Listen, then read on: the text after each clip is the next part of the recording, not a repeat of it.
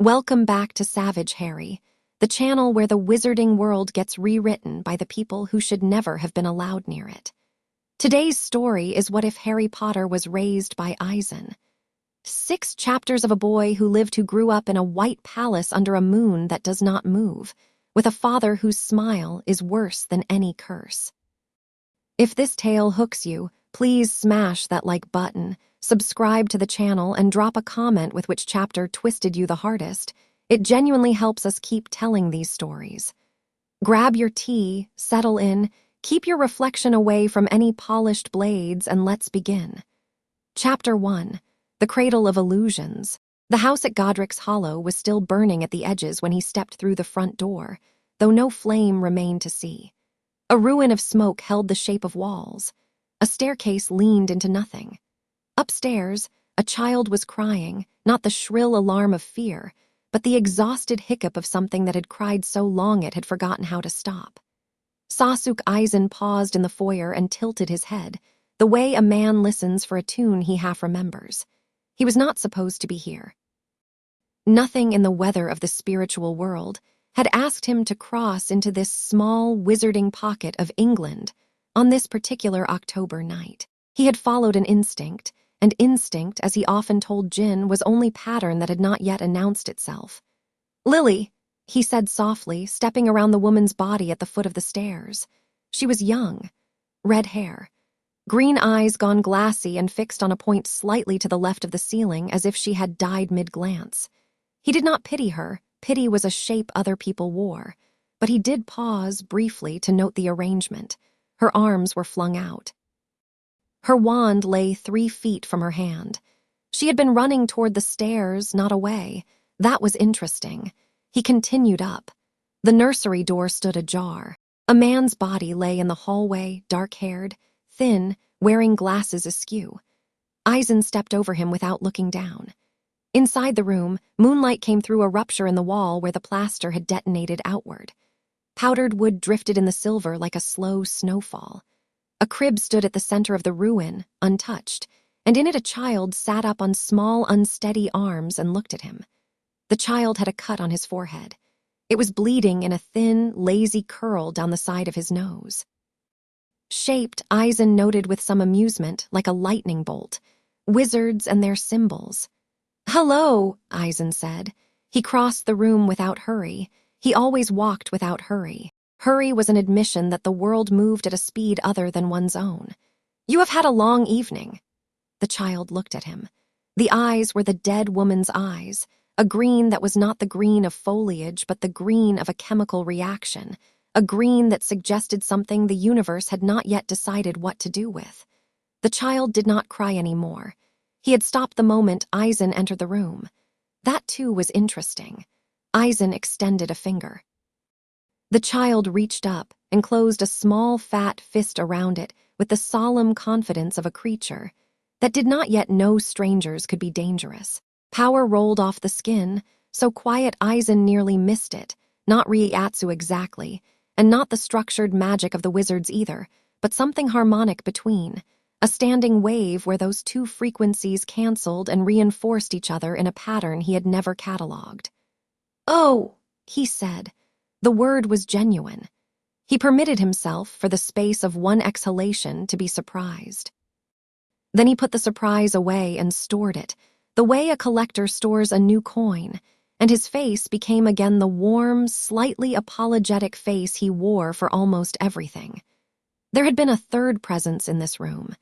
He could still taste it at the back of his throat, dark, rotted, fragmented. A soul that had attempted to tear itself apart and had succeeded more thoroughly than it intended. One splinter of it, Aizen suspected, had lodged somewhere it did not belong.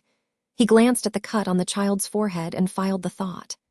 "Well," he said, lifting the child out of the crib with the calm efficiency of a man who had done this before, though he had not. "You will not be missed by anyone who matters, I think. And by anyone who does matter to you, you will shortly be reported dead." "That suits us both." He tucked the child against his shoulder.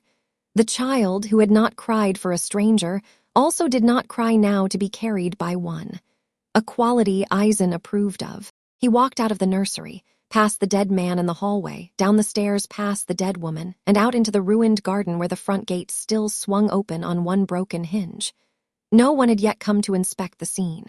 The wizards and their order were, as usual, slow. At the gate, he stopped and turned. He looked back at the house, and with the part of his mind that was always composing footnotes, he said, quietly, "Thank you." It was not clear who he was thanking. The woman, perhaps.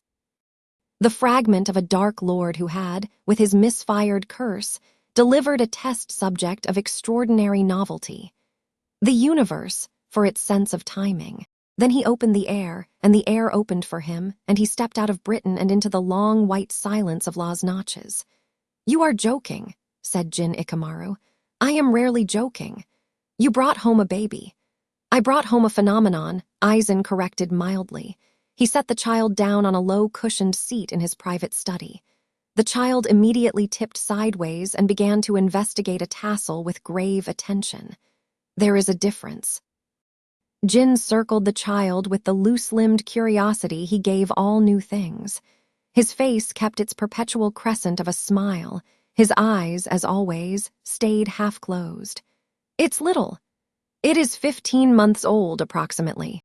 I've killed things bigger than that by accident." "Yes," Aizen said. "That is a reason to be gentle with it." Kanim Tozen, who had been standing by the far wall like a shape of patience carved out of basalt, lifted his chin. "Aizen-sama, forgive me. You are aware of what you have brought into this place." "I am aware. A fragment of a soul, a splinter of an entity calling itself Lord Voldemort, I believe, has embedded itself in the child's forehead.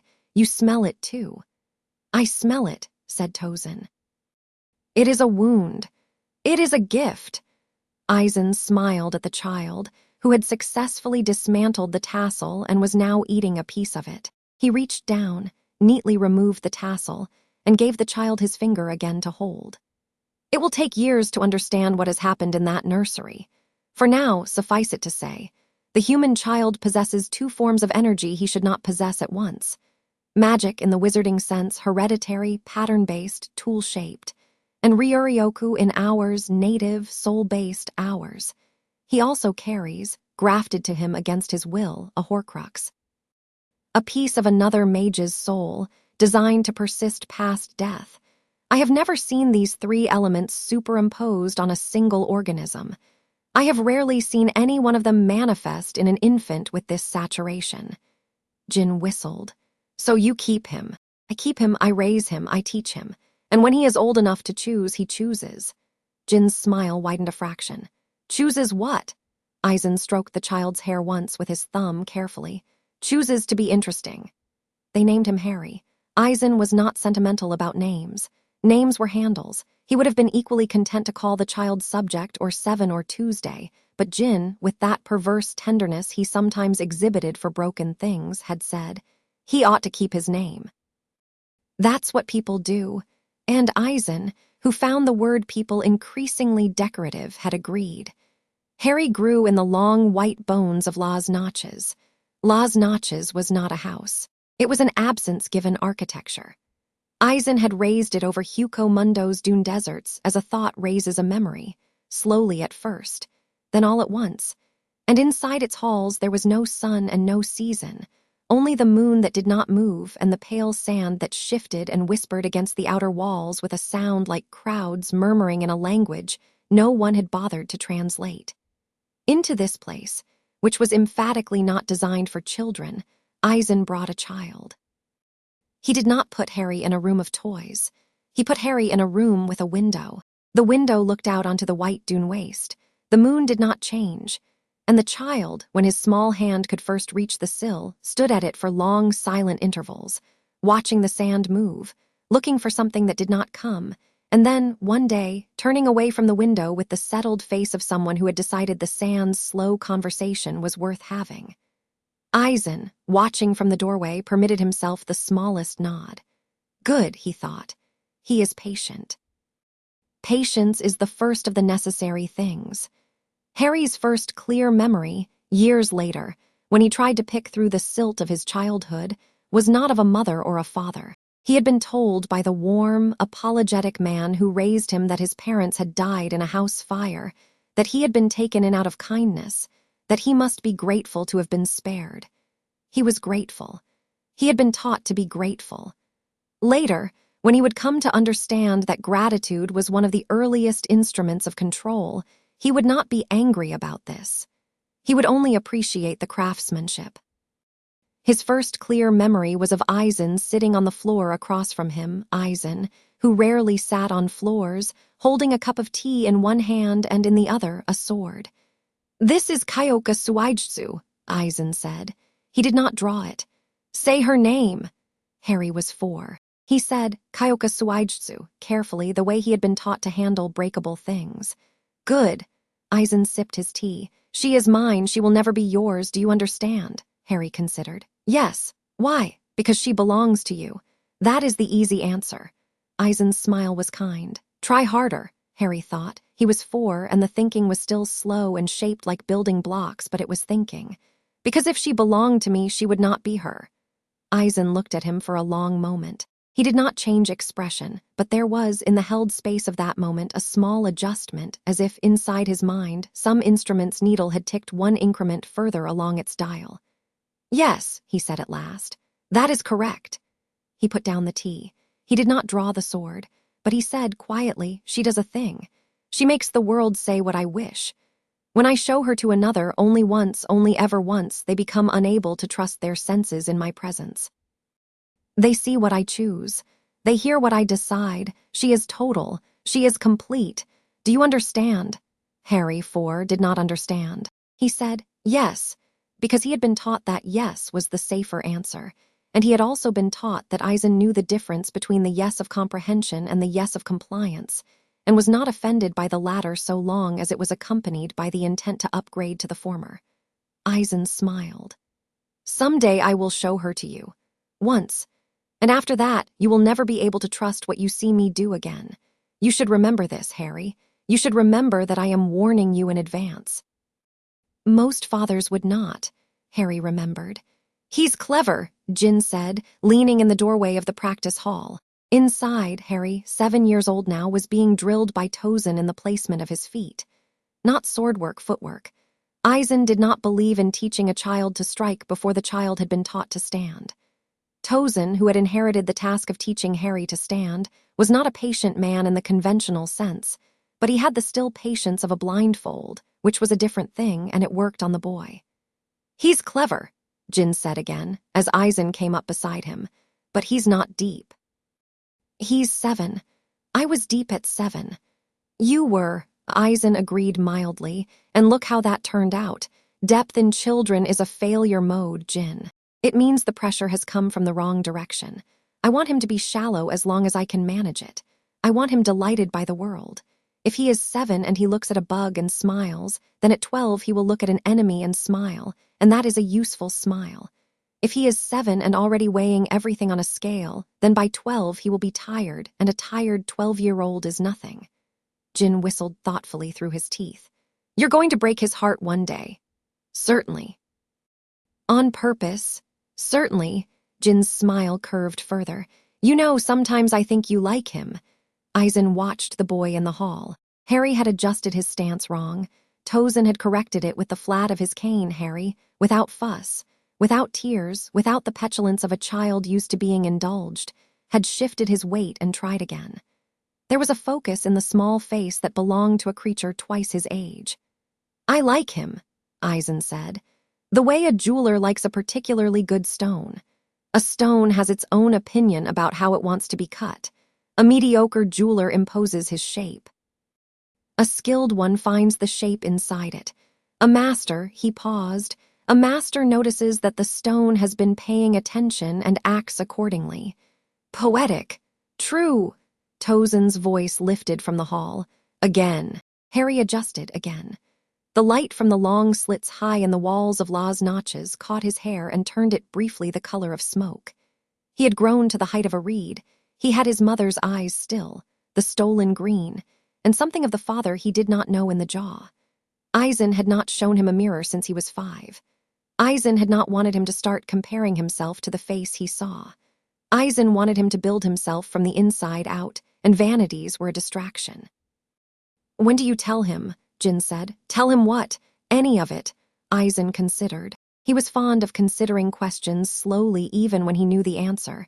It was a habit that had served him in the court of pure souls, among creatures who mistook rapid answers for intelligent ones. The truth is a landscape, Jin. You do not tell a child a landscape. You walk him through it. By the time he understands where he has already crossed most of it. That is all teaching is. That's not an answer. No, said Aizen pleasantly. It isn't. Jin laughed, a short, dry laugh, and went away.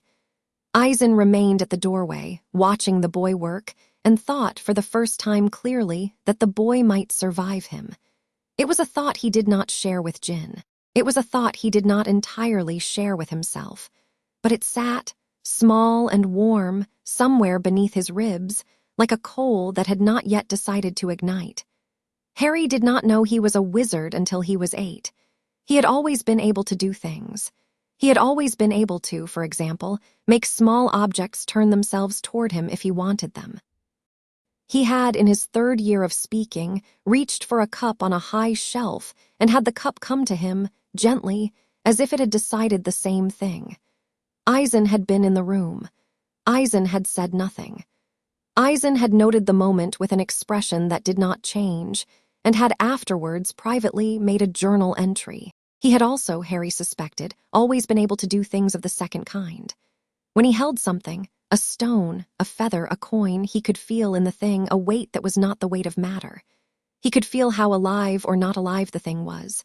He could feel whether someone had held it before him and what they had thought while holding it. This, too, Aizen had noted in silence. At 8, Aizen sat him down in the long white library and said, "There are 2 worlds, Harry. One you know. The other you were born in." Harry was 8 and had learned to listen when Aizen used short sentences. Short sentences meant the subject was important. Short sentences meant something would be expected of him later. "You were born in a place called England," Aizen said, "on an island of hills and rain. There is an invisible nation of people there who call themselves wizards. They speak a language, they write a script, they have a government and laws and schools. You were born to 2 of them. When you are 11, you will be invited to attend one of their schools. The invitation will arrive, regardless of where you live. It arrives by owl. I expect that, when it arrives, you will wish to accept it." "Will I?" "I believe you will," said Aizen gently. "I believe you will wish to know the place you came from. I would not stop you even if I did not. I would not stop you ever, Harry, remember that. I am not in the business of prohibitions." "But, yes. If I go, do I come back?" Aizen considered the boy. The boy's face in the pale light of the white library was a small, careful mask. Aizen had built the mask himself with small, careful tools over 8 years, and it was one of his finer works. "You come back," Aizen said, "because you wish to, not because I command. I never command, Harry. I only explain. The world always, in the end, agrees with me, but that is a matter of the world, not of me. Do you understand?" "Yes." "Say it back." "I come back because I wish to, not because you command." "Good." Aizen touched the boy's forehead once, lightly with 2 fingers right over the thin silvery scar that had faded but never vanished. "Good boy." Harry felt under the touch the thing in his head stir. The thing in his head stirred often. The thing in his head, Aizen had said, was an echo of a wicked man, and it would sometimes whisper, and Harry was to ignore it, or, better, to listen and remember what it said and report the content to Aizen afterwards. Harry had been doing this for years. The whisper had taught him a great deal about cruelty, which he had stored in the same way he stored lessons about cooking, as information, as technique, as something to be deployed or abstained from per circumstances. He had never felt moved to act on the whispers. Aizen had raised him to be fascinated by cruelty, not recruited by it.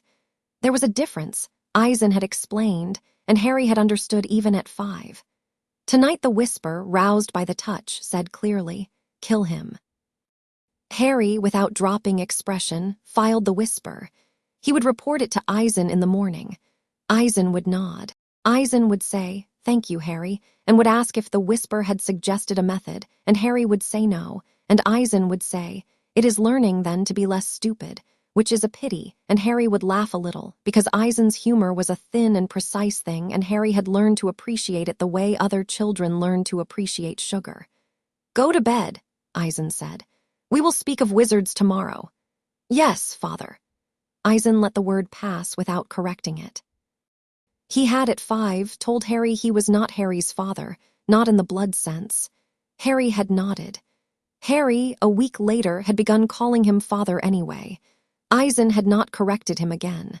Aizen had decided, in the private ledger of his mind, that the word was a tool and Harry had chosen to use it, and to deprive him of the tool would be pedagogically wasteful. He watched the boy leave the library. The small feet were silent on the white floor. The small back was straight. The door closed behind him with a click that was softer than it needed to be, which was a habit Harry had acquired by watching Aizen close doors. When the boy was gone, Aizen sat for a long time alone. He did not drink tea. He did not open a book. He only sat. Outside, through the long window, the moon of Hugo Mundo did not move, and the sand said its long, slow sentences, and somewhere past the walls a hollow was eating another hollow, and the world was, as always, composed. I wonder, he said to no one, conversationally, whether I should have brought you here at all. No one answered. The moon did not move. He smiled to himself briefly at the question. It was, he recognized, not a useful question. He had brought the boy. That decision was in the past, and the past, as he had long ago concluded, was a closed book whose only purpose was to teach one the shape of the next. On Harry's 9th birthday, Aizen introduced him to a hollow. The hollow was small by the standards of its kind. It was, by human standards, enormous. It was a Jillian, the low form of Menos, a great dull giant with a white mask like a surrender flag, and a gape of a mouth that opened onto an emptiness. It had been chained, carefully, in the open circle of Las Notches's testing floor, with bindings of Kaido that Jin had laid personally because Jin's Kaido was neat. Harry, standing beside Aizen, did not flinch at the sight. He had been told what to expect. He had been shown drawings. He had been shown, through a thin window of observation, from a safe distance, other hollows. This was the first hollow he had been brought close to. Describe it, Aizen said. Harry considered. He was 9 and the careful habit of description had been trained into him the way breathing is trained. It is tall. Its ryatsu is loud and not complicated. It is hungry. It is not angry. It is the way a river is. It moves because it moves. The mask is false. It is not the mask of something. It is only the mask of a hollow. Its mouth is an opening into not here. He paused. It is very stupid. What does that mean, stupid? It has one desire. It cannot see past it. If you put a second desire in front of it, it will drop the first to pursue the second. If you put 3, it will not decide between them. It will choose whichever is loudest. It is not a mind. Correct, Aizen said. A Jillian is a mass of unreconciled hungers. They are, in their way, the most honest beings in the universe because they never lie to themselves. They know what they want. They want everything, and they want it now. He looked at Harry sidelong. Do you pity it? Number, why not? It would not pity me. A dull answer, Harry thought. I pity the human that was. He said it slowly. Before, the one who became it, that person had more than one desire. That person had to watch themselves be reduced to one. That is pitiable. The Jillian isn't a victim. The Jillian is what remains after the victim is eaten from the inside by their own grief. But the human, yes, I pity the human. Aizen was quiet for a long time. Then he said, with a voice that was perhaps a fraction less flat than usual, You are 9. Yes, father. Remember that answer. I want you to remember that answer exactly. When you are older, I want you to examine it and see whether it still holds. There is a trap in it, Harry, that you are young enough not to see. Do you know what the trap is? Harry considered, but slowly.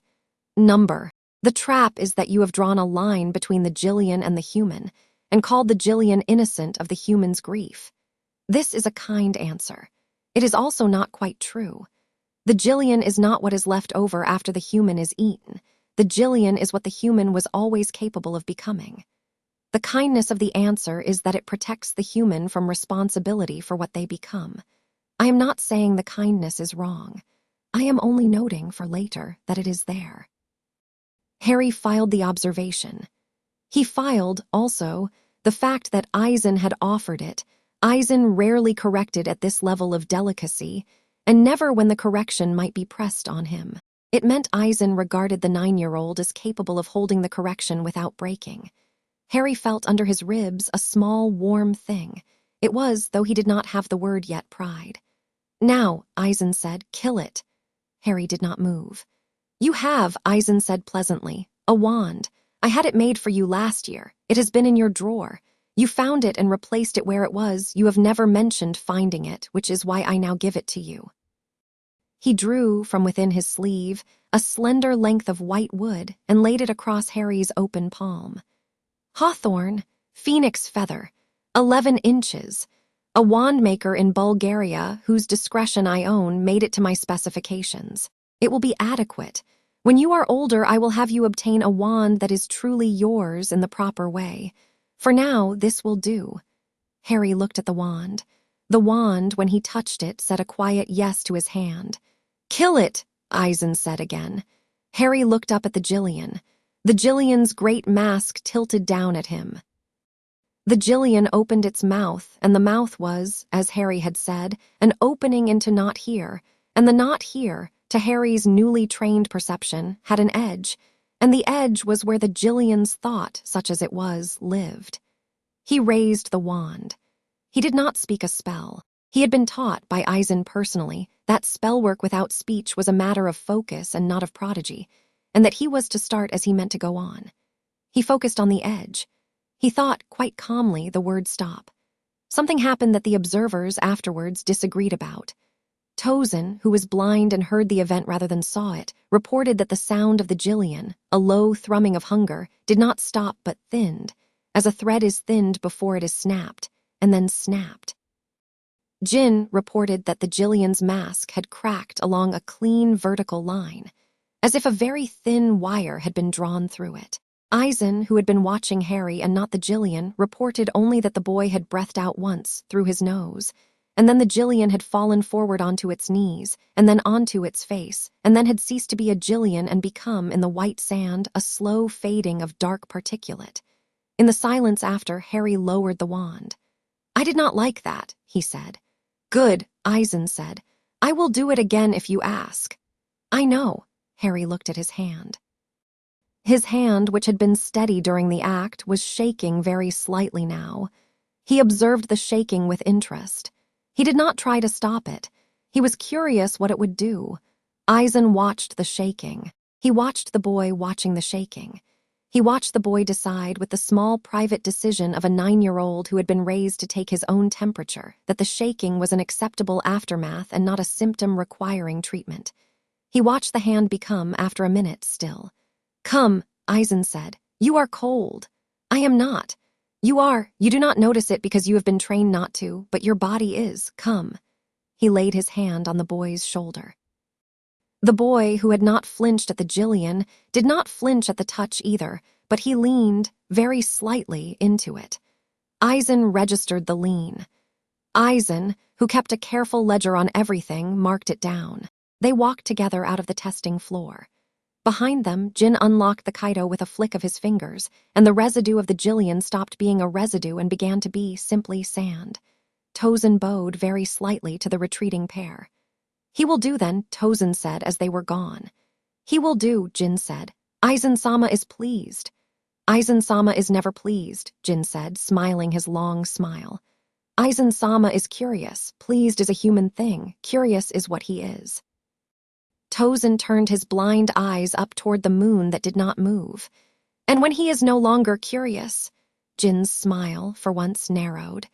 "Then," he said, "we worry." That night Aizen sat beside the boy's bed and did a thing he had never done before. He had never, in 9 years, come into the boy's room after the boy had gone to sleep. He was not sentimental. He was not a visitor of bedsides. He believed on principle that a child should sleep unobserved. Tonight he came and he sat, and he looked at the boy's face in the dim light of the small lamp Harry kept burning. The boy was not asleep. The boy had been pretending to be asleep, in case Aizen came. Harry opened one eye and looked at him. "You did well," Aizen said. "Thank you, father. You asked me a question earlier which I did not answer." "I did. Months ago, perhaps a year. You asked me what I wanted you to be. The boy, 9, was very still. I did not answer, Aizen said, because I did not know yet. I know now. Would you like to hear? Yes. I want you to be free. The boy waited. He had been raised to wait in case more was coming. When you are older, Aizen said, the wizards will want to make of you a hero. The hollows will want to make of you food. The soul society, if they learn of you, will want to make of you a prisoner or a weapon. I want to make of you a student, but that is also a shape. I am warning you. Everything is a shape, Harry. I do not exempt myself from that. I will try to make of you a shape. Your task is to be larger than whichever shape any of us attempts. Your task is to be the one who knows when he is being shaped. Do you understand? I think so. Say it back, Harry said carefully. Everyone wants me to be something, even you. My job is to know when it's happening. Yes. Aizen looked at him for a long moment. I will shape you anyway. I will shape you with great care and great skill. I will shape you, and you will know I am doing it, and you will let me, because the shape I offer is, in fact, closer to the thing you already are than any of the others will offer. But the moment you are older than me, the moment you know more than I do about what you are, on that day I expect you to look at me and tell me so, and I will stop. Harry, who had not expected to be given a promise by Aizen on any subject, did not know what to do with it. He said, Yes, father. Good. Aizen stood. He put out the lamp. He walked to the door. At the door he paused and said, without turning, If you tell any of this to the whisper in your head, the fragment, I will know. And he will know that I know. Do not give him that. I will not, father. Good night, Harry. Good night, father. The door closed with the particular softness that Aizen had trained into the boy by example.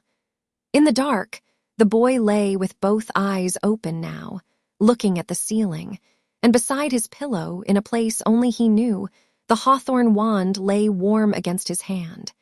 He held it the way other children held stuffed animals.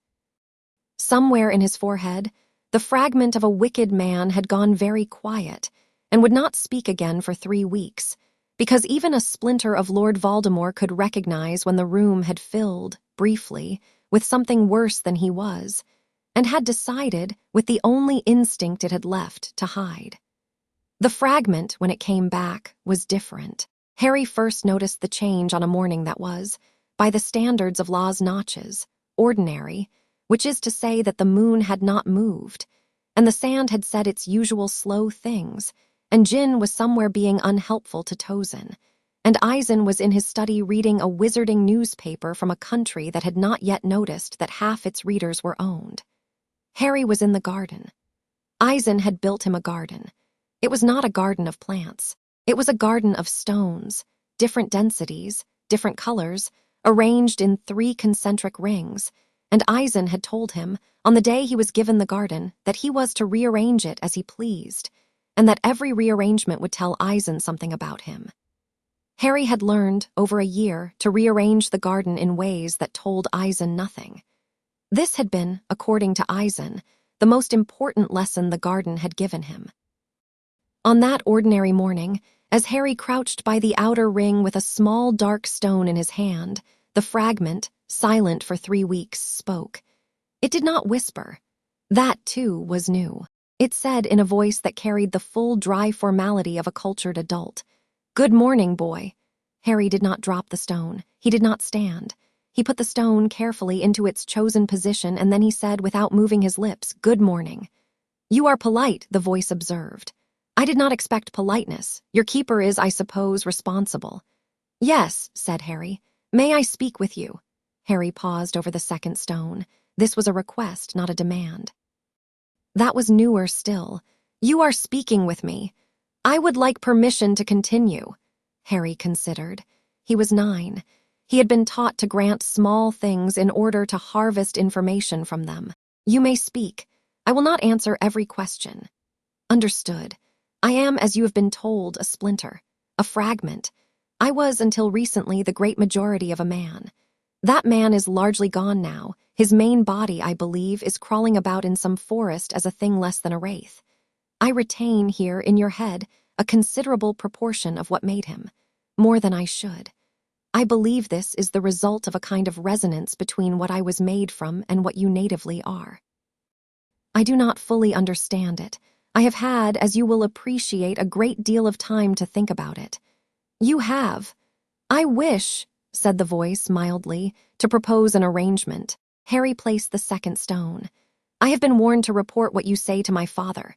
He is not your father. He is the man who raised me. The word will do. A small, dry sound, as of amusement. As you wish.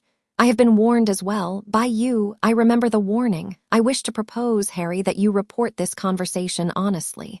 I do not wish to subvert you. I wish to survive. Those are two different wishes.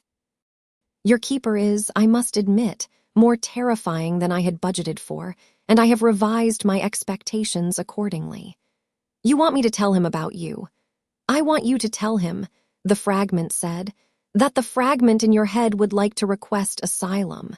Harry stood up. He dusted the sand off his knees. He walked, not fast, not slow, toward the study. At the door he knocked, which he was permitted to do, and Aizen's voice said from within, pleasantly, "Come, Harry." He came. He stood at the desk. He said, "Father, the fragment in my head would like to request asylum." Aizen set down his newspaper. Aizen's face, which rarely changed. It was a small change, the smallest conceivable change in the arrangement of his features, but it was a change, and Harry, who had been watching Aizen's face for 8 years, saw it precisely for what it was.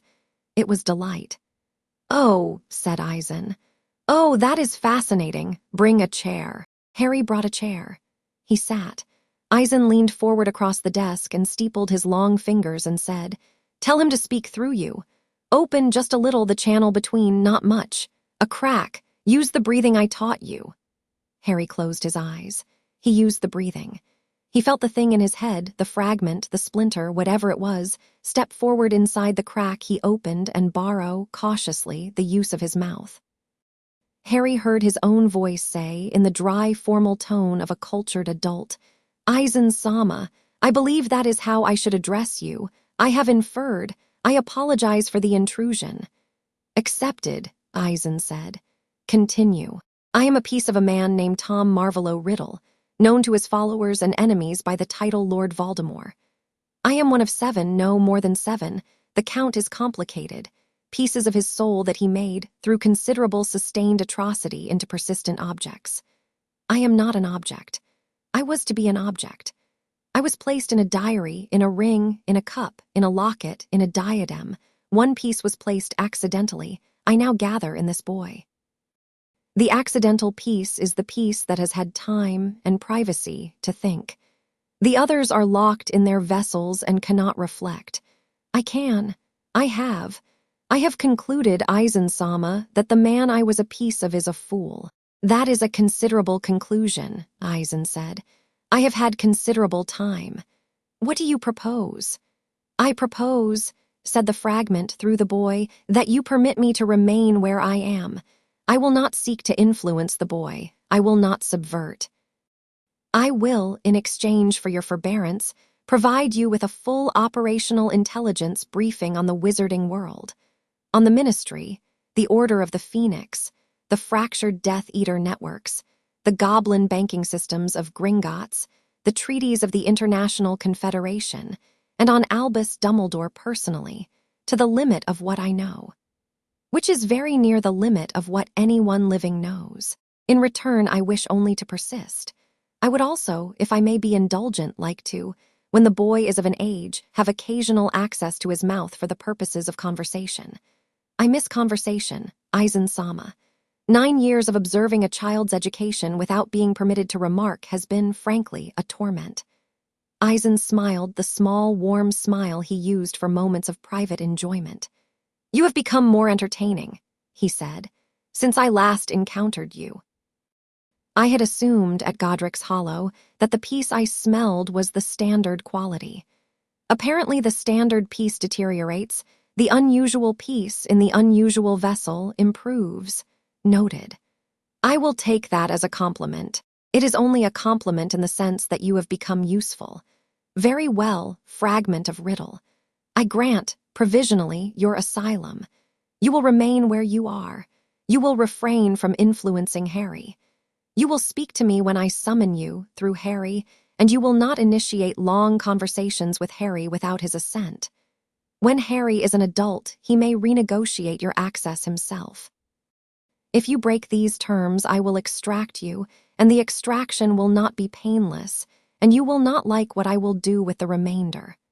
Understood, Aizen-sama. The intelligence briefing begins now. Harry, would you like to sit outside for this? It may be tedious. Harry, through whom the fragment was speaking, opened his own eyes and shook his own head. I'll stay, he said in his own voice, returning briefly to occupancy. I should hear it. I should know what is in my own head. Aizen looked at him. Aizen looked at him for a little longer than was strictly necessary. Then Aizen said, Yes, you should. And the fragment, through the boy, began to speak. It spoke for 4 hours. It spoke of goblins and wizards, of wars fought in back alleys, of a school on a cliff above a dark lake, of a prophecy the boy had never heard of concerning himself, of 7 Horcruxes and the hubristic arithmetic by which they had been made, of an old man with twinkling eyes who loved chess and children and lost causes. Harry listened, and Aizen listened, and the moon that did not move, and when the fragment was finished at last, Aizen leaned back in his chair and poured 3 small cups of tea, one for himself, one for Harry, and one, significantly, into the air above Harry's left shoulder, where the fragment could, in its way, appreciate the gesture. To our arrangement, Aizen said, raising his cup. To our arrangement, said Harry in his own voice. To our arrangement, said the fragment through the boy in its cultured, dry baritone. They drank. Outside, the sand said its long, slow sentences. Somewhere in a forest in Albania, a wraith called Lord Voldemort shuddered for a reason he could not name and began, for the first time, to dream of a small pale boy he had tried to kill, sitting at a table with a man whose smile was worse than any curse, toasting something in the dark. Chapter 1 end. Chapter 2. The first lesson in lies, lie to me, Jin said. Harry was 10. He had been up early. Jin, who slept rarely and erratically, had found him in the kitchen folding an egg into a bowl with the concentration of a man assembling a watch, and had, without preface, hoisted himself up onto the counter beside him and given the above instruction. About what? Anything, Jin said. Don't warm it up, just lie. Harry cracked the second egg. He thought for the duration of the crack. He said, I hate you. Jin laughed. Oh, that's not bad at all. Try harder. What was wrong with it? True lies are the easiest. You do hate me a bit. I can smell it. We all smell it. Next one has to be something you don't feel, Harry whisked. I love the sand. Better. But your face gave you up. You made a little smile because you were pleased with the sentence. Control the face. Face is the first surface of the lie. Face first, voice second, body third. Remember that. Try again. Harry set down the whisk. He looked at Jin. He made his face into nothing, not blank, which was also a face, just the face of a boy standing in a kitchen, and he said, I think you are a good person. Jin whistled. He slid off the counter. He bowed once with mock formality. Aizen-sama was right about you, he said. You've got the bones for it. For what? For the work. What work? The work, said Jin, pleasant, smiling, moving toward the door, of being a lie that walks. Aizen did not use the word lie. Aizen used the word composition. A lie, Aizen told him one evening, is a discrete falsehood. It lives in a sentence. It can be checked and refuted and embarrasses the liar when discovered. A composition is an arrangement. It does not contain any single falsehood. It contains truths, rearranged, with certain implications permitted to arise in the mind of the observer, and certain other implications suppressed. A composition cannot be refuted because a composition never states what it suggests. It only suggests. The observer is responsible for what they have concluded. This is why a composition, when skillfully built, cannot even be called a lie by the one who believed it. They must call it, instead, their own foolishness. Do you understand? Yes, father. Give me a composition. Harry was quiet. He had been fed a supper of plain rice and pickled radish because Aizen believed strongly that a mind worked best after unremarkable meals. He thought for a careful minute. Then he said, "Father, I have been studying in the library every evening this week." "Have you?" "I have. Last night I was there until late. I read 2 books about arithmancy and one about the history of the Triwizard Tournament. I am behind on my holoanatomy reading, which I am embarrassed about. I should catch up." Aizen smiled slightly. "That is a composition." "Yes. Unpack it for me," Harry said obediently. "Each sentence is true. I was in the library. I was there late last night. I read the 3 books. I am behind on holoanatomy. I am embarrassed about it. I should catch up." What the composition suggests is that I have been behaving diligently, and that my diligence is simply misallocated, and that your corrective response, if any, should be to praise my effort and redirect my focus. What the composition suppresses is that I was in the library only because Jin was chasing me, and it was the nearest locked room, that I read the 3 books in total 40 minutes because I was bored, that I did not study holoanatomy this week because I find it tedious, and that I am not embarrassed so much as mildly annoyed to have to mention it. Aizen's smile widened. "And the last clause, that you should catch up." "That I should catch up," Harry said, "is the move. It is a recommendation disguised as a confession. It offers you a resolution so attractive that you will not bother to investigate the premises. You would say, 'Yes, Harry, catch up, good boy,' and we would both move on. And the true state of affairs. The true state of affairs is that I hid in the library from Jin, read what I wanted, have avoided the reading I dislike, and am trying to get you to end this conversation without penalty." "Excellent," Aizen said. "A very clean composition. You have also, however, made an error." Harry looked up. "Have I?" "You have chosen, for your first demonstration to me, a composition about yourself. This means that I now know, for future reference, that when you wish to deceive me about your own behavior, you will reach first for the librarian diligence pattern. I will check for it always. You have spent, Harry, a very expensive item of ammunition on a very small target.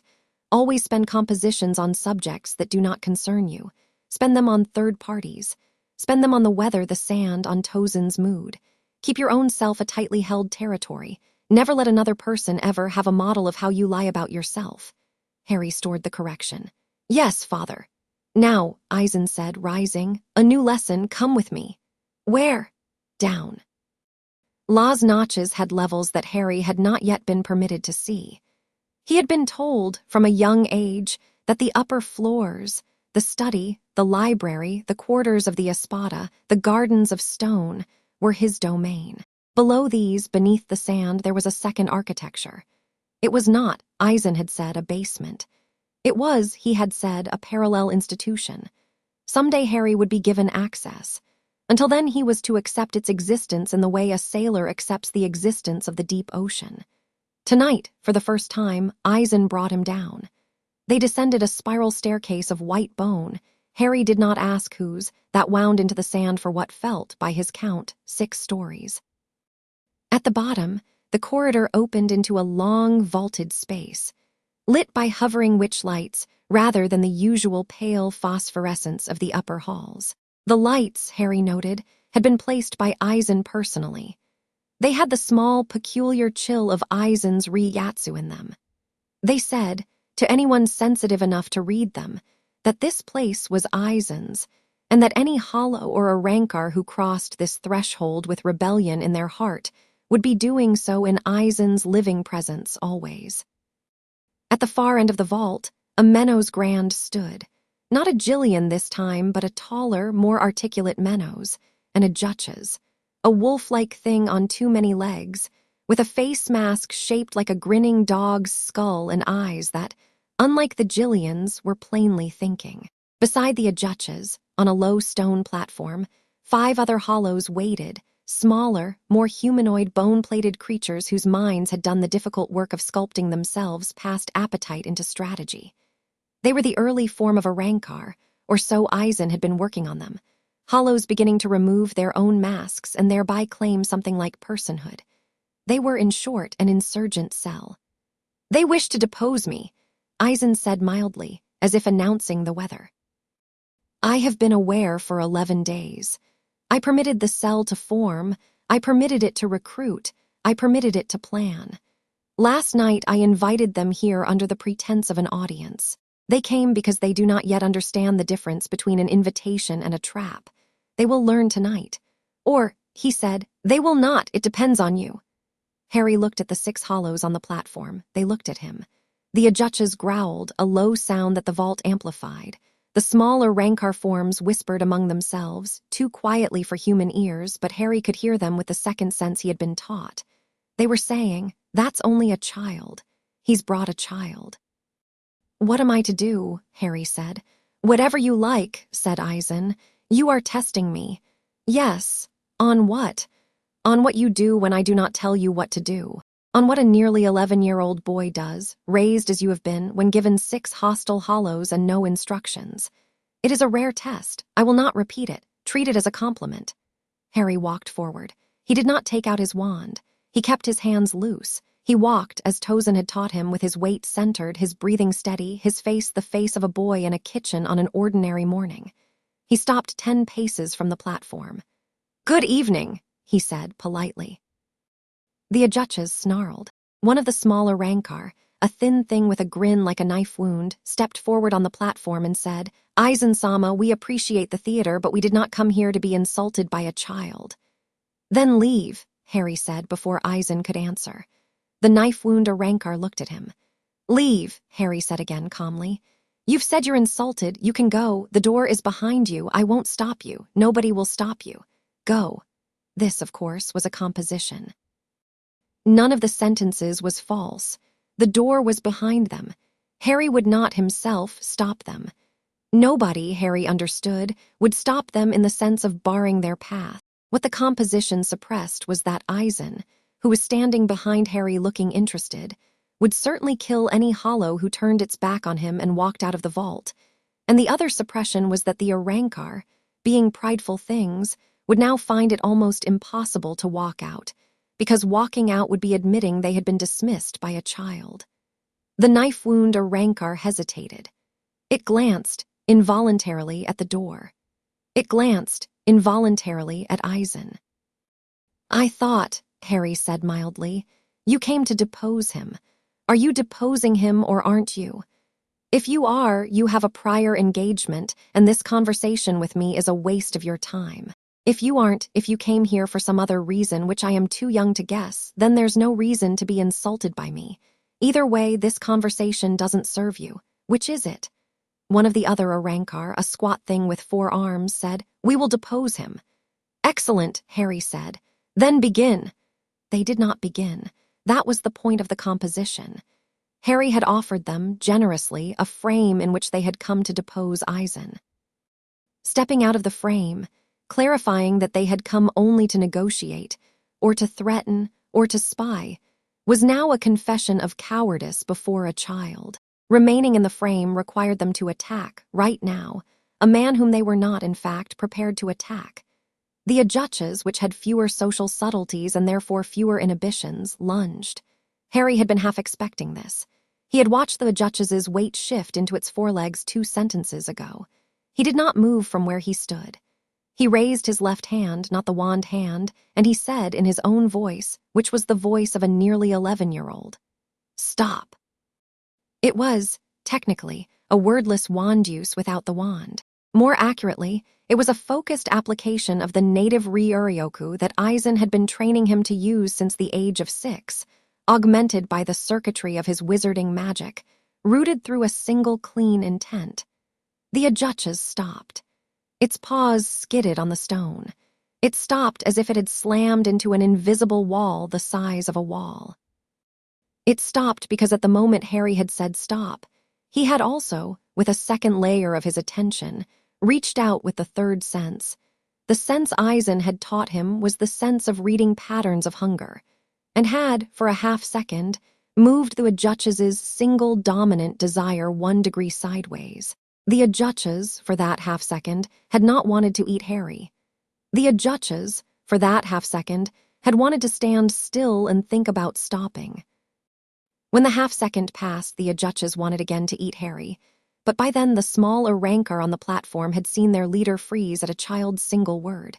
and the composition Harry had been building with his words was joined. Now, by a composition he had not meant to build, a physical composition, and it said to them, silently, plainly, "This child is something you had not budgeted for." They did not attack. The knife wound or Rancor, who was cleverer than the others, said slowly, "Aizen sama." This was not a negotiation. This was an ambush. "It was neither," Aizen said pleasantly. "It was an education for the boy. I thank you for your participation. You may go now." They stared at him. "I said you may go," Aizen said. "This time I mean it." They went. They filed off the platform, past Harry, past Aizen. None of them looked at Harry as they passed. All of them looked at Aizen, and they went up the white bone stair, and Aizen permitted them to go. Jin met them at the top. Jin walked them all the way to the outer wall of La's notches. Jin made a very small gesture with his fingers as the last of them stepped over the threshold into the dune waste.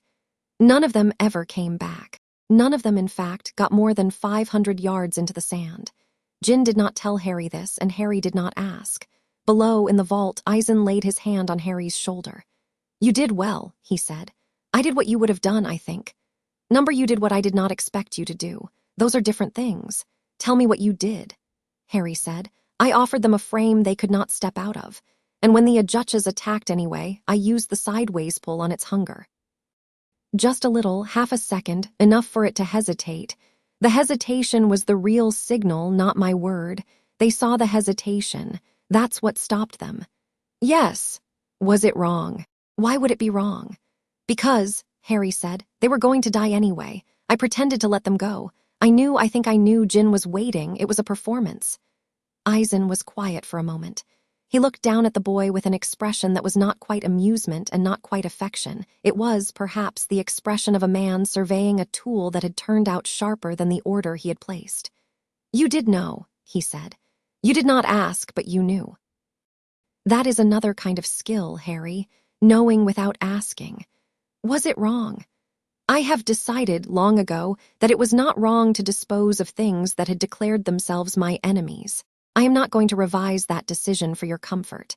But I will tell you this, if you choose, tonight or ever, to decide that it was wrong, I will not contradict you. I will only note that you are drawing lines. Drawing lines is something adults do. Drawing them is not in itself a virtue. Keeping them, that is the virtue, or the mistake, depending on the line. I will think about it. Good. Tozen later said to him, "How do you feel?" Tozen had the habit, rare among the Espada, of asking Harry about his feelings. Tozen, Aizen had once said, believed in justice in a way the rest of them no longer did, and justice, for Tozen, began with attending to what a person actually felt, rather than what a person ought to feel. Harry answered honestly, tired. "Not guilty." "Not yet," said Harry. "Maybe later. I am not sure the guilt will come. I think I was supposed to be frightened, and I was not, and that is the thing I notice. I was not frightened of the Ajutchas. I was not frightened of the Rancor. I was a little frightened of father, but only a little, and only because I was not sure what score he was keeping." Tozen nodded, slow. "That is an honest answer. You taught me honesty." "I taught you the uses of honesty," Tozen corrected. "Honesty is a technique, Harry, like any other. It has moments when it is the right weapon. Tonight with me is one of them, with Aizen Sama sometimes, with Jin never." Harry smiled a small smile. "Noted. The Hollows who left tonight, do you know what happened to them?" "Jin." "Yes. I expected that. Do you approve?" Harry thought. He thought the way Aizen had taught him to think, slowly, picking up each piece of the question, turning it, setting it down. He said, after a while, "I do not approve. I also do not disapprove. I think I have not yet earned the right to have an opinion on whether Hollows should be killed." "That," said Tozen, "is a more remarkable answer than you realize." "Why?"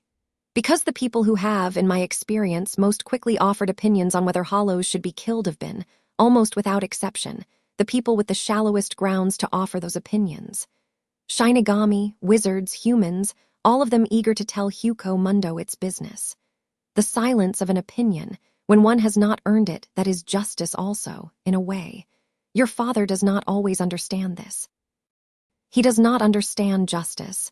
He understands arrangement, which is a related thing but different." Harry looked up at the tall, dark figure beside him. Do you disagree with him, Tozen-san? Tozen was quiet a long moment. Then he said, Disagreement is a luxury I have not yet permitted myself. I have, however, begun saving for it. He smiled a thin smile. Do not repeat that to him. I will not. Good, go to bed. The fragment in the dark spoke again. That was efficient, it said in its cultured, dry voice. Thank you, Harry said silently. You are 10. Almost 11. I am impressed. Harry considered. The fragment had, over the past year, become something like a tutor to him. Aizen, upon receiving the fragment's intelligence briefing, had decreed that Harry should consult the fragment regularly on matters of wizarding culture, history, and practice, and that the fragment, in exchange for the pleasure of continued conversation, should answer as fully as it could. The fragment had been pleased by this arrangement. It had, Harry gathered, been bored for a great many years, and conversation with a willing 9-year-old who listened carefully was, in its peculiar way, a paradise. The fragment had taught him, so far, the grammar of 16 spells he was not supposed to be able to cast yet, the etiquette of the sacred 28, the architecture of Hogwarts, the personality of Albus Dumbledore, whom the fragment feared, the personality of Severus Snape, whom the fragment despised, the location of 3 of its own Horcrux siblings, which Aizen had already taken possession of and locked in a vault the fragment was not permitted to ask about, and a curse called the Killing Curse, which the fragment had taught not so that Harry could cast it, but so that Harry would understand why one should not.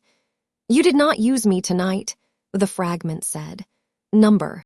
I could have helped. The adjudges was within my area of expertise. I did not need you. Understood, I am not complaining, I am noting, I am curious whether there will come a time when you do need me, Harry thought. Yes, he said, when? When I have to decide whether to kill something that does not deserve it, Harry said.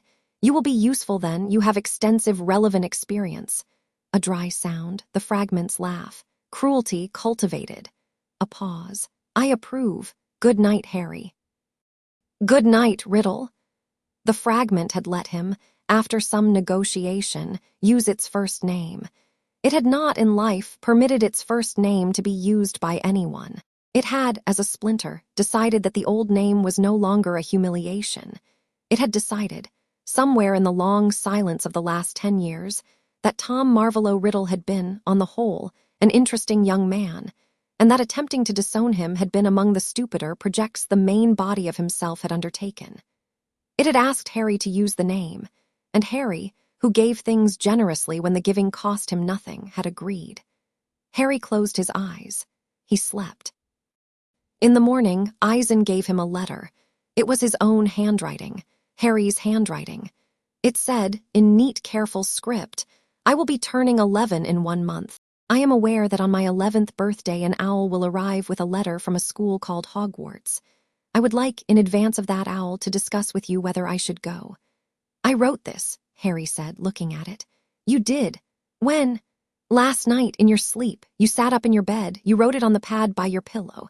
You placed it, still in your sleep, on the threshold of your door where I would find it when I came to look in on you. Then you lay back down. I do not remember this.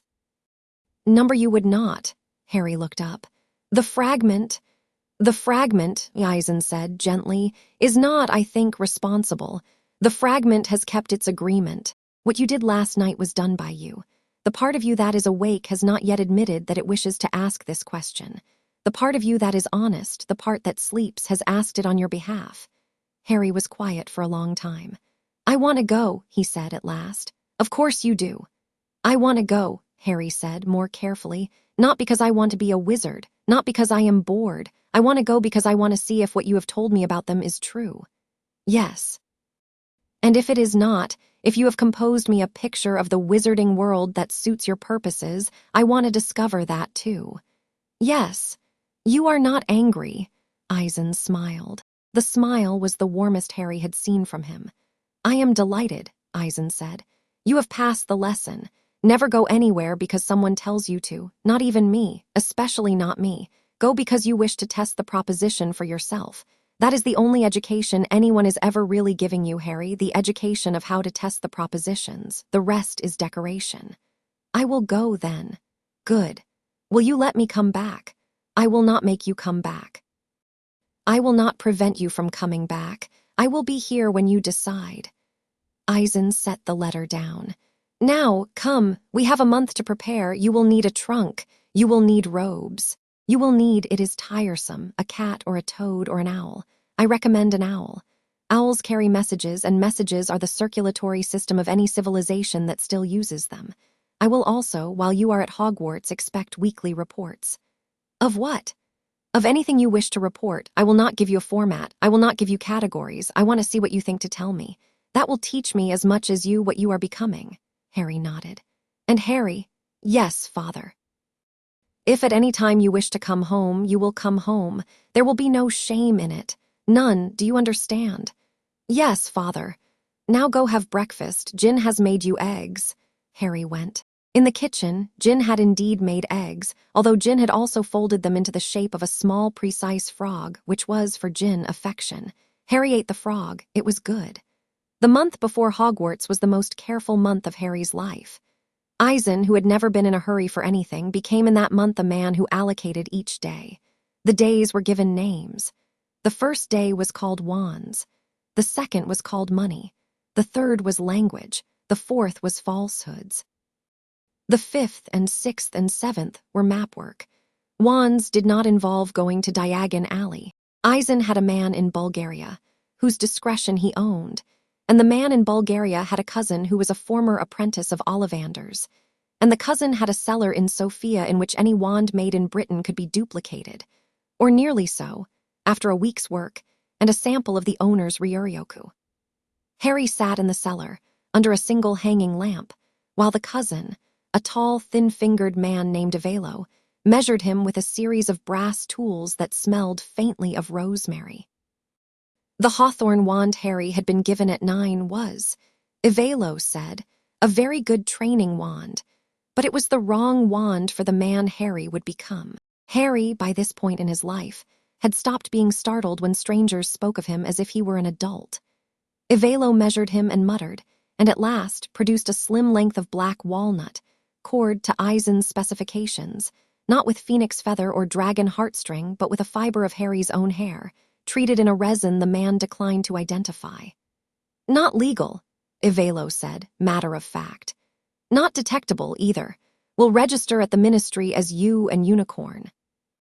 Wand identification is not a science I trouble myself to be precise with. You will not be audited, boy. Mr. Aizen has arrangements. But carry the Bulgarian paperwork, which lies helpfully. Understood. Understood. Avelo bowed briefly to Aizen. Aizen nodded briefly back. Harry tried the wand. It said more than yes, it said quietly and privately mine. Money was a visit to Gringotts. Harry had not known he had a vault. He had a vault. He had, in fact, 2 vaults. The first vault had been his parents', modest, sealed since his parents' death, holding 180,000 galleons in gold and silver, and a great deal of miscellaneous family rubbish, including a cloak of some minor historical interest that Aizen, sorting through the contents with the calm efficiency of a man cataloging a dead colleague's office, lifted out and considered for a long moment before wrapping it again in its old cloth. This, Aizen said, is a very interesting cloak. It is a very interesting cloak indeed. We will not discuss it here. We will take it home. What is it? A hand-me-down, Aizen said, of which the original craftsman is much too dead for the wizarding world's comfort. Later, Harry. The second vault had been opened on Harry's first birthday, in his name, by a donor the goblins declined to identify. Aizen, with the patience of a man accustomed to the institutional laziness of goblins, extracted the donor's identity through a combination of bribery, charm, and an application of Kyoka Suijtsu's milder properties that Harry had not previously known was possible against goblins. The donor had been Sirius Black, Harry's godfather, who was, Aizen later explained, imprisoned in a wizarding fortress for a crime he had not committed. The fact of the deposit, made the day before Black's imprisonment, suggested to Aizen that Black had known or suspected he was going to be made a scapegoat and had taken the precaution of securing Harry's material future first. "A man," Aizen said, considering, "who thinks of money on the night before prison. I will remember that. He may be useful should it become convenient to retrieve him. You would break him out. I would not lift a finger for him. I would, however, permit you to, if you wished to at some point. Wizarding prisons are built against wizards, not against me. Remember that. There is no prison, anywhere on this planet or off it, that can hold anything I have decided to remove. Including you, Harry, including should it ever come to that me." He looked at the boy with a flat, pleasant gaze.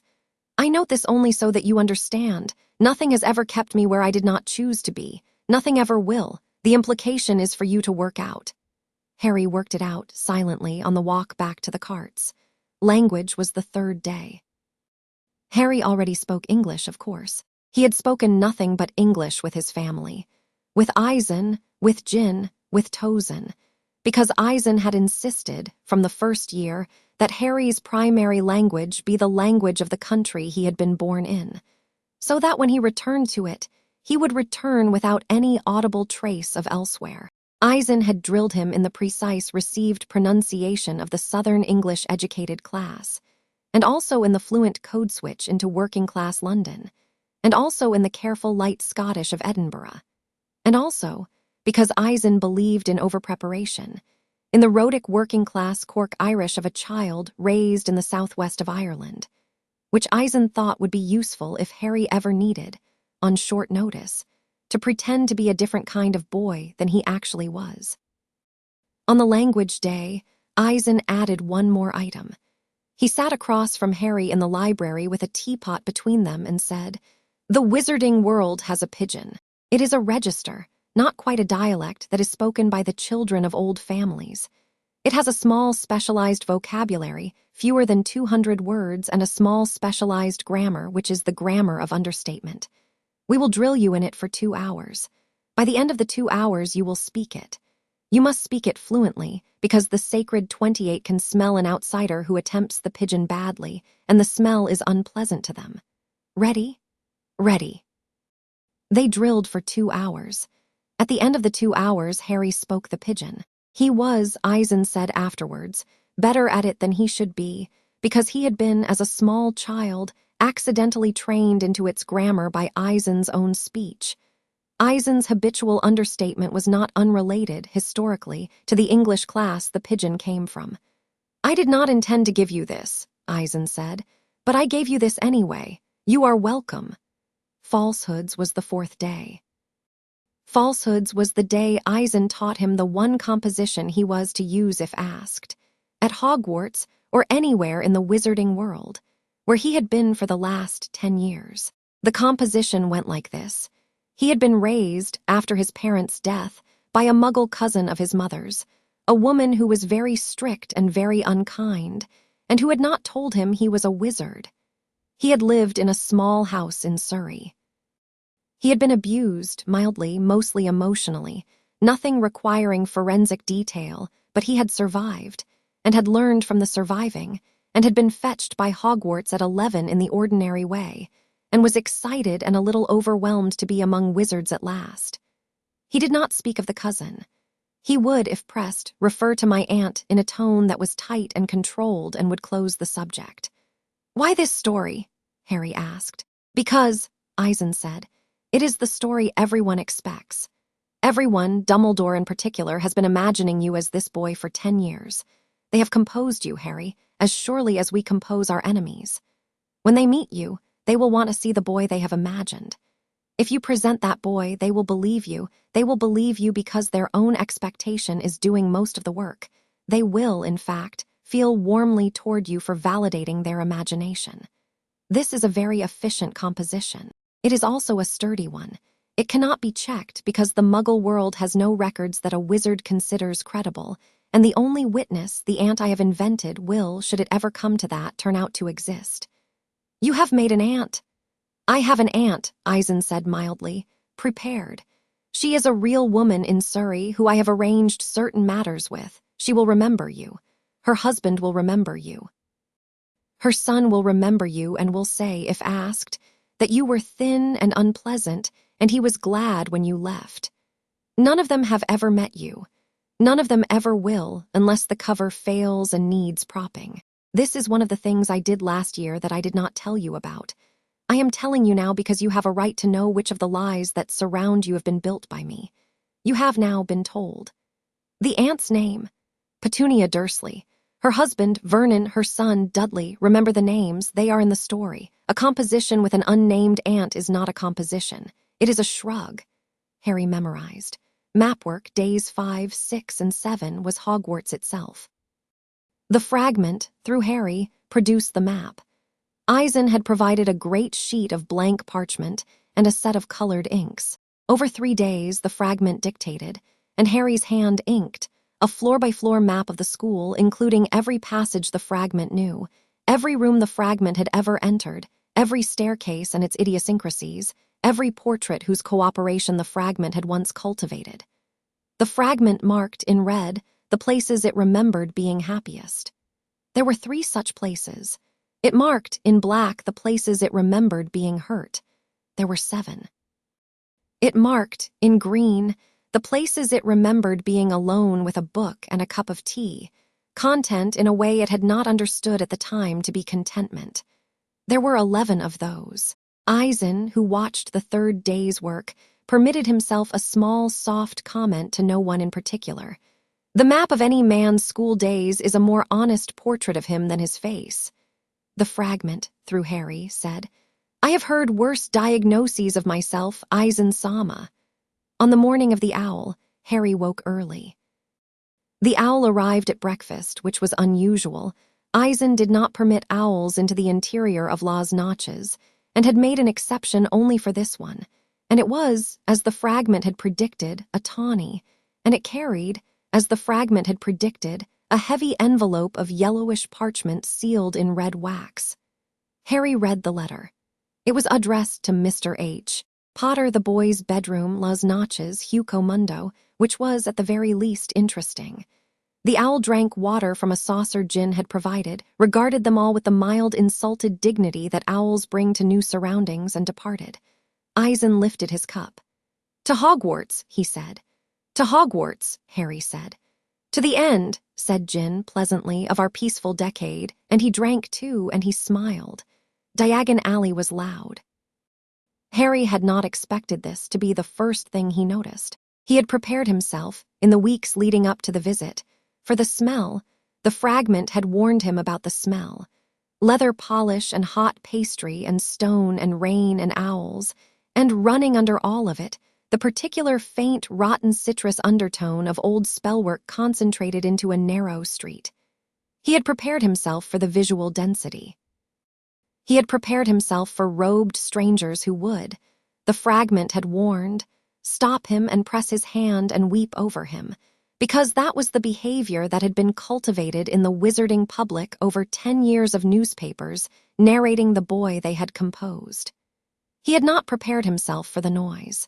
The noise was the noise of a civilization that considered itself small, private, and in no danger of being overheard. Children shouted, merchants shouted, brooms whooshed, owls complained. A toad in a window croaked at regular intervals as part of an advertisement. A drunk warlock sang in a language Harry did not recognize. The whole street talked to itself at the top of its voice, because no one on the street had ever seriously imagined that the street was being observed by anything larger than itself. Harry stood briefly at the entrance and took the noise in and thought, this is not Las Notches.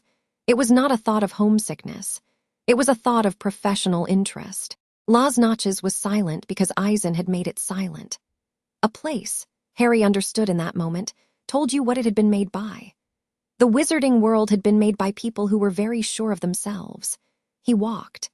Aizen walked with him, although Aizen had done Aizen a great favor and become, for the day, a quiet, unremarkable Japanese man of middle years, with unfashionable glasses and a slightly stooped posture, and a face that would not register in anyone's memory.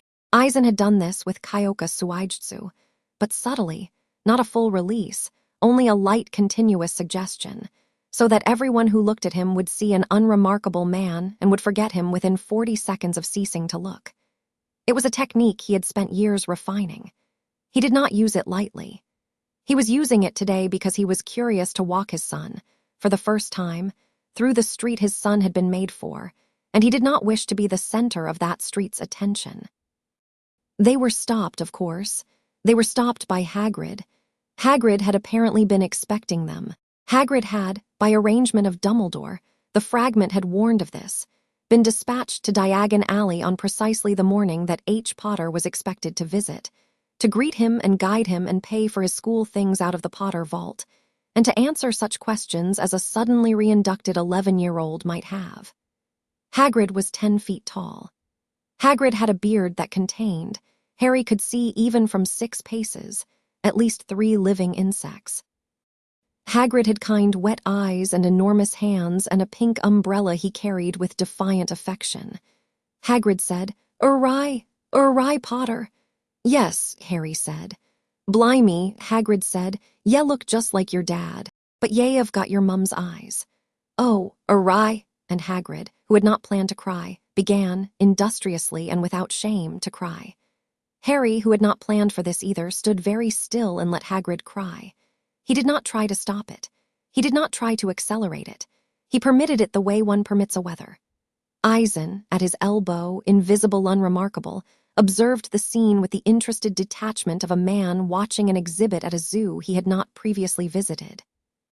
When Hagrid had finished, Hagrid wiped his enormous face on an enormous handkerchief and said, Right, well, come on then. Gringotts first, awry, then robes, then wand. Ye'll need a wand." Harry already had a wand. Harry also, on Aizen's instruction, was about to acquire a second one. "I have," he said gently, "been looking forward to the wand. My aunt would not tell me anything about any of this." "Your aunt," Hagrid said. "My mother's cousin, Petunia." She and Harry let his voice go tight and did the small controlled face he had been drilled in and did not complete the sentence. Hagrid's face went dark. "Muggle," Hagrid said. "I know the type. Don't ya worry, awry." "You're with us now." "Yes," Harry said, quietly composing. "I'm with you now." Aizen, invisible unremarkable, kept his small, pleased smile off his face by long practice. They went to Gringotts. They went to Madame Malkin's.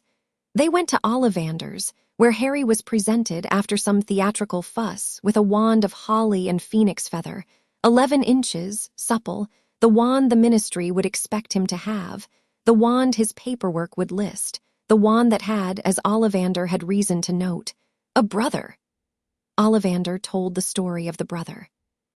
Harry, who knew the story of the brother better than Ollivander did, let Ollivander tell it and was appropriately wide-eyed and bought the wand for 7 galleons. The wand, in his hand, said a polite, reserved yes. It was not his, and would never be his, but it would behave well in public, and public was what it was for. That evening, walking back to Law's Notches through one of Aizen's private doorways, Harry said, "He's going to be in pain." "Who?" "Hagrid, when he finds out." "Yes, I don't like that." Harry walked a few more paces. "Should I like it?" "You should not cultivate it," Aizen said. "You should also not refuse it. What you are feeling now, a regret in advance for a pain you have not yet caused, this is an early and accurate signal. Pay attention to it. Some of the compositions you will perform in your life will not be worth the pain they will cost people like Hagrid.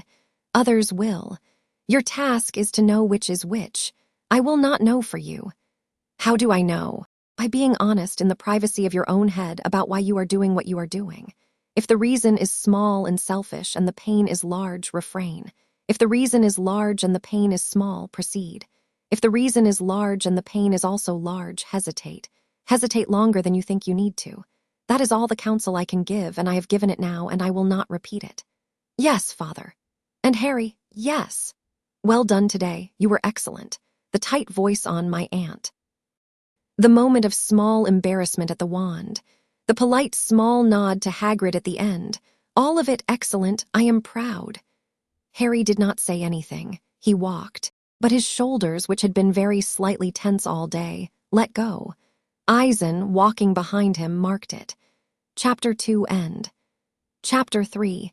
The owl and the butterfly platform 9 3/4 was, Harry decided, the wizarding world's first mistake. It was a mistake because it was a test, and the test's failure conditions were too generous. Any Muggle-born child, any wizarding child raised abroad, any visiting foreign student arriving by train, each of them was expected, at the age of 11, to stand on a busy London railway platform, find a specific brick pillar, and walk through it with confidence. The test did not check whether you belonged to the wizarding world. The test checked only whether someone had bothered to tell you where to walk. This was not, Harry thought, a filter. This was an advertisement. He had been told where to walk. He walked. He emerged onto a platform that was steam and shouting and a great scarlet engine and mothers fussing with hair and fathers shaking hands with men they had not seen since school, and an atmosphere so thick with belonging that the belonging itself felt like a currency, visibly hoarded by some and visibly lacked by others.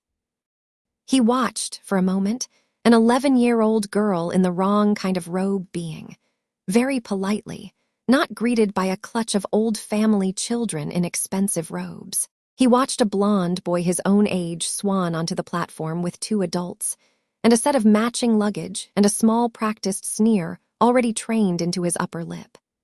He watched a red-headed mother count 5 red-headed children, and then recount them and then look, with a small sigh, at her own hair, and he marked this as affection of a kind that would be useful to him later. He found a carriage near the middle of the train, which the fragment had advised for maximum optionality, and he stowed his trunk, and he sat, and he waited. He did not have to wait long. "Anyone sitting here?" the red-headed boy. Tall for 11, thin, freckles dusted across his nose like something spilled, a robe that had plainly been worn by 3 brothers before him and was, on him, now a little too short in the sleeves. Blue eyes, honest. A jaw that had not yet decided whether it would be strong. "No," Harry said. The boy sat. The boy's name, as it emerged over the next several minutes, was Ron Weasley. Ron had heard of Harry Potter. Ron made, after a pause of sweet, awkward courage, a request to see the scar, and Harry, composing, lifted his fringe. Ron said, "Wicked." Ron's admiration was unstrategic and immediate, and Harry, who had been taught to mistrust unstrategic admiration, also knew, looking at this tall, earnest boy with his mother's sandwich pushed out of the way on the seat, that this admiration was not composed. It was simply how Ron felt. Ron did not have compositions. Ron had feelings that wore whatever face they happened to turn up in. This, Harry thought, was a kind of person Aizen had not fully prepared him for. Aizen had prepared him for enemies. Aizen had prepared him for allies of convenience. Aizen had not prepared him, not quite, for the Ron Weasleys of the world. A boy who simply wanted a friend, and who was not negotiating for the friendship, and who did not have a plan for the friendship, and who would, Harry could already see, give everything he had to the first person who asked for it, because that was the arithmetic Ron was made of. Harry, looking at Ron, felt a small, unfamiliar thing move in his chest. He noted the thing. He did not yet name it. He filed it for the evening journal entry. "What house do you think you'll be in?" Ron said.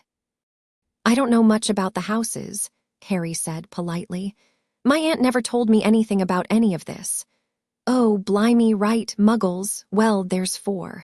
Gryffindor, that's the one I want. My whole family's Gryffindor. It's for the brave ones. Hufflepuff, loyal, hardworking, a bit boring. Don't tell Hufflepuffs I said that, they're nice. Ravenclaw, the clever ones, though my brothers say clever's just Gryffindor's brave with the interesting bits removed. And Slytherin." Ron's voice dropped, reverent, fearful. "Slytherin's where all the bad ones go. You know who was Slytherin?" "The Dark Wizard." "Yeah, everyone who went bad was Slytherin." "I'd leave, I would. I'd just leave and go home if they put me in Slytherin." "How does one get put?" "Hat. They put this old hat on your head, and it shouts which one." Ron looked mildly embarrassed, as if aware the explanation, once spoken aloud, did not do justice to the institution it described. "It's supposed to know," Harry considered. He was, according to the fragment's detailed briefing, a very probable Slytherin. He had been raised to be a very probable Slytherin.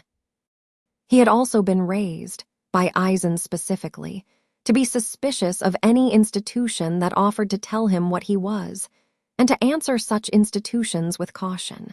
The hat was, Aizen had said when they went over it, a sorting tool built by 4 cooperating wizards who had been, at the time, trying to avoid fighting each other to death. It was less a diagnostic instrument than an uneasy treaty.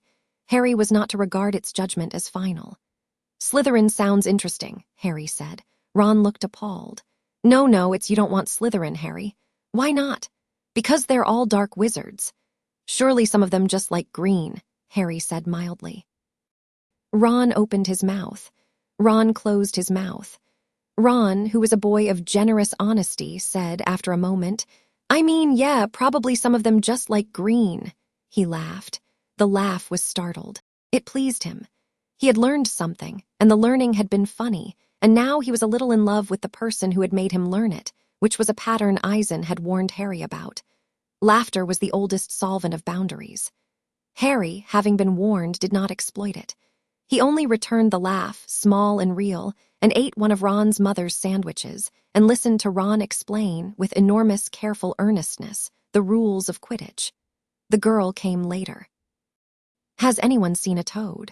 She was, as the fragment had predicted, bushy-haired, front-toothed, aggressively prepared, and, unlike Ron, actively composing, although her compositions were all of the cheerful self-defensive kind meant to forestall rejection.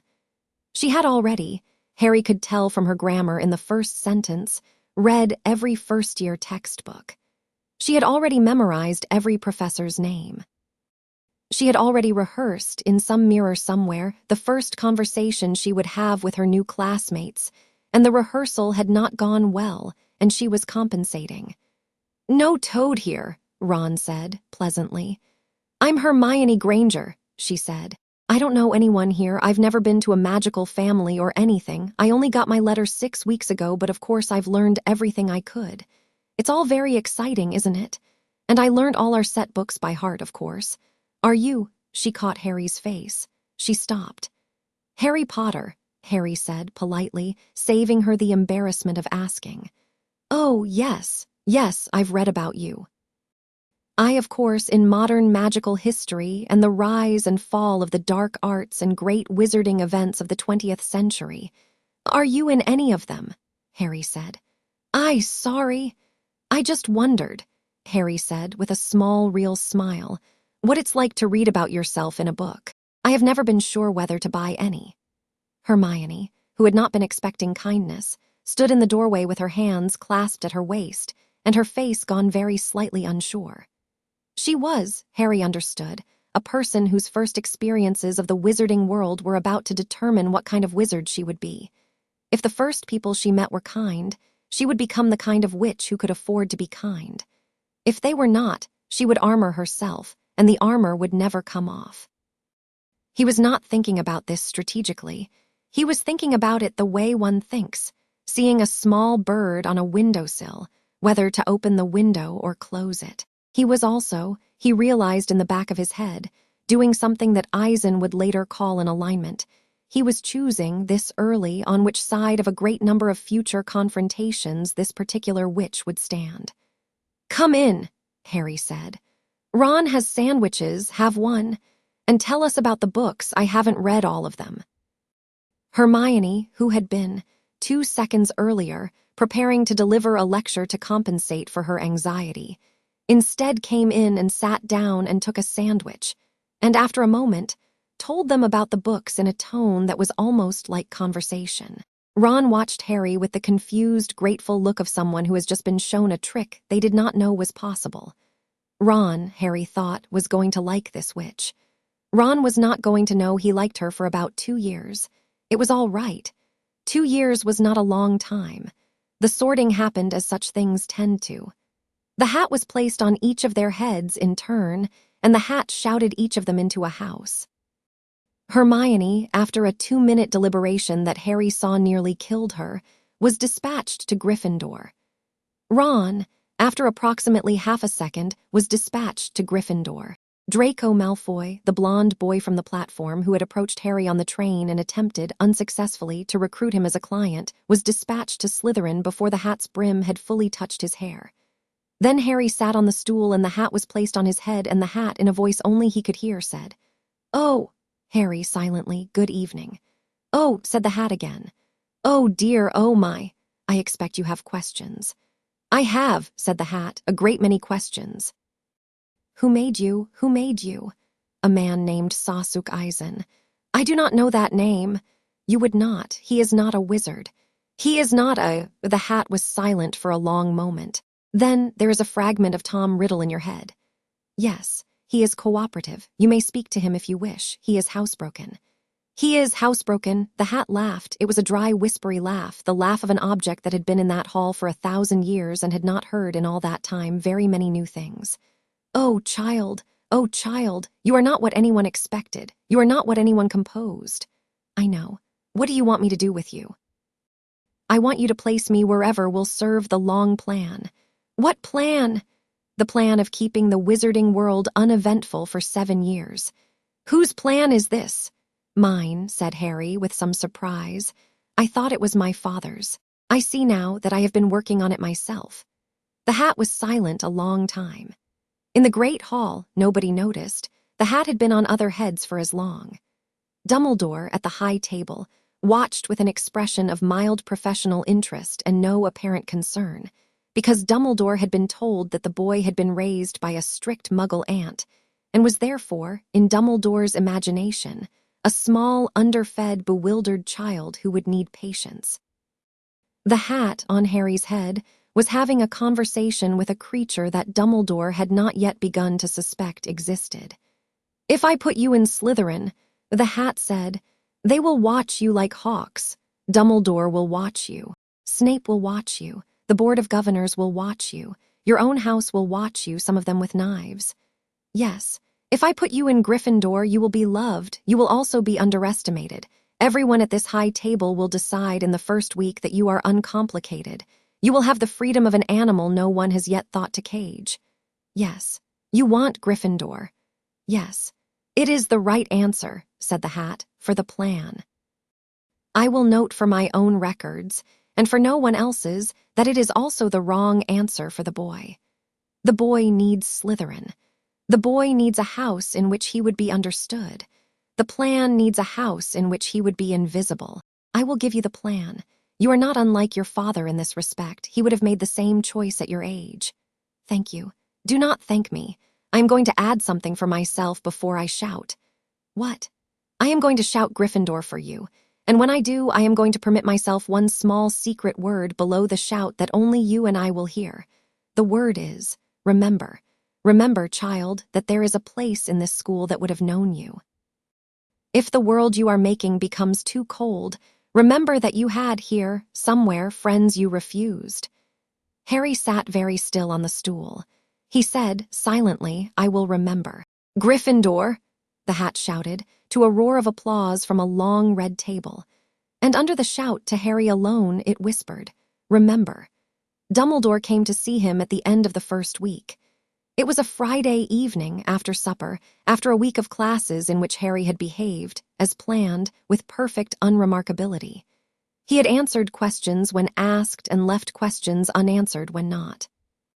He had failed in Transfiguration to turn a matchstick into a needle on the first try, and succeeded on the fourth. He had correctly, but not impressively, brewed a boil cure potion. He had, in defense against the dark arts, looked with appropriate boyish nervousness at the stammering turbaned Professor Quirrell, and had felt the pressure under the turban, and had not remarked on it, and had filed it. Dumbledore found him in the library. Harry was reading a book on medieval goblin rebellions that the fragment had recommended. Dumbledore sat down across from him with the small sigh of a long man lowering himself into a small chair. "Mr. Potter," Dumbledore said. "Headmaster." "Settling in, I trust. Trying to." Dumbledore looked at him. Dumbledore's eyes were the blue of something used to being looked into. Harry had been warned, a passive legilimency, a habit of casual surface reading that he used on every student he met, and the reading was gentle and largely unconscious and would not often produce anything the student would notice. But it would produce, for Dumbledore, a background impression of what kind of person he was talking to. Harry had been taught by Aizen to offer a specific impression to legilimens. The impression he offered Dumbledore now was a nervous 11-year-old trying very hard not to seem nervous, who had a small, warm crush on his new friend Ron, and who was worried he was going to be bad at potions, and who missed his mother in the specific, formless way that a child who had never known his mother missed her. Dumbledore's face, which had been composed, softened. Dumbledore's eyes went warm. Dumbledore, Aizen had said, wanted to love his students.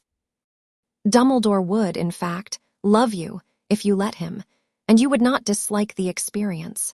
The difficulty was only that Dumbledore's love was a variety of composition itself, and the composition had plans for its objects, and it was wise to keep a slight private distance from it, the way one keeps a slight private distance from weather. "I understand," Dumbledore said, "that you grew up with your Aunt Petunia." "Yes, sir." "Was it a difficult upbringing?" "It was." Harry paused. He let the pause do the work. He did the small, tight face. He said, "I would rather not talk about it." "Of course," Dumbledore said, gently, and his face did a small thing of its own, a small thing that Harry recognized with an internal start as guilt. Dumbledore had, Harry realized in that instant, known something about where he had been placed. Dumbledore had known or suspected that the placement had not been happy. Dumbledore was, this evening, testing the shape of his guilt against the shape of the boy in front of him, and the two shapes were matching, and Dumbledore was relieved by the matching and ashamed that he was relieved. The fragment, silently in Harry's head, said, "He placed you there himself." Harry, silently, "I know." "Mr. Potter," Dumbledore said, If ever anything troubles you, if ever anything in this school, or in your past, or in your future as it unfolds, causes you to feel you require an older perspective, my door is, quite literally, always open. There is a password, but the password for you is your own name. You need only say Harry Potter to the gargoyle and the gargoyle will admit you. I am placing this offer in your hands now because I want it to be there from the beginning. Do you understand? Thank you, sir. Do you understand, Harry? I understand, Harry said and looked up and let his eyes do a small thing of their own, a small thing of genuine warmth which was not entirely composed. It was, in fact, the warm recognition that this old man was, within the limits of his composition, an ally he could not afford to refuse. And I'm grateful. Truly. Dumbledore smiled. Dumbledore rose. Dumbledore placed, for a brief moment, his long, thin hand on the top of Harry's head, in the manner of an old priest blessing a child, and then Dumbledore, with the same small sigh he had arrived with, left. Harry sat at the table a long time. He did not open the book again. He was very still. In his head, the fragment said, "You pulled off the first reading. I know, he loves you now. I know, you are not going to be able to hate him." Harry, silently, a long time, I know. The Arankar came in November. Harry had been expecting a move, although not specifically an Arankar. Aizen had written, in one of the small, careful letters that arrived once a week, by a method that did not involve owls, that one of his lieutenants, a former member of the Espada who had been passed over for promotion the previous year, and had nursed the grievance with the creative patience unique to immortal beings, had disappeared from Law's Notches in late October, and that his disappearance was a matter for Harry to be aware of. The letter did not say what to do. The letter did not even strictly say that the missing lieutenant was coming for Harry.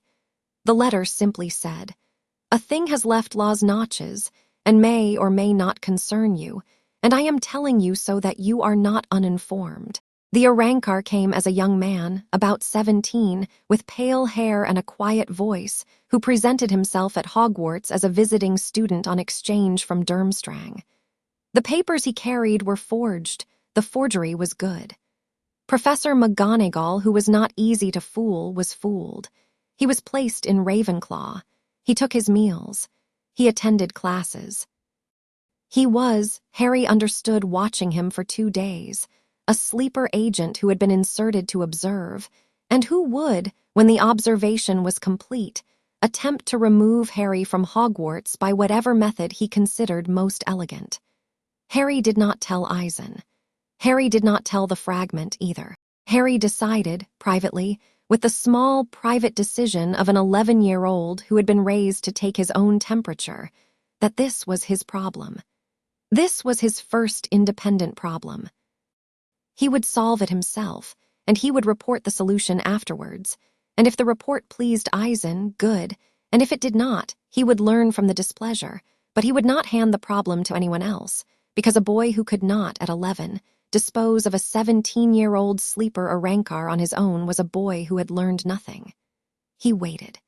He waited, in fact, for 3 weeks. During those 3 weeks, he watched the Arankar from the corner of his eye. He noted the Arankar's routines. He noted which professors the Arankar had cultivated and which he ignored. He noted the Arankar's one mistake, a minor one.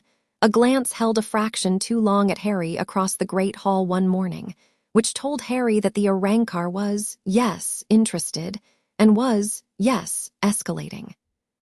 He noted the Arankar's preferred route between the Ravenclaw common room and the Great Hall, and the 2 points on that route where a person could be caught between stone walls with no witnesses and no portraits.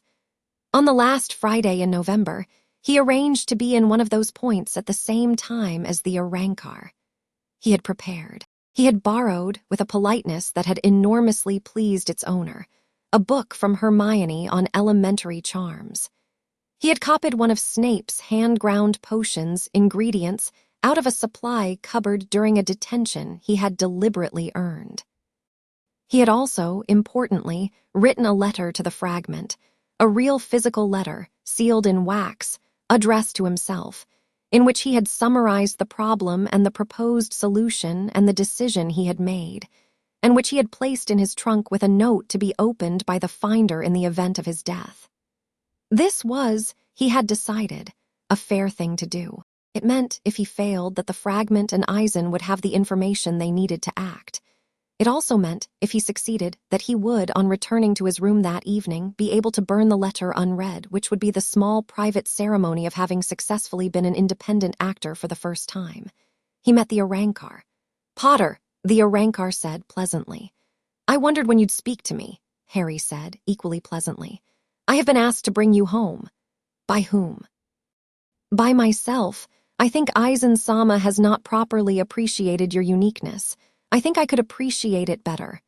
"That's thoughtful of you," the Arankar smiled. He drew his sword. It was a short, thin thing, worn down his side like a fencing foil, and it had been, Harry saw, filed to a razor edge that no fencing foil should have. Harry raised the holly wand. He did not raise the black walnut.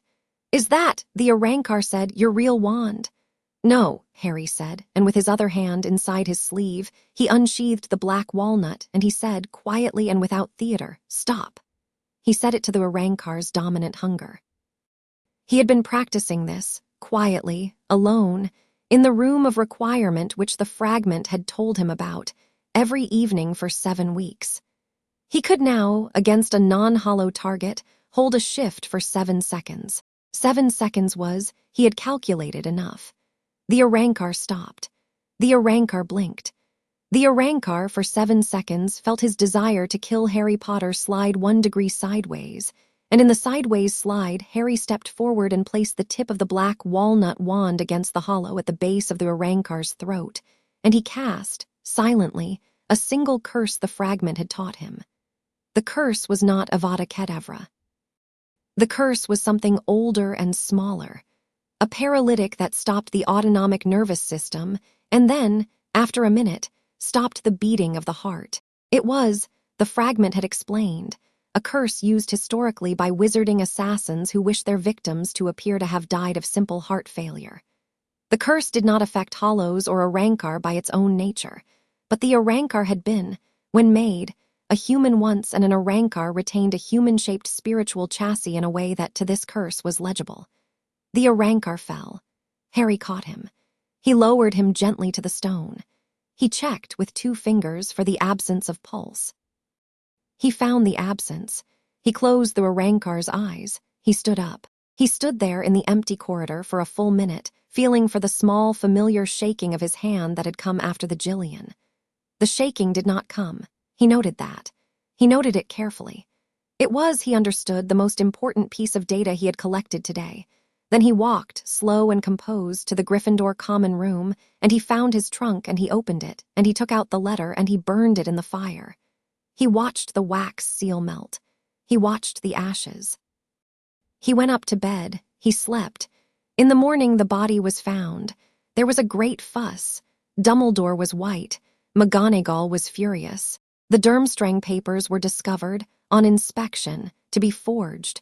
The forgery was traced to a criminal organization in Prague. The incident was written up as a failed infiltration by a foreign gang that had sent an inexperienced agent who had, perhaps, encountered one of the castle's many accidental defenses. Nobody looked at Harry. Nobody, that is, except Dumbledore, who at breakfast glanced once, briefly, down the Gryffindor table at the small, bespectacled boy eating toast, and who, for a fraction of a second, frowned, and then, seeing Harry smile at Ron's joke about oatmeal, smoothed his face and looked away. That evening, Harry wrote a letter to Aizen. The letter said, in full, "A lieutenant of yours attempted to recruit me out of Hogwarts. I declined. The matter is closed. I did not need assistance. Please do not send the next one until after winter holidays, as I have Transfiguration to catch up on.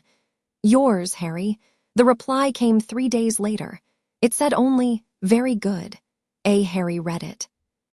Harry smiled, a small private smile, and put the letter in his trunk, and went down to dinner, and sat with Ron and Hermione and talked about Quidditch, which he did not care about, with enough convincing enthusiasm that Ron, across the table, laughed a laugh of pure unguarded delight at having, at last, a friend.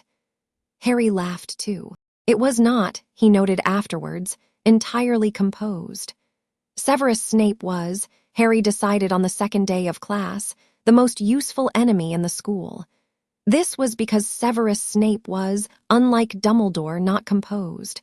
Snape was a great clenched fist of a man. Snape had, in his youth, made decisions that had cost him, later, everything he had ever wanted, and he had chosen, in compensation, to wear the costs visibly, in the drape of his hair and the cold of his gaze and the ostentatious sarcasm of his voice, because to wear the costs visibly was to pretend they were intentional, and to pretend they were intentional was to retain some illusion of agency. Harry, who had been taught by Aizen to read the patterns of a failed self-pretense, read Snape within 2 minutes and understood. Snape hated Harry on sight. Snape hated Harry because Harry had his father's face. Snape hated Harry because Harry had his mother's eyes. Snape hated Harry because Snape had, 20 years earlier, loved Harry's mother in a way that had been rejected, and the rejection had gone into Snape and turned over in him the way food that does not sit well turns over in the stomach, and Snape had been carrying it ever since. Snape hated Harry, and Snape, through the hatred, wished passionately to protect him, because Snape had sworn to Dumbledore to stand between the boy and any harm. In some private penance, Snape had not told Dumbledore the details of. Snape was, in short, a man whose external behavior pointed in exactly the opposite direction of his internal commitments, and this was, of all patterns a boy could find in a teacher, the most useful. Snape would, Harry understood, insult him mercilessly in public. Snape would, in private, if Harry were ever in genuine danger, appear and save him and never mention having done so. Snape was a man one could rely on for a very specific kind of reliability. Harry, therefore, chose not to fight Snape. He had watched other first years, Ron in particular, make the mistake of fighting Snape. Ron had, twice in the first month, been sent out of potions for muttering. Ron had, 3 times, been made to scrub cauldrons. Ron considered this the occupation of the just. Harry, who had been taught that the just occupation was always the occupation that had the best chance of winning in the end, declined to follow Ron into detention. In potions, therefore, Harry was quiet. Harry was deferential. Harry asked polite, precise questions of the kind that Snape was too professional to refuse to answer. Harry took notes. Harry, without ever saying so, positioned himself as a student who wished, specifically, to learn from Snape, and Snape, who had spent a decade teaching in a school where the vast majority of his students did not value what he knew, noticed. Snape continued to insult him. Snape continued to take points from Gryffindor at every excuse. Snape also, 3 weeks into the term, corrected Harry's wrist angle during a sage distillation with a hand that was, for the briefest second, not unkind. "Thank you, sir," Harry said neutrally. "Get on with it, Potter," Snape said and moved away. Hermione at the next bench saw the correction. Ron did not. Hermione, Harry saw, was cataloging. Hermione was cataloging everything. Hermione was, in some corner of her prodigious brain, already writing the book about her first year at Hogwarts, and Harry was going to appear in it, and the book was going to be honest, which was a thing to prepare for. Harry smiled at Hermione. Hermione, after a startled half-second, smiled back. Quirrell smelled wrong. This was not a metaphor. Harry, whose third sense had been trained by Aizen to register the emotional and spiritual resonance of persons at close range, could literally smell the wrongness off Quirrell at 10 paces. The wrongness was not the stammering. The stammering was a performance. The wrongness was underneath. It was a second consciousness, crouched behind the first, curled up like a parasite in a gut, and radiating a cold hunger that was unmistakably the signature of the entity the fragment had been a piece of. The main body of Lord Voldemort was living, Harry realized on his second defense against the dark arts lesson, on the back of Professor Quirinus Quirrell's head under a turban that had been perfumed with garlic to disguise the smell of decomposing soul matter. This information was not, immediately, actionable. Harry did nothing about it for 3 reasons. The first was that Aizen had not yet asked him to do anything about it. The second was that moving against Quirrell Voldemort would require a level of public attention Harry was determined to avoid in his first year. The third, and most important, was that the fragment in his head, on learning of the main body's proximity, had become, for the first time in Harry's memory, afraid. The fragment, afraid, was a different companion. The fragment, afraid, was quiet. The fragment, afraid, withdrew to the back of Harry's mind and sat there like a careful cat, watching. The fragment, afraid, whispered to Harry late at night, "He does not know I am here. No, he believes I am destroyed. He believes the splinter in your forehead dissipated on the night of the curse.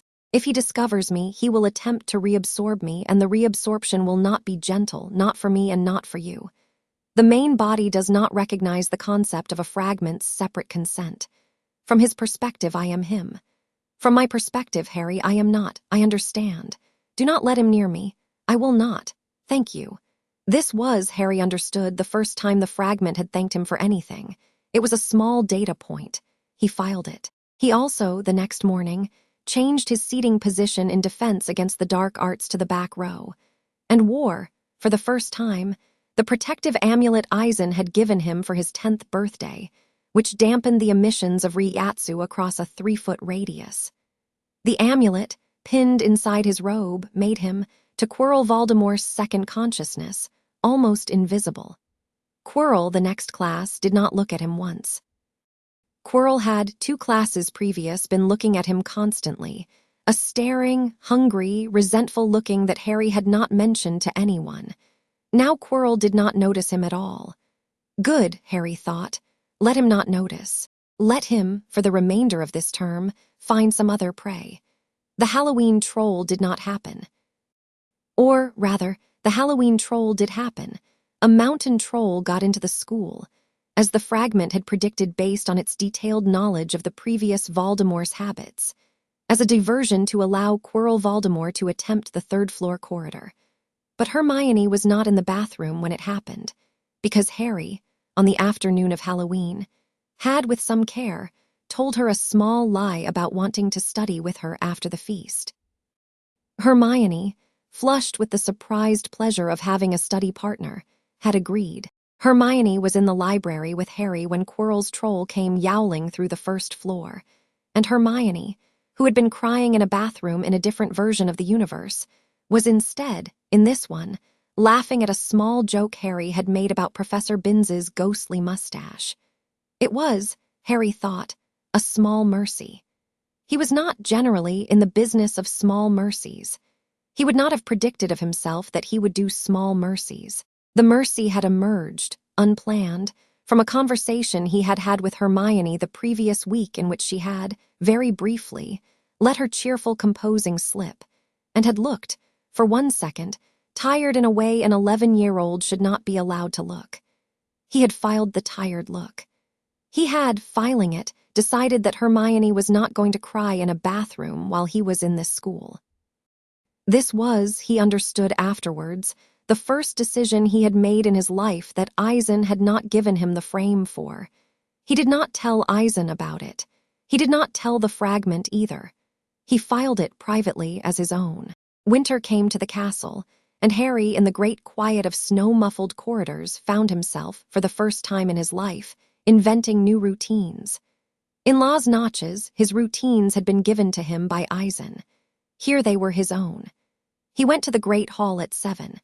He went to breakfast with Ron and listened to Ron's running commentary on the breakfast. Ron considered himself a connoisseur of breakfasts and had opinions. He went to class. He sat between Hermione, who corrected his homework without being asked and with the brisk, impersonal kindness of a librarian, and Ron, who borrowed his homework without asking and returned it smudged. He went in the afternoons to the library and read the books the fragment recommended, and also, increasingly, books the fragment had not recommended and that Harry had chosen himself. He read, for example, a biography of Grindelwald. He read poetry. He read a book on the mathematics of arithmetic rituals that he did not understand, but that made his brain, while reading it, feel pleasantly too large for his skull. He read a novel, a Muggle novel, smuggled into the library by some past Muggle-born student and hidden behind a shelf of defunct journals, and discovered, with some surprise, that Muggles also wrote stories about people negotiating with themselves in the privacy of their heads, and that the stories were often not bad. He wrote to Aizen every Sunday. He wrote about the stories he had read. He did not always write about what he had done. He wrote about what he had thought. Aizen wrote back sometimes. Aizen's letters were short and were almost warm. A letter from Aizen in mid-December read, "You have stopped reporting to me about your classmates. I notice this. I will not pretend to misunderstand. You have decided privately that certain observations of yours are not mine to have. I accept. This is, in fact, the beginning of privacy, which is the beginning of an adult's interior life. I am pleased. Remember, however, everything you do not tell me you are keeping. Keeping is heavier than telling. You will find over time that the weight accumulates. Budget carefully. Do not fill your private rooms with so much that you cannot turn around in them. Every person needs, in the end, at least one other person to whom he tells more than is comfortable. Whether that person should be me, I do not advise. That is yours to decide. A. Harry read this letter twice. He read it once in his dormitory, alone, under his bed curtains. He read it a second time a week later, down in the Gryffindor common room after everyone had gone up, with only the dying fire and the ticking clock for company. The second time he read it, he put the letter down and sat for a long time and looked into the fire. He did not, yet, know whether the person was going to be Aizen. He thought, perhaps, it was going to be Hermione. He was not yet ready to have decided that, but he was ready to have noticed the possibility. In his head, the fragment said, quietly, "He is teaching you how to outgrow him. Yes. He means it, you know. Yes." Harry stayed by the fire until it was almost out. Then he went up to bed.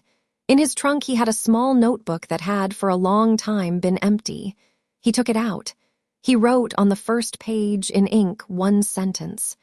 The sentence was, "I am my own." He closed the notebook. He put it away. He slept. Outside, snow fell on the Scottish mountains, and on the forbidden forest, and on the lake, and on the turret where a man with a parasite on his skull sat sleepless and hungry. And in a white palace across the world the moon did not move, and somewhere in Surrey, a woman named Petunia Dursley, who had been paid to remember a nephew she had never met, woke briefly from a dream, and for the first time wondered what he looked like. Christmas at Hogwarts was emptied out and small and luminous. Most of the castle's children went home.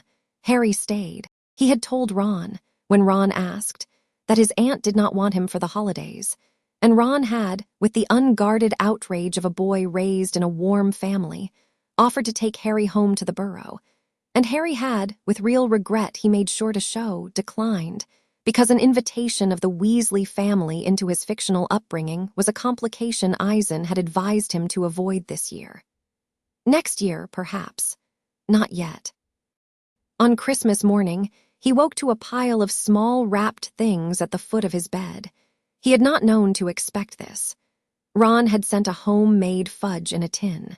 Hermione had sent a book on nonverbal charms with a note that said, in her neat print, "I thought you might enjoy this. You're better at silent casting than you let on." Hagrid had sent a handmade wooden flute that did not, as far as Harry could determine, play notes, but emitted, when blown into, the sound of a calm, deep river. There was a letter from Aizen, short, that wished him a productive holiday and enclosed a small lacquer box containing a single white chess piece. A queen, with no letter of explanation. Harry had understood it, because Aizen had mentioned, months earlier, that he had taken up, privately, the study of wizarding chess, and the queen was a small private joke between them, and also a small private promise. There was one more parcel. It was a bulky thing in silver paper, and the note attached to it said, in a spidery hand Harry did not recognize, "Your father left this in my possession before he died. It is time it was returned to you. Use it well." Harry unwrapped the parcel. It was a cloak. It was a cloak of a gray-silver shimmer that, when he draped it over his arm, rendered his arm invisible. He stood for a long time looking at his own vanished hand. The fragment in his head said very quietly, "Oh, you know what this is. I know what this is. Is it what I think it is? It is. It is older than the school. It is older than anything in the school. It is one of 3 objects made, according to legend, by Death himself for 3 brothers who challenged him. It is the cloak of invisibility. Its companion objects are the Elder Wand and the Resurrection Stone. The 3 together are the Deathly Hallows. I believed, in my old life, that the cloak was lost. I believed, in my old life, that I would never hold any of the 3. I do not know, Harry, what it means that you are holding this cloak on your first Christmas at Hogwarts." "Aizen already has it," Harry thought. "What? Aizen has it, or had it. He took it from my parents' house. He was looking at it that first night. He took it home with him and studied it for years. I have seen him with it in his lap in the study. He brought it back. He brought it back to Dumbledore somehow. And Dumbledore has given it back to me as if it had been in his possession all along." There was a long silence in Harry's head. "That," the fragment said at last, "is the first move, Harry, that I am not sure Aizen-sama has told you the full purpose of. I know. What will you do?" Harry folded the cloak. He folded it carefully. He placed it back in its silver paper. He put it in the bottom of his trunk. He closed the trunk. "I will wear it," he said silently, "when it suits me. And I will think every time I wear it about what it means that he returned it. And when I have thought enough, I will ask him. That is wise. Thank you." A thought, Harry, yes. A man who gives you back a gift he could have kept is, sometimes, not just giving you the gift. He is giving you, also, the lesson that he could have kept it and did not. I know, and he is giving you also a warning of what? Of how much larger he is than you had budgeted for, and of how patient he intends to be with you. Harry was very still. Then he said silently, "Yes, I had understood this. I had not understood it in those words. Thank you."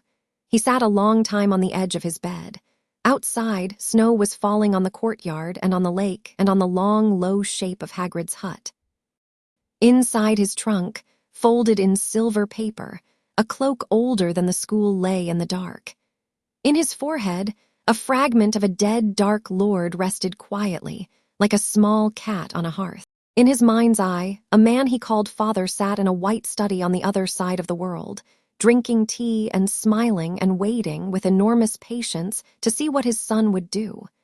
Harry, at last, laid down and slept. He dreamed for the first time he could remember of his mother. She had red hair. She had his eyes. She did not speak.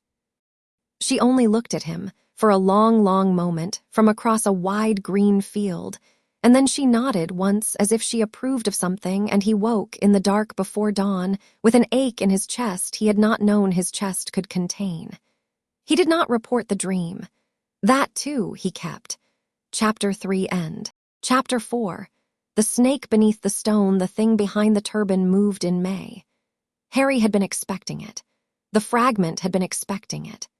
Aizen, in a letter dated the 1st of the month, had also, in his oblique way, been expecting it, and had written simply, "Do not end it prematurely, observe the full arc," which Harry had taken to mean that he was to permit the spring's unpleasantness to unfold to its conclusion, rather than preempting it out of impatience. Aizen, who taught patience as a discipline, would be disappointed if Harry cut the story short. The full arc, Harry thought, was perverse. The full arc, as the fragment had outlined it over the winter, required that 3 first-year students, Harry, Ron, and Hermione, detect on their own the plot beneath the third-floor corridor, that they evade a series of defensive obstacles placed by the senior faculty, that they confront Quirrell Voldemort at the base of the obstacle course in the presence of the Mirror of Arist, that Harry, at the moment of confrontation, either retrieve or fail to retrieve a small red stone that Nicholas Flamel had made 600 years ago, and that Dumbledore had, this year, transplanted into Hogwarts as the bait for this specific trap. The arc was ornate. The arc required the cooperation of a great many people. The arc was, Harry had realized, Dumbledore's composition. Dumbledore, Harry thought, with the small internal interest he brought to any composer he was studying, composed very well. Dumbledore composed less efficiently than Aizen. Dumbledore's compositions had, typically, 4 or 5 more moving parts than they needed, but Dumbledore composed with a signature Aizen did not have. Dumbledore composed so as to give his subjects the opportunity to become heroes. It was not a quality Aizen lacked because he had failed at it. It was a quality Aizen lacked because he had no use for heroes. Dumbledore's compositions were experiments in whether the young could, unprompted, step forward into the shape their elders had left open for them. Harry had been offered the shape. The shape was the boy hero who faces the Dark Lord and through pure courage and pure heart defeats him. He was going to step into the shape. He was going to step into it carefully, because the shape was not actually wrong for him. The shape did fit in its way, but the shape was also Dumbledore's, and Harry did not intend to wear any man's shape unexamined. The problem was Ron. Ron had decided, somewhere in the middle of the spring, that Harry was his best friend, and that best friends did not abandon each other in times of crisis, and that if Harry was going to go down to the third-floor corridor in the last week of term, Ron was going with him. This was, from Ron's perspective, a simple ethical proposition. It was, from Harry's perspective, a tactical problem. Ron was not trained. Ron had no relevant skills except loyalty. Ron was a child. Ron was also, Harry had slowly come to understand over the course of the year, the most important person in Harry's life at Hogwarts. Not the most useful, not the most strategic, not the most interesting, even. The most important, the person whose suffering, if it came to suffering, Harry would not be able to watch with the clean, analytical distance Aizen had trained him in. This was, Harry understood, a liability. It was also, he had decided, a liability he was going to keep. Hermione was a complication of a different kind. Hermione was, unlike Ron, highly useful. Hermione had spent the year quietly building, in Harry's opinion, the best magical library of any 11-year-old in the school.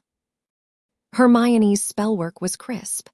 Hermione's head for dangerous magical chess problems was, the fragment had privately commented, better than his had been at 15. Hermione was going to be, tactically, essential in the third-floor corridor. Hermione was also going to be unable to see Harry clearly during and after the night's events, because Hermione had already filed Harry, in her mind, under a category that did not permit his real self. She had filed him under friend who turns out to be braver than expected. He was not going to break that category tonight. Next year, perhaps, not tonight. So, Ron said on the last Monday of term at breakfast, tonight, "Tonight," Harry said. Hermione, beside them, was very pale. "You're sure," she said. "I'm sure. We could tell McGonagall again. We could, but we won't. Number. All right." Hermione drew a breath. "All right, I've been reading about the Devil's Snare. I know the counter. And I've copied out a neutralizing charm for the Fadelius traps Professor Flitwick is likely to have set. And She stopped. She said in a voice that was slightly smaller than usual, "I'm frightened, Harry." "Good," Harry said gently. "You should be. Anyone who goes down that corridor tonight who is not frightened is a fool. I am frightened too. I would like for us to be frightened together rather than separately, if that's all right." Hermione nodded. Ron ate his toast. Ron, in his peculiar innocence, was not frightened. Ron had Gryffindor's proper relationship to fear, which was to regard it as a thing other people had. Harry, watching Ron, felt the small, unfamiliar thing in his chest move again. He noted it. He filed it. It had a name now, although he was not yet prepared to use the name even privately. They went down after midnight. Harry wore under his robe the amulet that dampened his rigatsu. He carried in his sleeves both wands, the holly for public, the black walnut for private. In the inside pocket of his robe, he carried a small lacquer box with a single white queen in it, which he had decided, at some point during the week, to keep on his person for the occasion. In the bottom of his trunk, the silver cloak lay folded in silver paper, and he did not take it. He had decided with a small, careful decision that tonight was not a night for that cloak. Tonight was a night to be seen. He was going to be seen by Dumbledore. He was going to be seen by Quirrell.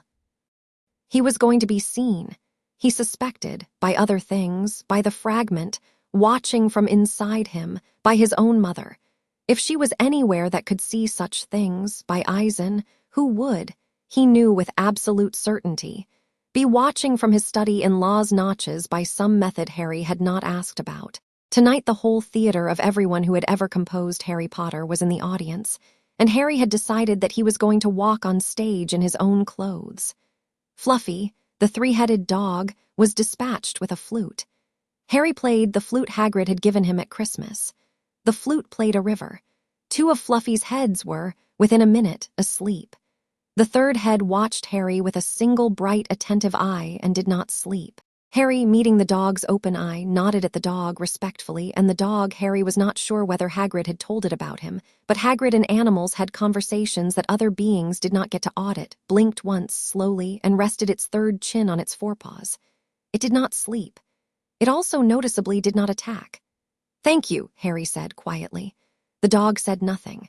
The dog was a dog. They descended. Devil's Snare, Hermione's charm, the flying keys, Harry's broom, which he had brought along although Ron had complained that they would be seen carrying brooms, Harry's broom, which he mounted not to catch the correct key.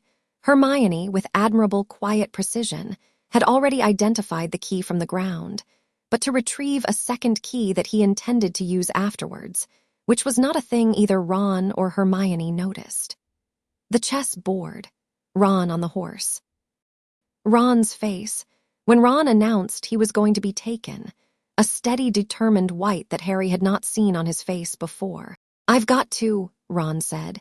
"It's the only way for you to get to the next room, Harry. Just go on without me, get the stone." And Harry, who had read the fragments analysis of the chess board in advance and who had, silently, considered 3 alternative solutions, let the sacrifice happen because Aizen had said, "Do not end it prematurely." Ron fell. Harry, at the board's edge, watched him fall and watched Hermione's face, and watched the stone queen's shattered form roll to a stop near Ron's unmoving arm. And he noted so carefully that the noting felt like a needle, the small, cold fury that rose in his chest, and he filed it, and he kept walking. The fragment in his head said very softly, "You are angry. Yes, at Dumbledore, at the board's maker, at the one who placed a sacrifice point in a route an 11-year-old would take. Harry, not now, later. I will be angry later. Tonight I am going to finish this." The mirror of Arist stood, cloaked in shadow in the center of the last chamber, and Professor Quirinus Quirrell stood before it, and Quirrell was not stammering anymore. "Potter," he said, in a clipped, light voice that was nothing like his classroom voice. "I was not certain you would have the nerve." "I had the nerve," Harry said. Alone now. The other boy is upstairs on a chessboard, he'll mend. And the girl, outside this door, I told her to wait, she's listening." Quirrell smiled a small, thin smile. "Good, you are more composed than I expected. I was raised strictly." "Ah," Harry stepped forward. He stopped 3 paces from the mirror. He looked at Quirrell's face, and through Quirrell's face at the turban, and past the turban, beneath it, at the withered second face that he could, with his second sense, see clearly. An eyeless membrane of a face stretched over the back of Quirrell's skull, and in the membrane, 2 slit nostrils and a small, cruel mouth, and behind the mouth, a mind. "Hello," Harry said to the second face. Quirrell went still. Quirrell's voice, when it came again, was different, was, in fact, 2 voices overlaid, the thin Quirrell voice and beneath it a higher, colder thing. "You see me." "Yes," Harry said. "No child has ever. I was raised strictly," Harry said again, politely. "Hello, Tom." The second face's small mouth made a noise that was, for the first time in years, a noise of surprise. "How?" it said. "I have a splinter of you in my forehead," Harry said. "We've become friends." "He is very good company, better in some ways than you are. He's had time to think. My splinter is here, living. He sends his regards. He does not, he asked me to tell you, wish to be reabsorbed. He has made other arrangements. I have made other arrangements. You should know, Tom, that before you make any attempt on me, you are going to have to reckon with the fact that the shape of this meeting is not the shape you came in expecting. This is not a duel between a dark lord and a boy. This is a negotiation between an 11-year-old who has been raised, quite carefully, by a man better than you, and a fragmented wraith riding the back of a broken teacher. Do you follow?" The second face's small mouth opened. Quirrell's first face, above it, had gone the color of old parchment. "Who," the second face said slowly, "raised you?" "A man I am not going to name," Harry said. "He did not ask to be named tonight. He is watching, however. He wishes you to know that he is watching. That is the only message I have been asked to convey." Quirrell's body staggered half a step. Yes. "Look in the mirror," Quirrell's main voice said, hoarse. "Look in the mirror, boy, I command it." "No," Harry said. "I will. You will not command me. You are in no position to command me. You are a wraith glued to a corpse. The stone is not in the mirror. The stone is in my pocket. It has been in my pocket for 3 minutes. I retrieved it from the mirror on my way into this room by the simple method of looking into it and wishing to have it without wishing to use it. That, I understand, is the mirror's trick. You have spent 4 months failing to retrieve it because you wished, each time you looked, to use it. I did not. I am not going to give the stone to you. I am also not going to give it to Dumbledore." "What?" Quirrell said, and it was Quirrell's own voice for a strange moment, almost human, almost bewildered. "What will you do with it?" "Destroy it, I think," Harry said. "Flamel is old. He is tired. He has told the headmaster privately that he is ready to die. I read the correspondence 3 months ago. The stone has become a burden to him. I intend to burn it eventually in the presence of its maker and to let him go gently rather than letting it continue to be a lure for creatures like you. That is my plan. You are welcome to disapprove." The second face made a sound like a dry wind. "Kill him," it said to Quirrell. "Kill the boy. Now." Quirrell raised his wand. Harry did not raise his. He raised, instead, his left hand, not the wand hand, the free hand, and he said quietly, "Stop!" He had practiced this alone all year. He could now hold a shift against a human target for 30 seconds. Against Quirrell, who was a human with a parasite, a target more like Aizen's or Rancor than like a pure human. He did not know how long he could hold it. He did not need long. He said stop to Quirrell's dominant hunger, and Quirrell's dominant hunger slid 1 degree sideways, and for a half-second Quirrell wanted, more than anything, to lay his wand on the floor and apologize. Quirrell, startled, did not do that. but his arm in the slide drifted, and in the drift the thing behind Quirrell's head, the wraith in fury, seized direct control of Quirrell's body, and the seizure was violent and ill-prepared. And in the brief window in which the seizure completed, Harry stepped inside Quirrell's guard, placed his left palm flat against Quirrell's chest, over the heart, and said, out loud in a low, clear voice, "Bakudo number 1, Sai." It was, by technical definition, a Shinigami binding. It was not, absolutely not, a binding an 11-year-old wizard should be able to cast. It was also not a binding that worked on wizards. It required Ryuryoku, not magic, and it required the caster to have trained in the Soul Society arts. Harry had trained.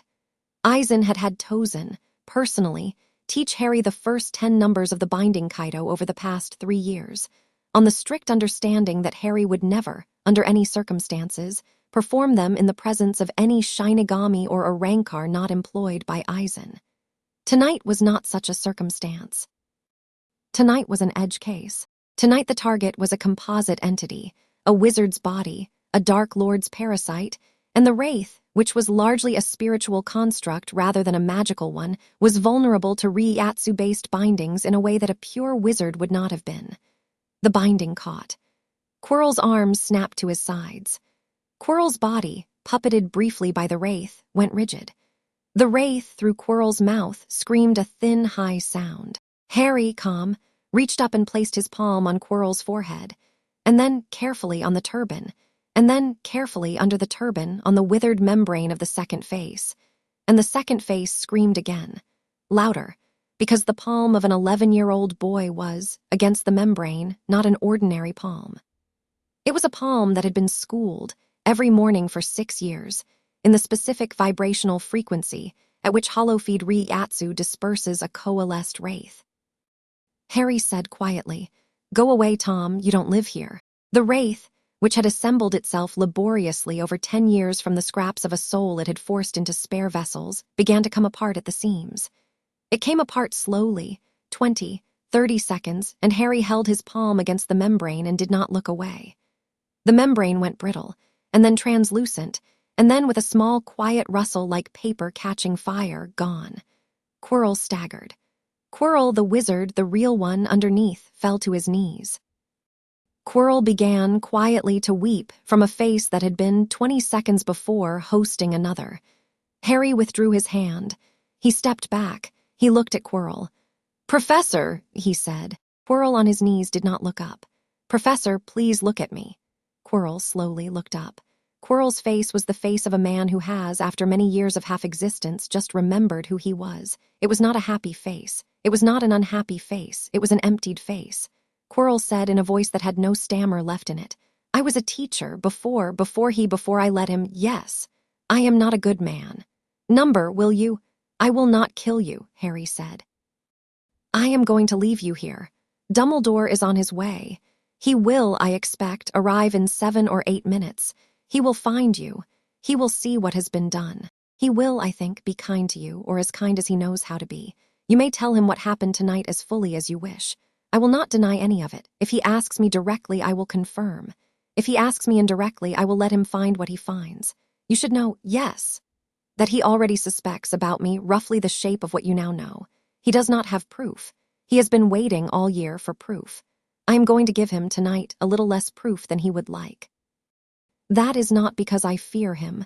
That is because I am not yet ready for the conversation I will one day have with him. Do you understand? Yes. Good night, Professor. I am sorry for what you lived through." Harry turned. He walked to the door. At the door he stopped. He turned back. He said more gently, "Professor, you are a better defense teacher than you remember being. I learned from you a great deal. Some of it you did not intend. Some of it you did. I am grateful. That is true."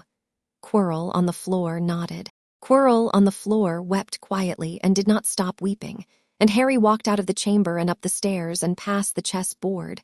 Hermione was still there, crouched beside Ron, pressing her forehead against his. Ron was groaning. Ron was going to be fine and past Fluffy, who had in the interval woken and gone back to sleep, and up into the corridor where Dumbledore met him. Dumbledore was running. Dumbledore stopped running when he saw Harry. Dumbledore's face, for a moment, was the face of a very old man looking at a small child he had been worried about and had now found. "Harry," Dumbledore said. "Headmaster," Harry said. "The stone is in my pocket. Quirrell is below, alive. The passenger is gone. He is unmade, I think. I don't know. He fled. Perhaps he fled. In any case, he is not in the castle any more. I will tell you the details tomorrow, sir. I am tired. Ron and Miss Granger. Ron is injured, not badly. Hermione is with him. They will be all right. I would prefer, sir, that you come down and assist them rather than speaking with me further tonight. I am going to my bed." Dumbledore looked at him for a long moment. Dumbledore, Harry could see, was having the legilimency twitch, the reflexive surface reading he did on every student. Harry, with perfect composure, offered Dumbledore a very small specific impression, a frightened boy who had just done a frightening thing and was, beneath his bravado, running on nothing but the desire to lie down. Dumbledore, reading this, relaxed fractionally. "Yes," Dumbledore said. "Yes, of course. Go, Harry, I will see to them." "Thank you, sir." Harry, "Yes, sir." "The stone. Tomorrow, sir." "Tomorrow." Harry walked up. He walked up past the stairs, past the classrooms, past the empty sleeping corridors, all the way to Gryffindor Tower.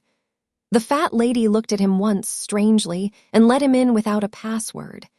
He went up to his dormitory. He undressed. He slid the holly wand under his pillow. He placed the black walnut wand under his mattress. He placed the lacquer box with its small white queen on his bedside table. In the inside pocket of his folded robe, a small red stone sat like a sleeping coal, wrapped in a handkerchief. He would deal with it in the morning. He lay down. He was shaking. He had not noticed in the chamber that he was going to shake. He had assumed he was past it. He was not past it. He lay in the dark and let his hands shake. He watched them shake with the old interest, the old cataloging interest Aizen had taught him, and he did not try to stop it. Then, he noticed, the shaking did stop. It stopped not because he had suppressed it, but because something warmer than shaking replaced it. The warmer thing was, he understood after a long private minute of consideration, grief. He realized, grieved for Quirrell. He was still grieving. He had taken from a man, tonight, a parasite, and in the taking he had also taken from him something that was not, strictly speaking, the parasite, a kind of momentum, a kind of project, a kind of reason to wake in the morning, even if it had been a monstrous reason. Quirrell was going to spend the rest of his life, which would not be short, being a man who had been, once, something large and wrong and was now merely small and right, and the smallness was going to be, in its way, worse than the wrongness had been. Harry had not thought to predict this. He had only thought that evening to do the operation cleanly. The cleanness had turned out to have a cost, and the cost had turned out to be borne by Quirrell, and Harry had not budgeted for feeling, in his own chest, the weight of that cost. He lay in the dark, and after a while he wept quietly so as not to wake Ron, who was not there. Ron was in the hospital wing, and to not wake Neville, who slept 3 beds over and who, in his sleep, murmured the names of plants. The fragment in his head said very quietly, "This is a new experience for you." "Yes. Do you want me to say anything about it?" "Number all right," Harry wept. After a long while he slept. In the morning he got up. He washed. He dressed. He put the small handkerchief-wrapped stone in the inside pocket of his robe. He went down to breakfast. He sat with Hermione, who was pale and who did not speak much. Ron arrived at lunch, limping, with a grin and an enormous appetite. Harry was all day quiet. Dumbledore at the high table watched him occasionally with a gentleness that was new. Snape at the end of the table also watched him, with an expression Harry did not entirely understand, an expression that was, perhaps, reassessment, an expression that was, perhaps, the first stirring of a dread Snape had not anticipated. That evening, Harry went to Dumbledore's office with the stone. He gave the stone to Dumbledore. Dumbledore looked at it for a long moment and then said, very quietly, "Thank you, Harry. I will speak with Nicholas tonight. I will tell him what you have decided. I agree with you, it is time." And then, after a pause, "You are a very remarkable boy. Thank you, sir. Your aunt must be very proud. I have never asked her, sir. Perhaps you should. Perhaps I will. Dumbledore smiled. Harry smiled. Neither of them believed the other. Harry went back to the tower. That night he wrote to Aizen. The letter read in full. The passenger is gone. The host is spared. The stone is surrendered to the headmaster with my endorsement of its destruction. The fragment is safe and sends greetings. The mirror was the trick, and the trick was solved by wishing poorly, which we should have predicted, because the trick was made by a man who assumed no one would be pure enough to want the stone without wanting to use it. I want to come home for part of the summer. I have made a friend named Ron Weasley, and I would like you to meet him one day. I will think about when. Yours, Harry. The reply came the next morning. It said, You may come home whenever you wish. The West Wing has been aired. I will meet your friend Ron Weasley whenever you judge the time is right. I am proud of you. I have had a long conversation with Coname about what you did, and Coname asks me to tell you that he is also proud in his way. Jin asks me to tell you that he is not surprised. Harry read the letter 3 times. He folded it carefully. He put it in the lacquer box with the White Queen. Outside, the last week of term was ending, and the Hogwarts Express was being polished on its platform. And somewhere in Albania, a wraith that had been Lord Voldemort, having lost another body, was now without a body at all, and was drifting, thinned, and reduced. Through a forest he did not remember entering, nursing a question he did not know the answer to. Who was the child, and who was the man behind the child? And what exactly had the child meant by the words "you don't live here"? Snape stopped him on the last day. It was after the leaving feast. Harry was in the entrance hall with his trunk, waiting with the others for the carriages, and Snape stepped out of a side corridor with the flat, swift economy with which Snape always moved and said, quietly, "Potter, a word." Harry said, "Of course, sir." He followed Snape into an empty classroom. Snape closed the door. Snape did not sit. Snape stood against the edge of a desk and looked at Harry with an intensity that was not, for once, hostile. It was, Harry noted with interest, confused. "You did something," Snape said, "in the chamber with Quirrell." "Yes, sir." "What was it?" Harry considered. He said, "A binding." "I have," Snape said, "been researching magical bindings for 17 years. There is no binding in any European canon that produces the effect Quirrell described. I have interrogated Quirrell. He is not entirely coherent. He speaks of the binding as a command, as if the word had been spoken in a language he did not know but understood anyway. He speaks of your palm on his forehead. He speaks of the passenger being dissolved rather than expelled. Dissolution, Potter, is not a wizarding technique. It is— Snape stopped. Snape's eyes narrowed. "It is not a technique, I know. I have studied widely. I have studied in particular the defensive techniques of every tradition I have been able to locate. Yours is not among them." "Sir, I am not," Snape said, "going to ask you where you learned it. I am not, in fact, going to ask any questions at all. I am going to say one thing to you and then you will go. Are you listening?" "Yes, sir." "I do not know what you are," Snape said very quietly. "I do not know who raised you. I do not believe it was your aunt. I have visited the house in Surrey where you claim to have grown up. The woman inside is a fraud. She has been well briefed, but she is a fraud. You have been dropped into this school by an unknown hand, and the hand is large, and the hand is precise, and the hand is not known to me or to the headmaster. I am telling you this, Potter, so that you understand that I see you. That is all. I am not going to move against you. I am not going to inform. I am not going to speak of this again. I am going to continue in potions, to call you Potter, and to deduct points from Gryffindor at every opportunity. I am going to do this because the cover serves you, and the cover apparently serves the headmaster, for reasons that are his own. But understand, Potter, that I am not in your company a man you can count on to be deceived. You are not going to compose me. Do not try. It would go badly for us both. Do you understand?" Harry looked at Snape. Snape's face, severe, tired, old before its time, looked back. Harry, after a long moment, said, "I understand, sir. I will not try to compose you. I will try instead never to give you a reason to move against me. That is the most I can promise tonight." "Acceptable," Snape said. "Thank you, sir, for not moving." "Do not thank me, Potter." I have not decided yet not to. Then I will thank you, Harry said, for the delay. Snape looked at him. Snape's thin mouth twitched, not into a smile, but into some micro-motion that suggested that, somewhere inside him, a small dry laughter had briefly stirred. Get on the train, Potter. Yes, sir. And Potter, yes, sir. Your mother would have liked you, Snape said. Your father less so. Get out of my classroom. Harry, for the first time that year in Snape's presence, felt his face do a thing that was not composed. He said, "Thank you, sir." And the thank you was real, and Snape saw that it was real, and Snape, for a quarter second, looked away.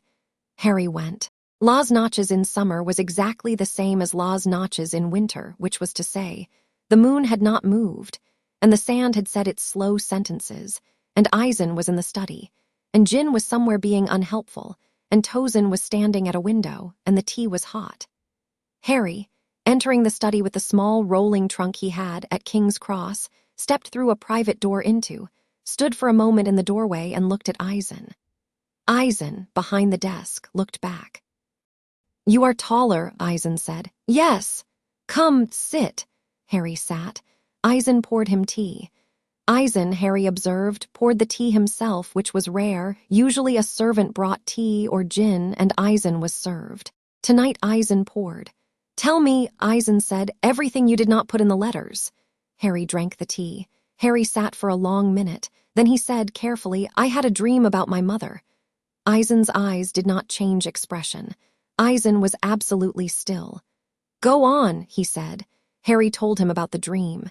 He told him about the cloak and what the fragment had said about it and what he had decided.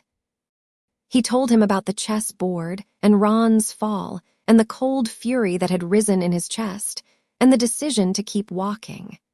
He told him about Quirrell, not the technical details, which Aizen would know, but the weeping on the floor afterwards and Harry's grief. He told him about Snape. He told him about the word important and the small, unfamiliar thing in his chest that had a name now and the name. He did not say the name out loud. He said, "I love my friend Ron. I think I love Hermione in a different way, or will when we are older. I have also, I notice, begun to feel something toward Dumbledore that I do not entirely know how to classify. He has been kind. He has been kind in a way that is composed, but composed kindness is still kindness, some of the time." Aizen listened. Aizen did not interrupt. Aizen, when Harry had finished, drank his tea, and then he said softly, without the edge of correction, without the edge of composition, "Thank you, Harry." "For what?" "For telling me. I will not tell you everything going forward. I know. I will choose. I know. Are you angry?" "No," Aizen said, and there was something like a small, warm, real laugh underneath the word. "I am not angry. I am relieved. You are, at 12, becoming a person whose interior life I am not going to be allowed to occupy. That is a success, Harry.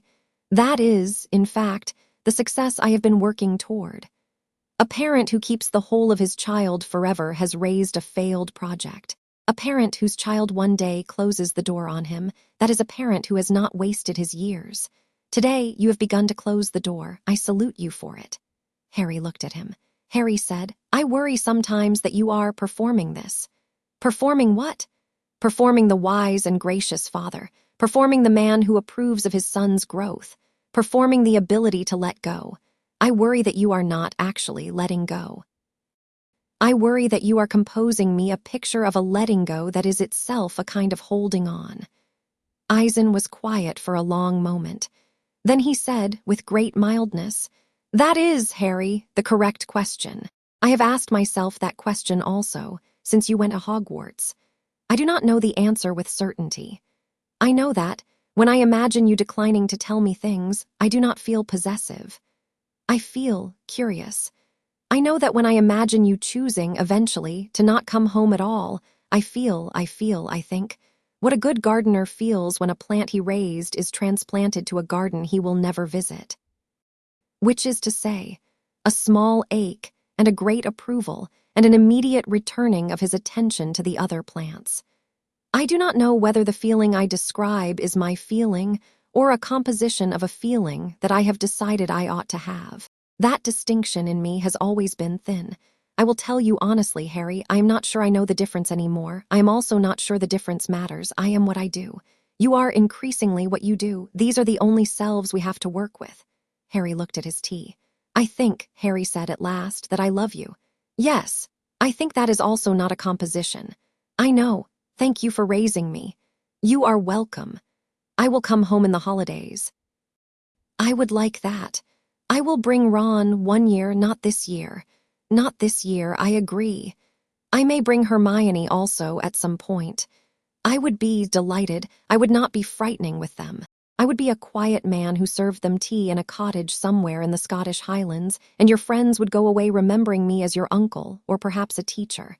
I would compose that for you gladly. Yes, please.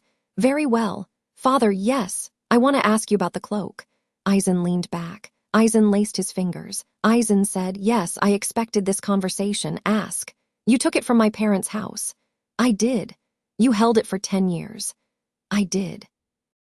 And then you returned it to Dumbledore, somehow, so that he could give it back to me at Christmas with a note implying it had been his all along. Yes. Why? Aizen considered. 2 reasons. The first, because you were, after your first term, going to need certain tools, and the cloak is an exceptional tool, and I could not introduce it to you myself without raising questions I did not wish raised. Dumbledore's gift established a provenance for it in the wizarding world's narrative. It also established that Dumbledore is, for you, a giver of gifts, which is the foundation of the relationship he is attempting to build with you, and the foundation I wished him to have. The better your relationship with him, the less urgent his curiosity about your origins. It is, in short, a gift that served 3 purposes, yours, Dumbledore's, and mine. And the second reason, Aizen said, is that I wanted you to know, and I wanted the fragment in your head to know, that there are, in the world, artifacts that predate me and will post-date me. I am not the largest thing in your life, Harry, and I do not wish you ever to believe that I am.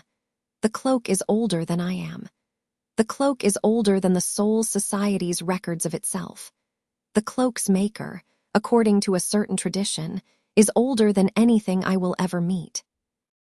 I wanted you to hold in your hand an object that was larger than the man who had raised you. Only then could you, really, understand that you are permitted to grow larger than me yourself. Harry was quiet. That is a very generous reason, he said at last. Is it? Yes, it is also a composed reason. You have given me a very noble answer. I do not entirely believe it. Good, Aizen said and smiled, and it was the warmest smile Harry had ever received from him. Good, Harry, do not entirely believe my noble answers. They are, I admit, the ones I have the most fun composing. You will spend the rest of your life learning to distinguish my true statements from my noble ones. You will not always succeed. You will often be wrong. That is the shape of the education I have given you. I cannot, in the end, give you any other. Harry drank the last of his tea. The tea had gone cold. Did not mind. I am going to go unpack, he said. Yes, Jin. Jin is in the kitchen. He is making for your return a small ceremonial meal. I could not dissuade him. He is, in his way, sentimental. You may ridicule him for it gently. He will pretend to be wounded. He will enjoy it. Yes.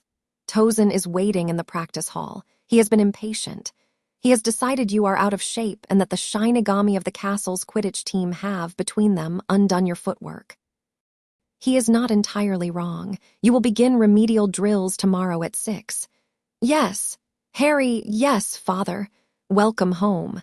Harry stood. He bowed slightly, a bow he had not performed in years, but which felt, tonight, correct. He left the study. The door closed behind him with the particular softness Aizen had trained into him by example. In the study, after the door closed, Aizen sat for a long time alone. He did not drink any more tea. He did not open any books. He only sat. Outside, through the long window, the moon of Hugo Mundo did not move, and the sand said its long, slow sentences, and somewhere past the walls a hollow was eating another hollow, and the world was, as always, composed. He loves me, he said to no one, softly, as if noting an entry for a ledger. And then, after a pause, and so quietly that even his own ears had to strain, "I love him." No one answered. The moon did not move. He was very still for a long time, and then, as quietly as he had said the words, he stood and went to join the others for the ceremonial meal that Jin had prepared. At the dinner table, Jin pretended to be wounded when Harry ridiculed the excessive number of small, shaped carrots on his plate. And Harry pretended to be pleased by the carrots. And Tozen drank his broth in serene silence. And for one small interval of a summer evening in a white palace in a moonless world. A family that was not, by any ordinary definition, a family, ate together and laughed, quietly, the way people who had never let themselves laugh loudly laugh, and Aizen. At the head of the table, watched his son eat, and did not compose his face at all. And in the privacy of his chest, a single small coal that had been smoldering for 11 years chose that evening, finally, to catch, and to begin, slowly, carefully, with the patience of a great cold fire to burn. Chapter 4 End. Chapter 5. The Shattered Mirror. The Shinigami came in his 4th year. Aizen had warned him obliquely in a letter at the start of term. The Soul Society has noticed that certain of its residents have been unaccounted for over the past 4 years. The investigation has moved at its own stately pace through the appropriate departments and has now, finally, arrived at a captain's desk. The captain in question is competent. Expect inquiry. Do not take it personally. Cooperate to the extent cooperation is safe and refuse to the extent it is not. You are old enough now to judge the difference. The captain in question arrived on a Tuesday, in the middle of October, in the body of a young female Muggle Studies substitute professor who had been introduced at the start of term as Miss Hisagi, and whose real name, Harry knew within 10 seconds of entering the first class, was Ritsu Unohana. Unohana was the commander of the 4th Division of the Godai 13. Unohana was the healer of the Serete, and the fragment had noted on seeing her, one of the 2 or 3 most dangerous Shinigami alive, for reasons that had to do with her personal history as the founder of the Kenpachi line. A history Harry had not been told the full details of, and that Aizen, when Harry had once asked, had said only, "Ask her yourself one day, if you wish to die," and then had smiled the smile he reserved for his favorite private jokes.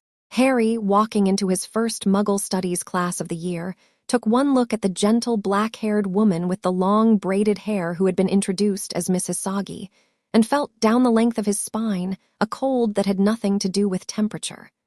Hermione, beside him, said, "She looks nice." "Yes," Harry said. He sat in the back row. He did not raise his hand. He did not answer questions. He kept the amulet Aizen had given him on at all times for the entire class period.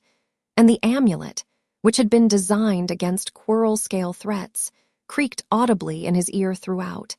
And by the end of the class, he was sweating in a way he did not believe Hermione had noticed. Unohana at the end of the class said without looking at him, "Mr. Potter, a word after, please."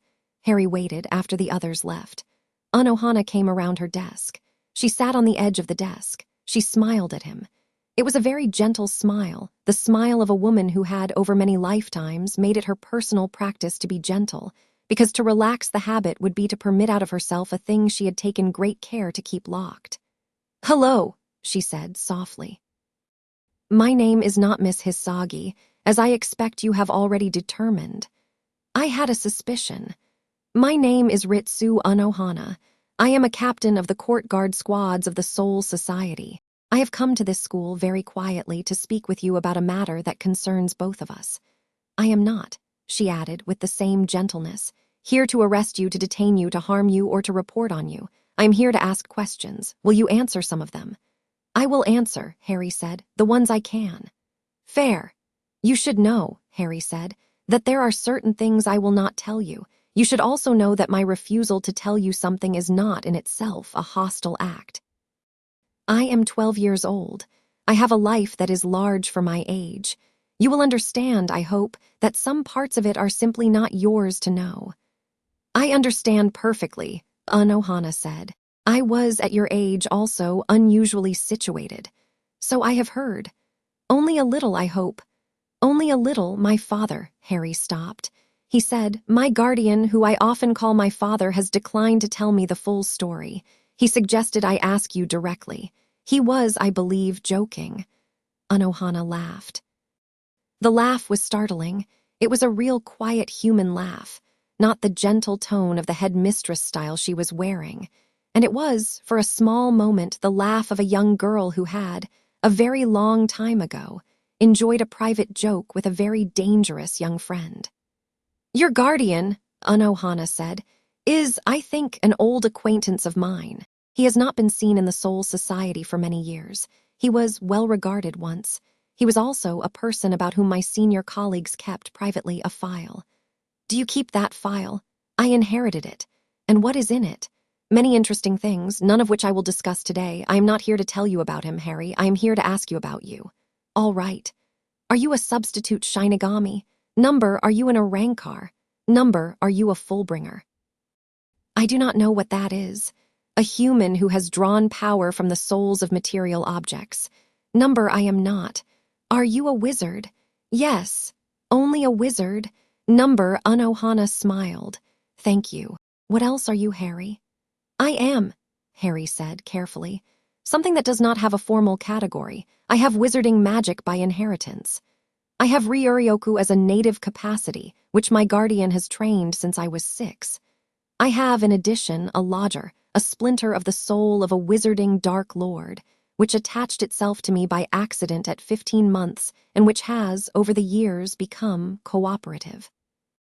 I am aware that each of these 3 is, separately, regulated by your society and by mine. I am aware that their superimposition on a single organism is novel. Novel, Anohana said softly. Yes, that is one word for it. I am aware, Harry said, that your society's formal response to a novel entity is historically to classify it.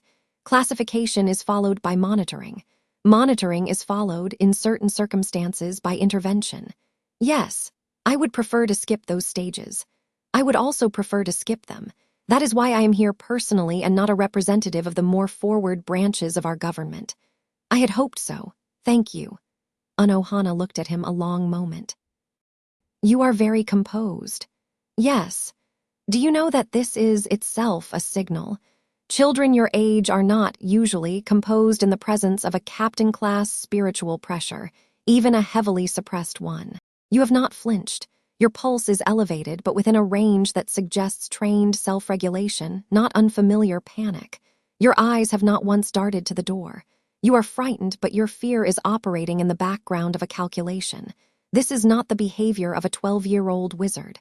I was raised strictly. Yes, so you keep saying. It is the only true thing I say often. She laughed again, the same small young laugh. All right, Harry.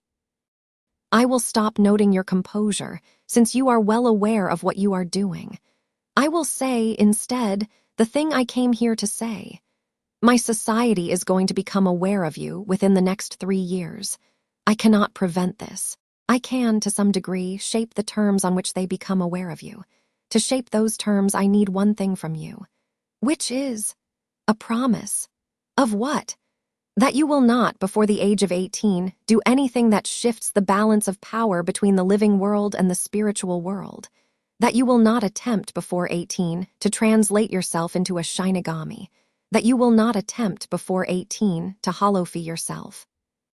That you will not attempt, before 18, to wield, activate, or exercise any of the spiritual artifacts of the Soul Society, of Huko Mundo, or of Hell. That you will, in short, agree to not do anything large for the next 6 years in the world that falls within my jurisdiction. If you agree, and if you keep your agreement, I will, personally, represent you to my government in the terms that it is ready to hear. I will tell them you are a minor, a novelty, a contained anomaly, and a personal project of mine. I will vouch for you. My vouching, for reasons you can imagine, carries weight. And the wizarding world is not my jurisdiction. Do what you like there. I do not care, within reason, what you do in Britain. Do not start a war that spills into the spiritual. Do not harm a Shinigami on duty. Do not attract hollows. Beyond those, my mandate is narrow. Harry considered. He considered slowly. He did what Aizen had taught him. He examined the offer from its shape, not its content. Its shape was a trade. Its shape required from him a very specific renunciation for 6 years and offered in exchange the protection of the most dangerous healer in the Soul Society from the remainder of her government. Its shape was, Aizen would have said, clean. It was, in fact, a shape Aizen would not have been able to compose himself because Unohana was not composing. Unohana was, in her way, simply telling him the truth. "I agree," Harry said. "Say the terms back. For the next 6 years, I will not cross into the spiritual, Holofi, handle Soul Society artifacts, harm Shinigami on duty, or attract hollows in ways that disturb your society. I will remain a minor anomaly under your personal watch. In return, you will vouch for me to your government and dissuade them from more forward measures. The agreement ends on my 18th birthday, at which point we renegotiate or it lapses." "Good. One clarification." "Yes. I cannot promise that my guardian will not do things in his own jurisdiction that affect mine. I do not control him. I will tell him of this agreement. I will ask him to honor its spirit. I cannot swear on his behalf. If he violates the spirit, I will not pretend that I did not know." "Accepted. I would not expect you to promise for him." "Thank you. Harry, one more thing. Yes. Your guardian. If you do, at some point, ask him the story you were joking about me and him, and a long time ago, I would like to know what he says. I have, in the intervening centuries, revised my own memory of certain events. I would like to know how he has revised his. You are not obligated, only if you wish." Harry smiled for the first time in the conversation. "I will ask him," he said, "and if he answers, I will pass along the answer. I thank you. Good afternoon, Captain. Good afternoon, Mr. Potter." Harry left. In the empty corridor outside the Muggle Studies classroom, he paused and leaned briefly against the wall and closed his eyes and breathed once, all the way down to his diaphragm, and only then allowed the shaking of his hands to begin. The fragment in his head said very quietly, "She could have killed you in the first 10 seconds. I know. She was choosing not to. I know. She was choosing not to, and she wanted you to notice that she was choosing, which was itself a power demonstration. But it was also, Harry, something else. What? She likes you." Harry opened his eyes. He walked back to the tower. He did not tell Ron. He did not tell Hermione. He wrote that night a single short letter to Aizen. "Captain Unohana visited today under an assumed name. We have come to terms. I will not do anything large in the spiritual for 6 years. She asked after you. She did not quite say she missed you. She nearly said it.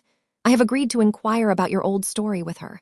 I would like the true version if you are willing at Christmas. Yours, Harry." The reply, when it came a week later, said only, "At Christmas, then." The rest of 4th year was, by previous standards, quiet. Harry got better at potions. Harry got substantially better at transfiguration. McGonagall, by Easter, had begun taking the small, sidelong glances at him that meant she was beginning to reassess. Hermione finished, in February, reading every book in the Hogwarts library that was available to 4th years, and in March, began quietly borrowing restricted section books through a series of maneuvers Harry pretended not to notice. Ron grew 4 inches and, as a side effect, became briefly clumsy. His limbs were operating on the old measurements. Harry teased him, gently. Ron teased him back, less gently, about the handwriting he was developing, which Ron claimed was the handwriting of a solicitor. Harry enjoyed being teased. It was a sensation he was discovering was, against all prior training, pleasant. Dumbledore was, throughout the year, at a careful distance. Dumbledore had, after the Quirrell affair, decided, Harry could feel the decision in every passing corridor, that the correct approach to Harry Potter was patience, observation, and the slow, gentle offering of such confidences as Harry, in his own time, might wish to accept. Dumbledore was not pressing. Dumbledore was tending the boy like a greenhouse tends a seedling that has arrived with a label it cannot read, watering on a schedule and watching to see what shape the leaves took. Harry appreciated this. It was, in its way, the most graceful approach he could have asked for, and he wondered privately, because he would not have dared say it out loud, whether Dumbledore had, perhaps, consulted an older colleague about how to raise a peculiar boy, and whether the colleague had inadvertently been Aizen. At Christmas, he went home. He asked Aizen the question. Aizen told him the story. The story is not important to this chapter. It is important to a later chapter, and will be told in its place. It involved a young woman in a mountain village, a duel that lasted 3 days, a promise kept, and a promise broken.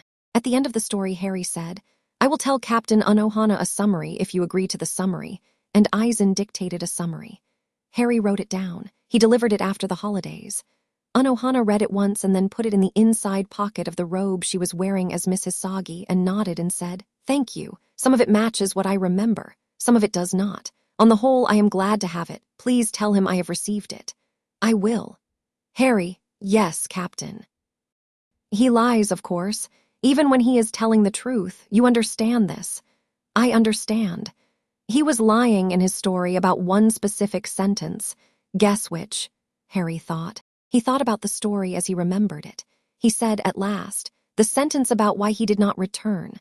Unohana smiled. "Yes, very good. That sentence is, I think, a composition to protect both of us from a duller reality. I will not tell you the duller reality. The composition is kinder. I will keep it and thank him for it and not correct it. I will tell him. Thank you." The shattered mirror was a thing Harry dreamed about. It was not a real mirror. It was a dream mirror. It came to him. That spring, 4 times, always in the hour before dawn, always in the same configuration. He stood in a white corridor that was neither Las Notches nor Hogwarts, and at the end of the corridor stood a mirror, and in the mirror stood a boy who was him and also, faintly, not him, and the boy in the mirror mouthed words Harry could not hear. And then, each time the mirror cracked, not all at once, but slowly, one fissure at a time, and each fissure on its spread showed a different version of Harry in the gap behind it. The first fissure showed him as a dark lord. This Harry wore black and silver and had eyes that, although green, were not kind, and had hands full of things that ought not to have been in hands. The second fissure showed him as a Shinigami captain. This Harry wore a white Haori and had a sword at his hip, and had the small alert stillness Harry had first seen on Unohana. This Harry looked tired. The third fissure showed him as an Arankar. This Harry had a mask fragment over one eye and teeth that had been sharpened. This Harry smiled. This Harry, Harry thought on waking, was the one he was most afraid of, because the smile was not a monster's smile. It was, unmistakably, his own. The fourth fissure showed him as an old man.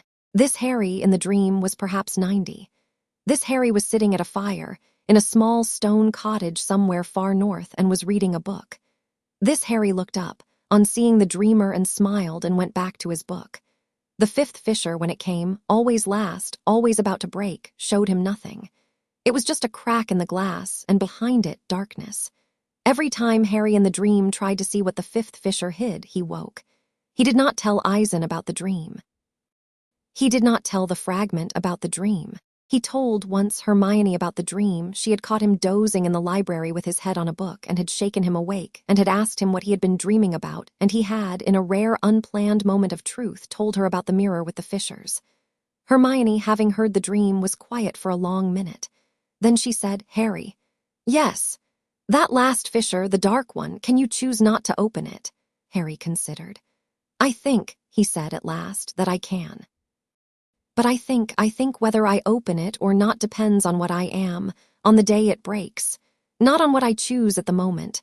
The choice is made earlier." Hermione looked at him. She was, at 13, becoming the woman she would be. Her face had lost some of the aggressive composing of her first year. She was relaxing into a kindness that was not, had never been, armor, and had turned out, after all, to be her. She said very slowly, "Then make the earlier choice now, whatever it is. Make it now so that when the mirror cracks, the fissure shows whatever you want it to show, not what you have defaulted into." Harry looked at her. Harry, for a moment, could not speak. He had been prepared, by Aizen, for clever enemies and subtle allies. Aizen had not entirely prepared him for a girl his own age who was, in a single sentence in a library on a weekday afternoon, telling him the thing he had been working around for 6 months without being able to formulate.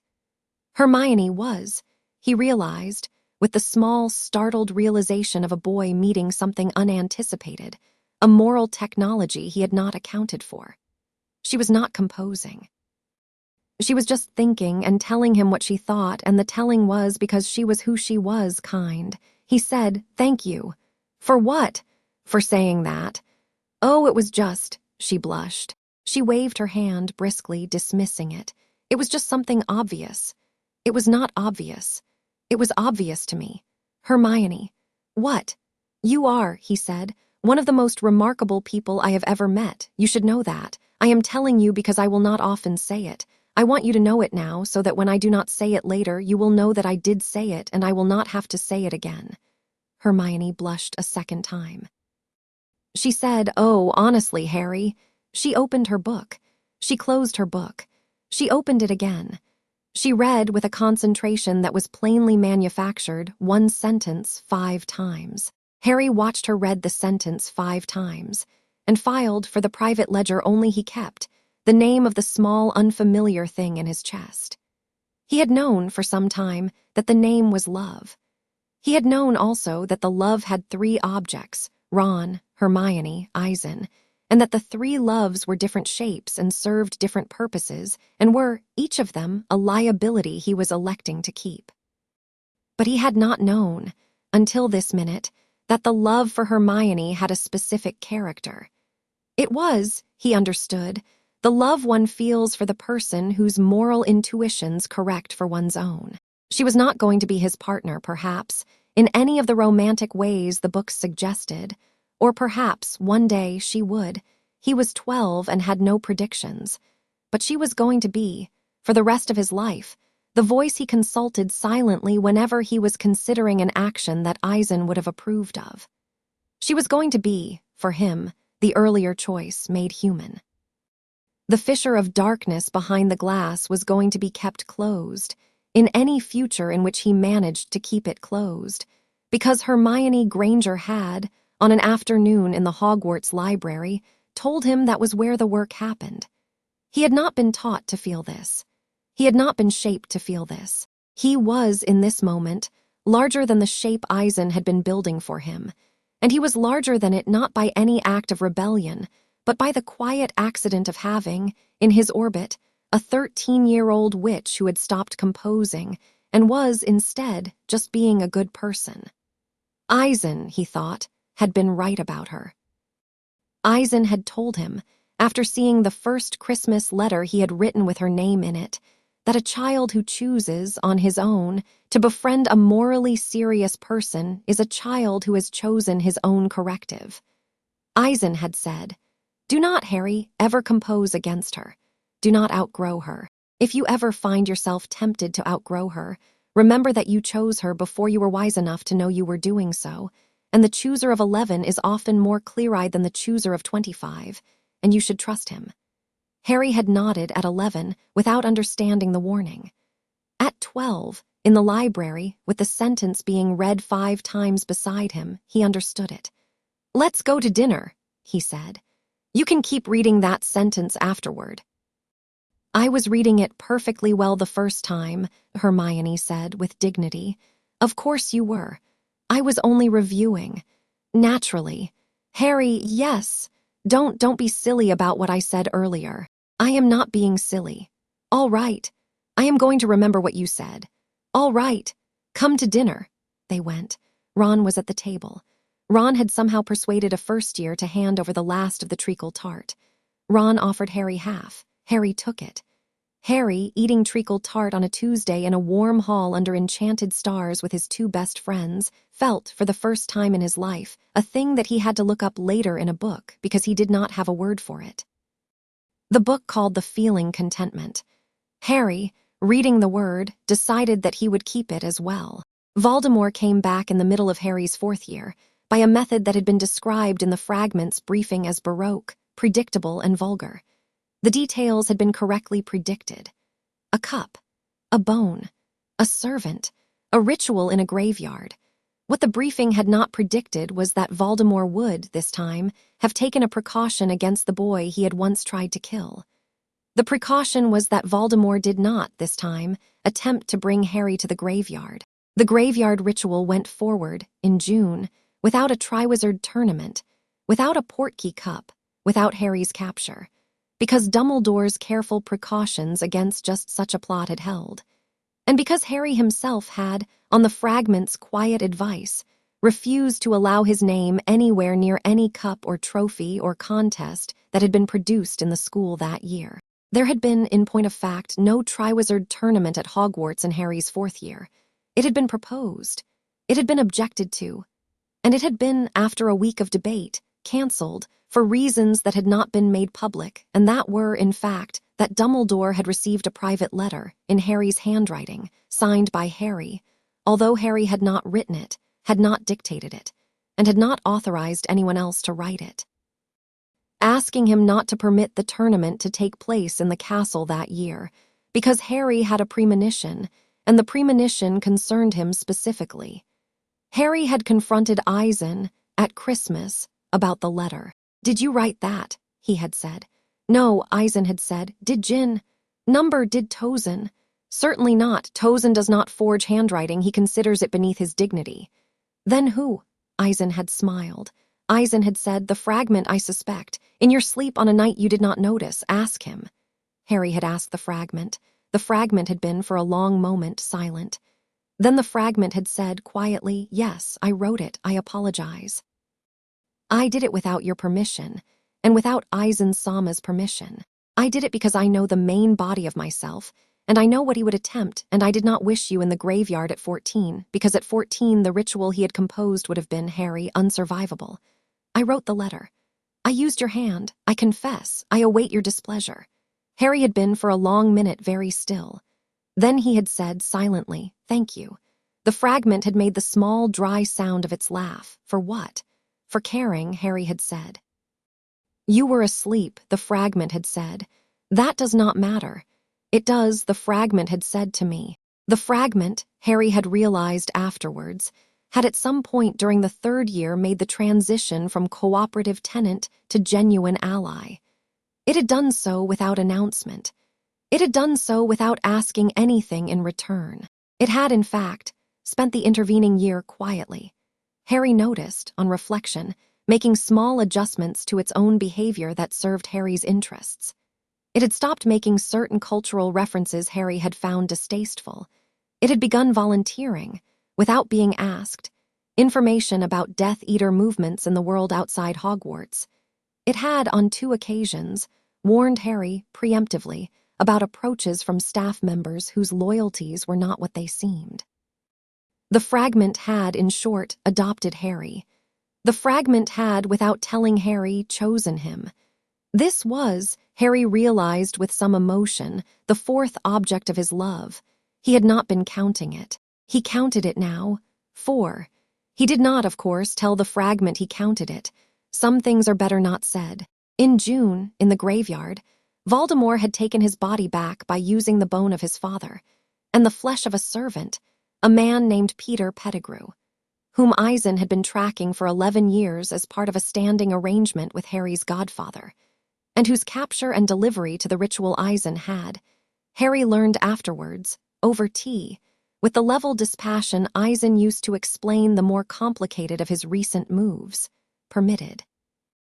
Because preventing the ritual entirely would have delayed Voldemort by years and produced a Voldemort who had learned caution, whereas permitting it produced a Voldemort on a schedule, and a Voldemort on a schedule was a Voldemort one could plan the destruction of.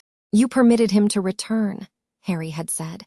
"I permitted the ritual to proceed," Aizen had said mildly. "I did not arrange it. I permitted it by declining to prevent it. There is a difference, although it is small. Remember, Harry, that Voldemort, destroyed at his weakest, returns at some unpredictable later date, having learned caution. Voldemort, allowed to return on his worst and most overconfident schedule, returns having learned nothing, having assembled a body that is a deliberate downgrade from his original one in order to preserve his immortality infrastructure, and having made several predictable errors that can be exploited. I have decided, on the whole, that he is easier to kill in the form he chose to resurrect in than in any form he would have chosen had he been allowed to think longer. I have also, and this is the part you should know about, received his consent indirectly to the killing, by allowing him to demonstrate his intentions so unambiguously that the killing is no longer, even to Dumbledore, even to Unohana, even to the fragment, a matter for regret. You are composing me a permission slip, Harry had said. I am composing us all a permission slip, Aizen had said. Even me, even I, Harry, sometimes compose permission slips for myself. It is a weakness, I admit it. Harry had looked at him for a long moment. Is it going to be me who kills him? Yes. Why me? Because of the prophecy, which you know, and because of the scar, which you also know, and because, this is the reason I did not previously emphasize, your mother placed at her death, a protection on you that is, even now, the only existing defense against his particular resurrection pattern. That protection, Harry, is consumed when the thing he has become collides with you. It will not protect you a second time. I do not want to use it. I have, in fact, designed the entire last 4 years of your education around not using it. But it is there if everything else fails. You should know it is there. You are old enough now to know your tools. Thank you. You are also, I will add, old enough to know the cost of using it. Which is? Your mother's protection on being consumed releases from you the last residue of her that remains with you. You will not dream of her again. You will not feel, as you have sometimes felt, the warm, small presence that has stood at your shoulder during the hardest moments of your life. I do not mean this metaphorically. The presence is there. I have detected it. It is, I believe, the cleanest piece of her she could give you. When the protection is used, the presence is spent. You will be alone in a way you have not yet been. Harry had been silent for a long time. I do not wish to spend her, he had said at last. Number, is there another way? I am working on one. Thank you, Father. Do not thank me. I am working on it because I do not wish to have raised a boy who is made to spend his dead mother in order to survive. That would be inelegant. Inelegant. And cruel. Harry had not, in the end, been required to spend his mother. The confrontation with Voldemort, when it came not in the graveyard, which was empty by the time the Ministry's Aurors arrived, containing only Pettigrew, bound and unconscious, and a cauldron of spent ritual, but 2 weeks later, on the lawn outside Hogwarts, in the hour after the leaving feast, when the resurrected and overconfident Voldemort, having tracked Harry to the school with a newly made body and a small retinue of his earliest returned servants, walked up the driveway with. The fragment remarked, the theatrical slowness of a man who has been rehearsing this entrance in his head for 11 years and wishes to savor it. Dumbledore met him at the gate. Dumbledore said pleasantly, Tom. Voldemort said, his voice was, the fragment observed with clinical dispassion, even readier than Harry had heard on Quirrell's shoulder. Albus, move aside. No, Tom. Then I will move you. Harry, standing on the steps of the entrance hall with Ron and Hermione, with Professor McGonagall white-faced beside him, with Professor Snape's hand already drawn to his wand, watched Dumbledore and Voldemort at the gate raise their wands. And then, from the shadows of the forest to the north, a man Harry had not seen in 3 months stepped out onto the driveway, and the man was Aizen. Aizen was not wearing his captain's coat. Aizen had, for this visit, dressed as a muggle of middle years. A plain dark coat, a woolen scarf, tortoiseshell glasses, a slight stoop. Aizen looked to Dumbledore like a concerned relative who had arrived at the school by an improbable route. Aizen looked to Voldemort like nothing, which was, in itself, the most alarming thing Voldemort had ever looked at, because Voldemort's diagnostic sense, when turned on Aizen, returned only a carefully crafted absence. Aizen was not readable. Aizen was not, visibly, powerful. Aizen was, spiritually, a gap in the landscape. It was the gap, more than any presence, that told Voldemort he had made an error. I beg your pardon, Aizen said politely to both Dumbledore and Voldemort. Might I briefly interrupt? Dumbledore looked at him. Dumbledore had been, for 4 years, trying to identify the hand behind Harry's placement. Dumbledore, Harry knew from the small stillness that came over the old wizard at the gate, identified the hand now. Dumbledore did not react outwardly. Dumbledore merely said, You may. Voldemort hissed. "Who are you?" Aizen stepped up onto the driveway. He stopped 10 paces from Voldemort. He said, pleasantly, "I am the guardian of the boy you came here to kill. I am telling you this as a courtesy because I would like, first, to attempt a conversation. If the conversation fails, I will kill you. I say this without heat. I say this, in fact, almost regretfully because I think in another life we could have had an interesting correspondence. You have an orderly mind, Tom. You have made many mistakes, but your mistakes have been, for the most part, the mistakes of a man thinking clearly from faulty premises, and that is a superior class of mistake. I respect it." Voldemort, for a second, did not answer. It was, Harry observed, the first second in his entire adult life that Voldemort had spent listening. "What do you propose?" Voldemort said. "Retirement," Aizen said. "I propose that you surrender your remaining Horcruxes to me. I have 5. I know where 2 more are. The last is in your present body and will be extracted by the boy tonight, if you proceed with your plan to attack, and by me if you do not, and that you accept, in exchange, a long and quiet exile in a domain of my arrangement in which you will be, for as many years as you care to live, a human being of ordinary means, without power, without memory of your prior activities, and without disturbance. It is a defeat. I acknowledge it as a defeat. It is, however, also a continued existence. I do not offer this to many. I am offering it to you because your fragment in my son's head has asked me to." Voldemort turned. Voldemort looked at last at Harry on the steps. "My fragment?" "Yes," Harry said. "The splinter in you alive. Alive, Tom, and not alone in your opinion of you." Voldemort's red eyes narrowed. He wishes," Harry said, "for you to accept the offer. He has had, as he would say, considerable time to think. He has concluded that the project of your immortality has been a mistake.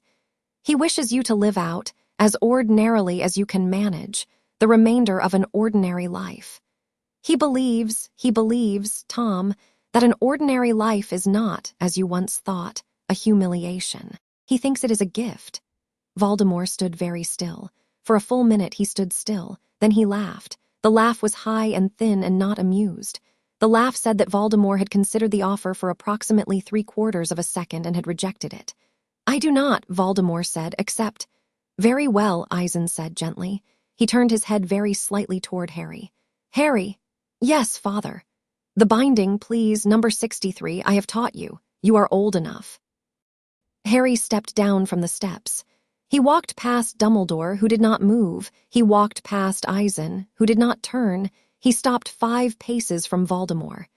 He raised his left hand. He said quietly, "Bakudo number 63, Sajo Sabaku." The binding, which was a chain of light binding of the 4th rank, manifested out of the air around Voldemort in the form of 7 golden chains and wrapped him, from ankle to throat, in a precise single motion. It held. It held because Voldemort, being a composite entity, was vulnerable to Kaido in the same way Quirrell had been.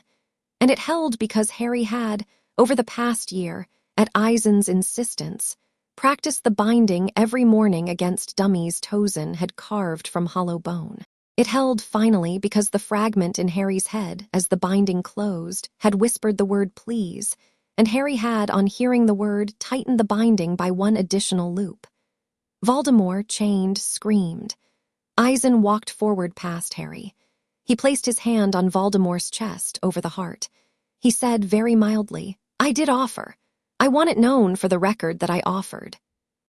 And then, without a word of spellcraft, without any demonstration of Ryatsu, without any observable effort at all, Aizen quietly removed. What he removed, Harry did not have a name for. It was not the body. It was not the soul. It was a specific thing that had been built, over 70 years, on a framework that had once been a schoolboy, a specific architecture of fear and hunger, and will that the man called Tom Marvolo Riddle had put over himself like a cloak, and had not taken off for 7 decades. Aizen took off the cloak. He took it off the way one takes a cloak off a coat stand. Underneath the cloak, in the chains, there was a small, very pale man with no hair and no nose, and a shaking in his hands that was not a fear shaking. It was the shaking of a man meeting, after a very long time, his own reflection. The small man in the chains looked at Aizen. The small man very quietly said, "Oh, yes," Aizen said. "I had forgotten. Yes. Will you? I will arrange a retirement. I am sorry. I had to offer first the better version. This version is diminished. You will not like it at first. You will, in time, find that you do not entirely mind it. May I ask, yes. May I speak to the splinter before the end of this?" Aizen turned to Harry. Harry looked at the small, pale man in the chains. Harry, after a moment, closed his eyes and opened the small channel he kept open with the fragment, and permitted, for the first time, the fragment to use his mouth while he watched from inside. The fragment said, through Harry's mouth, "Tom." "Me." "You." "What?" The small man in the chains on the driveway, with the June evening light falling golden around them, said, "What was it I forgot?" "Kindness," the fragment said. "You forgot kindness. You had it when you were 11. You had it on the day you were accepted to Hogwarts.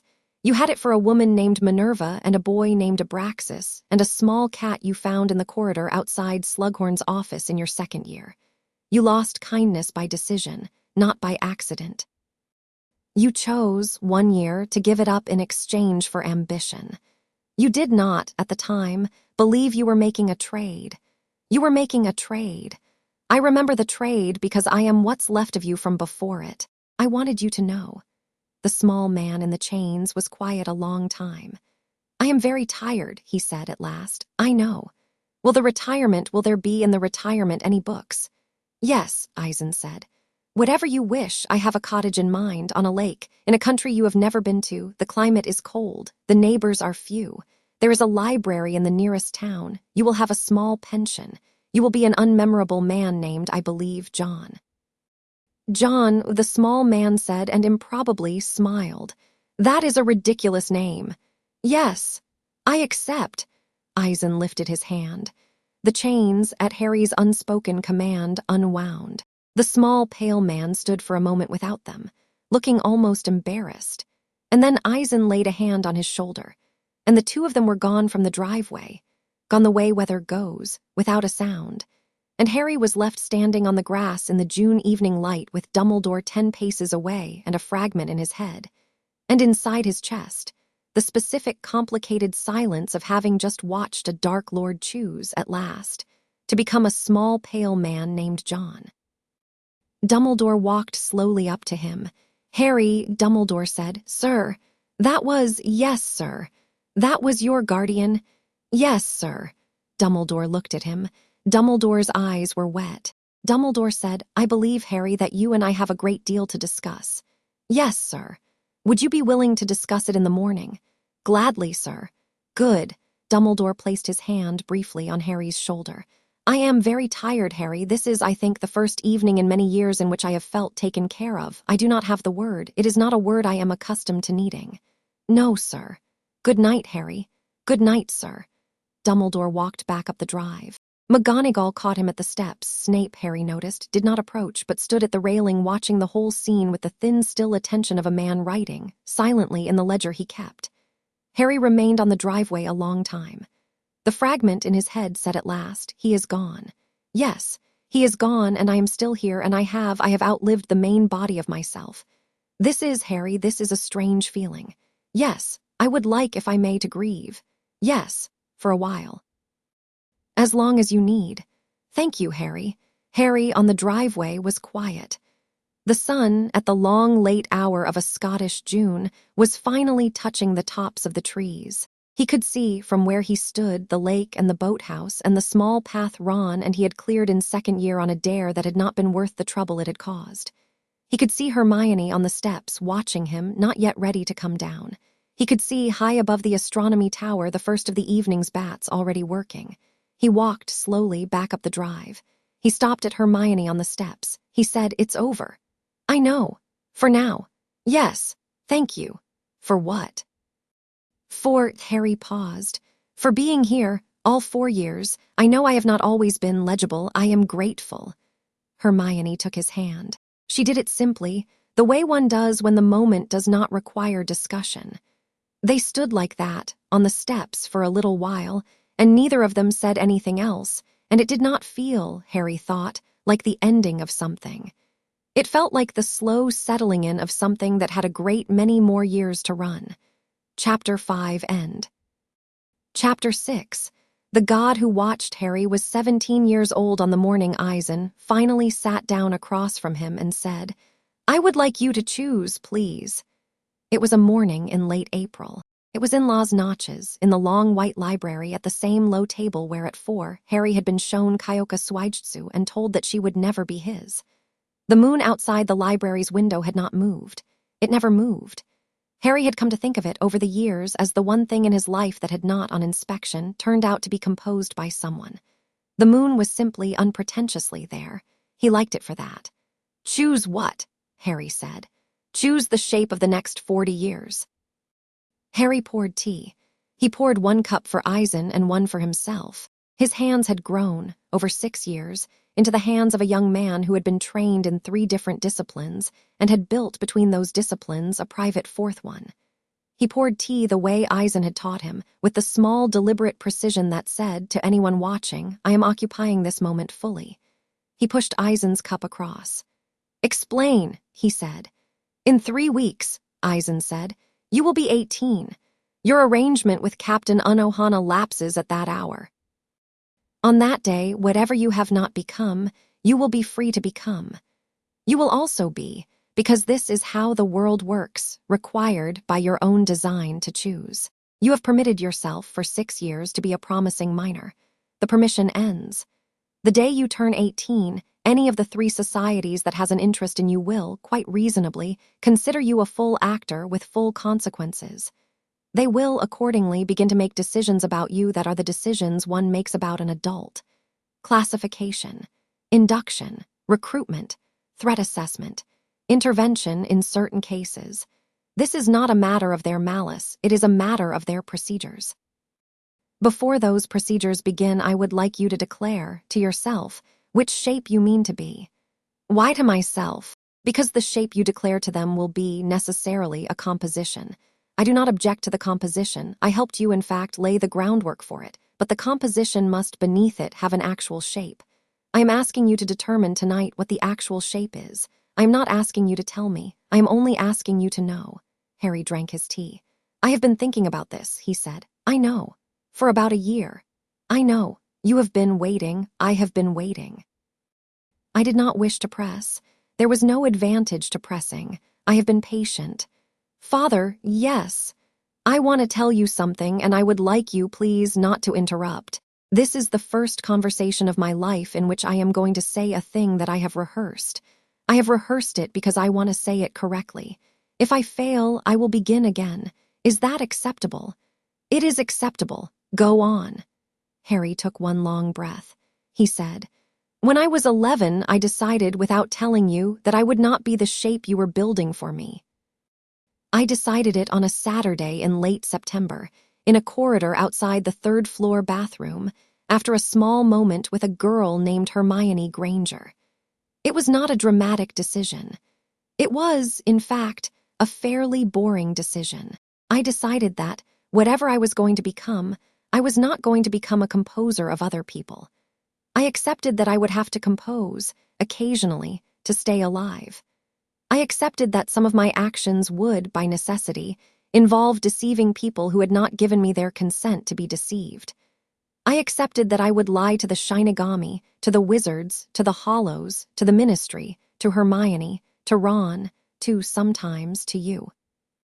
What I did not accept was that I would be, for my whole life, the man who lived at his workbench, who saw every person as a machine whose buttons could be learned. I did not tell you I had made this decision, because, at the time, I was afraid it would disappoint you.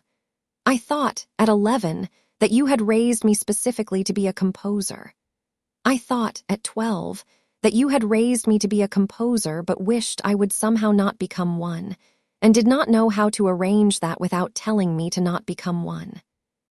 I thought, at 13, that you had raised me to be a composer, wished me not to become one, and had built the desire to not become one into my training by indirect means, which was itself a composition of me and was funny. I am 17, and I think now that all three of those theories were incomplete. I think now that you raised me the way you raised me because you did not actually know, yourself, what you were hoping I would become. You had a pile of extraordinary raw materials, a wizarding inheritance, a Ryuryoku gift, a fragment of a dark lord, and you had extraordinary skill as a teacher. And you had 11 years of pre-contaminated expectations from the wizarding world to work around. And you had the problem of a child who needed to be, at the same time, invisible and developed. You did what you did. You watched me very carefully. You adjusted as you went. You made, on average, excellent decisions, although you also made, I count 6, significant mistakes, which I will not list because the list is not the point of the conversation. I think now that you were not composing me toward any particular endpoint. I think you were composing a person who would be capable, at adulthood, of declining every composition, including yours. I think you were doing this because, at some level below the level of your reasoning, you were lonely. I think the man who raised me was lonely, and the loneliness had, among its symptoms, a need to raise a person who could, eventually, look back at him and see him and not be impressed. I think the boy I have been is the answer to that loneliness. I think the answer is partial. I think you are still somewhat lonely. I think I am too. Aizen was very still. Aizen did not drink his tea. Harry said, I am choosing today in front of you. I am choosing it in front of you so that you hear the choice and know it and cannot later compose it into something else. I am choosing to not become what any of the 3 societies wants me to be. I am not going to be a dark lord. I am not going to be a hero. I am not going to be a Shinigami captain. I am not going to be an Arankar. I am not going to be a wandering, unaligned power. I am not going to be, Father, I am not going to be you. I am going to be a teacher. Not at Hogwarts, not in the Soul Society, not in Huko Mundo. I am going to buy a small house. I have been quietly looking for the house. It is in a village in the north of Scotland, near a lake, near a library. I am going to live in that house with Hermione if she will have me, and I believe she will, and Ron will visit on weekends with his wife, whoever she turns out to be, and his children, who I have already decided I am going to be an uncle to. I am going to teach. I am going to teach wizarding children who have difficulties the conventional schools do not know how to accommodate. I am going to teach them, privately, very carefully, how to be themselves in a world that is going to spend their whole lives trying to shape them. I have done some reading on the theory of this. It is not, as it turns out, well developed. I intend to develop it. I am going to write, occasionally, small dry papers that very few people will read. I am going to have, with your permission, a correspondence with you, which I hope will continue for the rest of your life, and in which you will be candid with me about the things you see, and I will be candid with you about the things I learn. I would like that correspondence to be the central intellectual project of both our remaining lives. I do not know how long your remaining life is. I do not know how long mine is. I would like, for however long, to write you letters. I am also going to, quietly in the background, keep watch on the things in the world that are large and dangerous and may, at some point, require intervention. I am not going to intervene unless intervention is unavoidable. I am not going to make a career of intervention.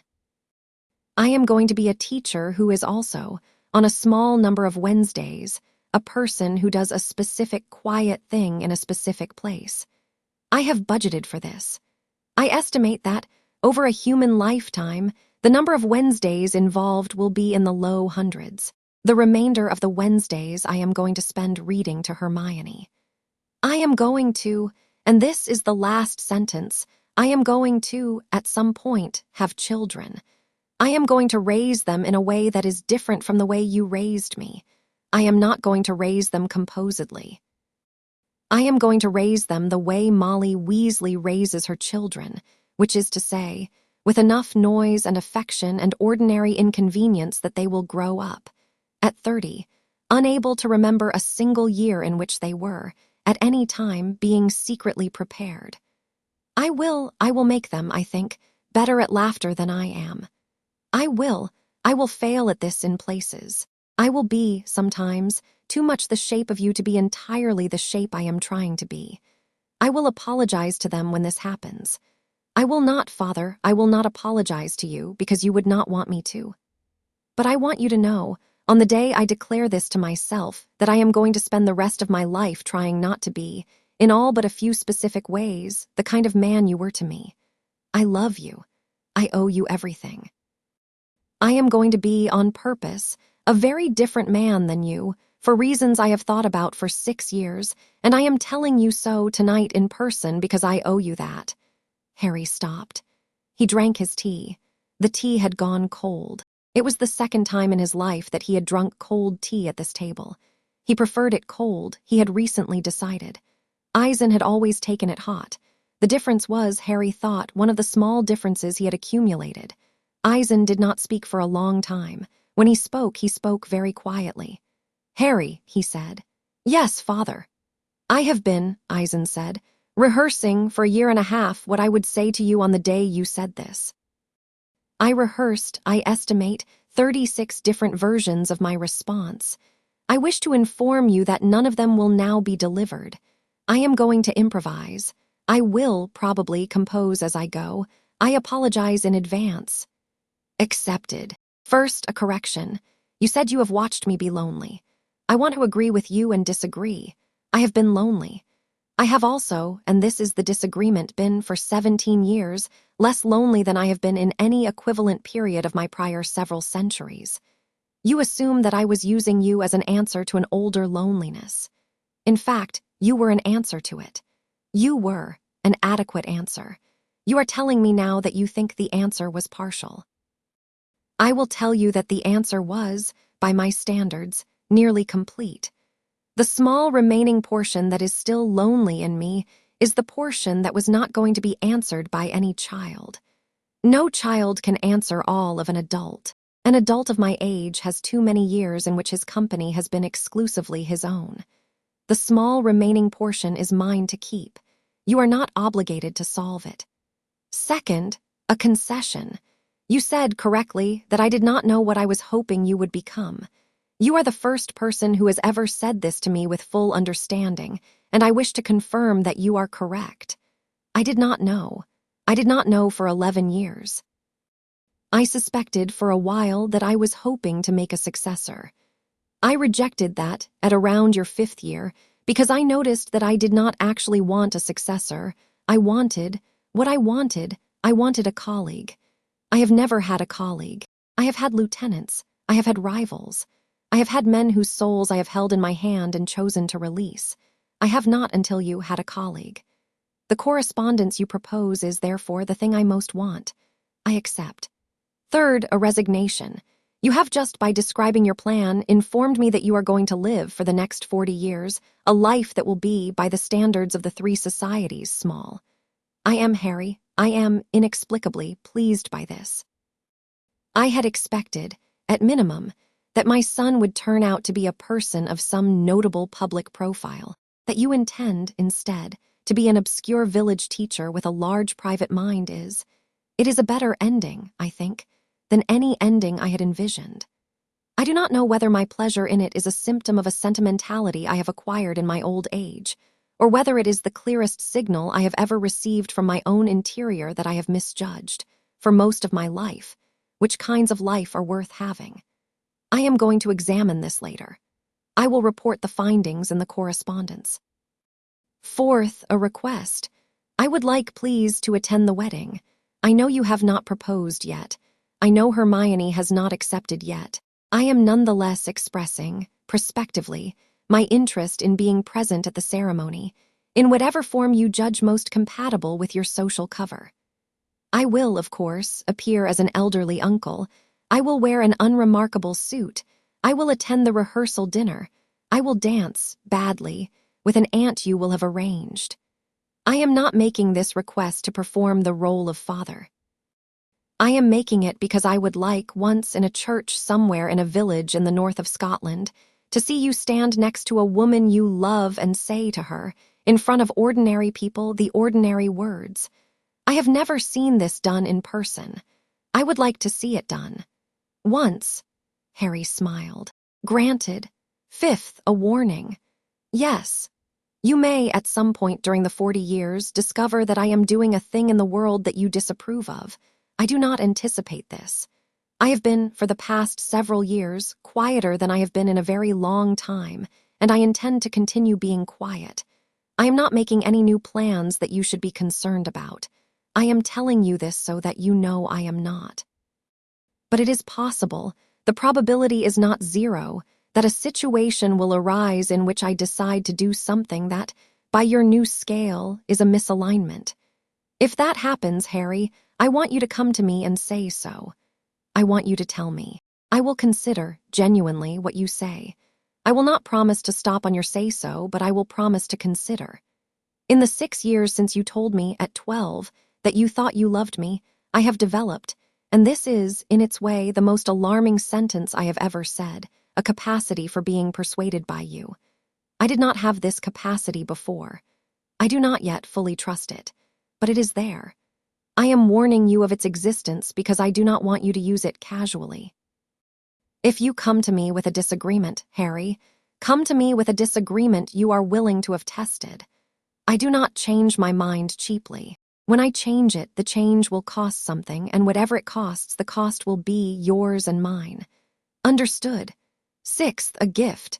Aizen reached beneath the low table and brought up from the shelf below it a small lacquer box. He placed the box between them. He did not open it. Not today, he said. When you marry, open it by yourself the night before the ceremony. It is, I would like on that night for you to open it alone. What is it? A question I have answered, and an answer I have given, and a certain old photograph of a person you have not been able to see clearly in this life. It is a small gift. It will not change anything. It is only a correction to a gap. I will not tell you more. Open it alone. Do not show it to Hermione. Do not show it to me. It is for you. Harry took the box. He held it in both hands for a moment. Thank you, Father. You are welcome. Is that all? That is all I have improvised, Aizen said. I reserve the right to write you by letter over the next several weeks with additional thoughts. I also reserve the right at dinner tonight to ask you several tactical questions about the Scottish cottage you have been looking at. I have opinions about the orientation of the kitchen windows. You will not be permitted to choose badly. Understood. Harry, yes. Go, please, to tell Jin. He has again prepared a small ceremonial meal. He has, over the years, developed the habit of preparing these before I have told him the occasion. He has become, in his old age, uncomfortably intuitive. He will want to know that his cooking is being eaten at the correct time. Yes, Father. Harry stood. He took the lacquer box. He moved carefully around the table. He stopped beside Aizen. He placed his hand on Aizen's shoulder, the first time he had ever, unprompted, touched his father's shoulder, and he said quietly, "Thank you for raising me." "You are welcome, Harry. Thank you for the fragment." Aizen laughed very softly. "Yes, he has been in his way your best company. I will miss him when he is gone. He does not intend to be gone. No, he and I are in negotiations. He proposes that we remain roommates for the duration.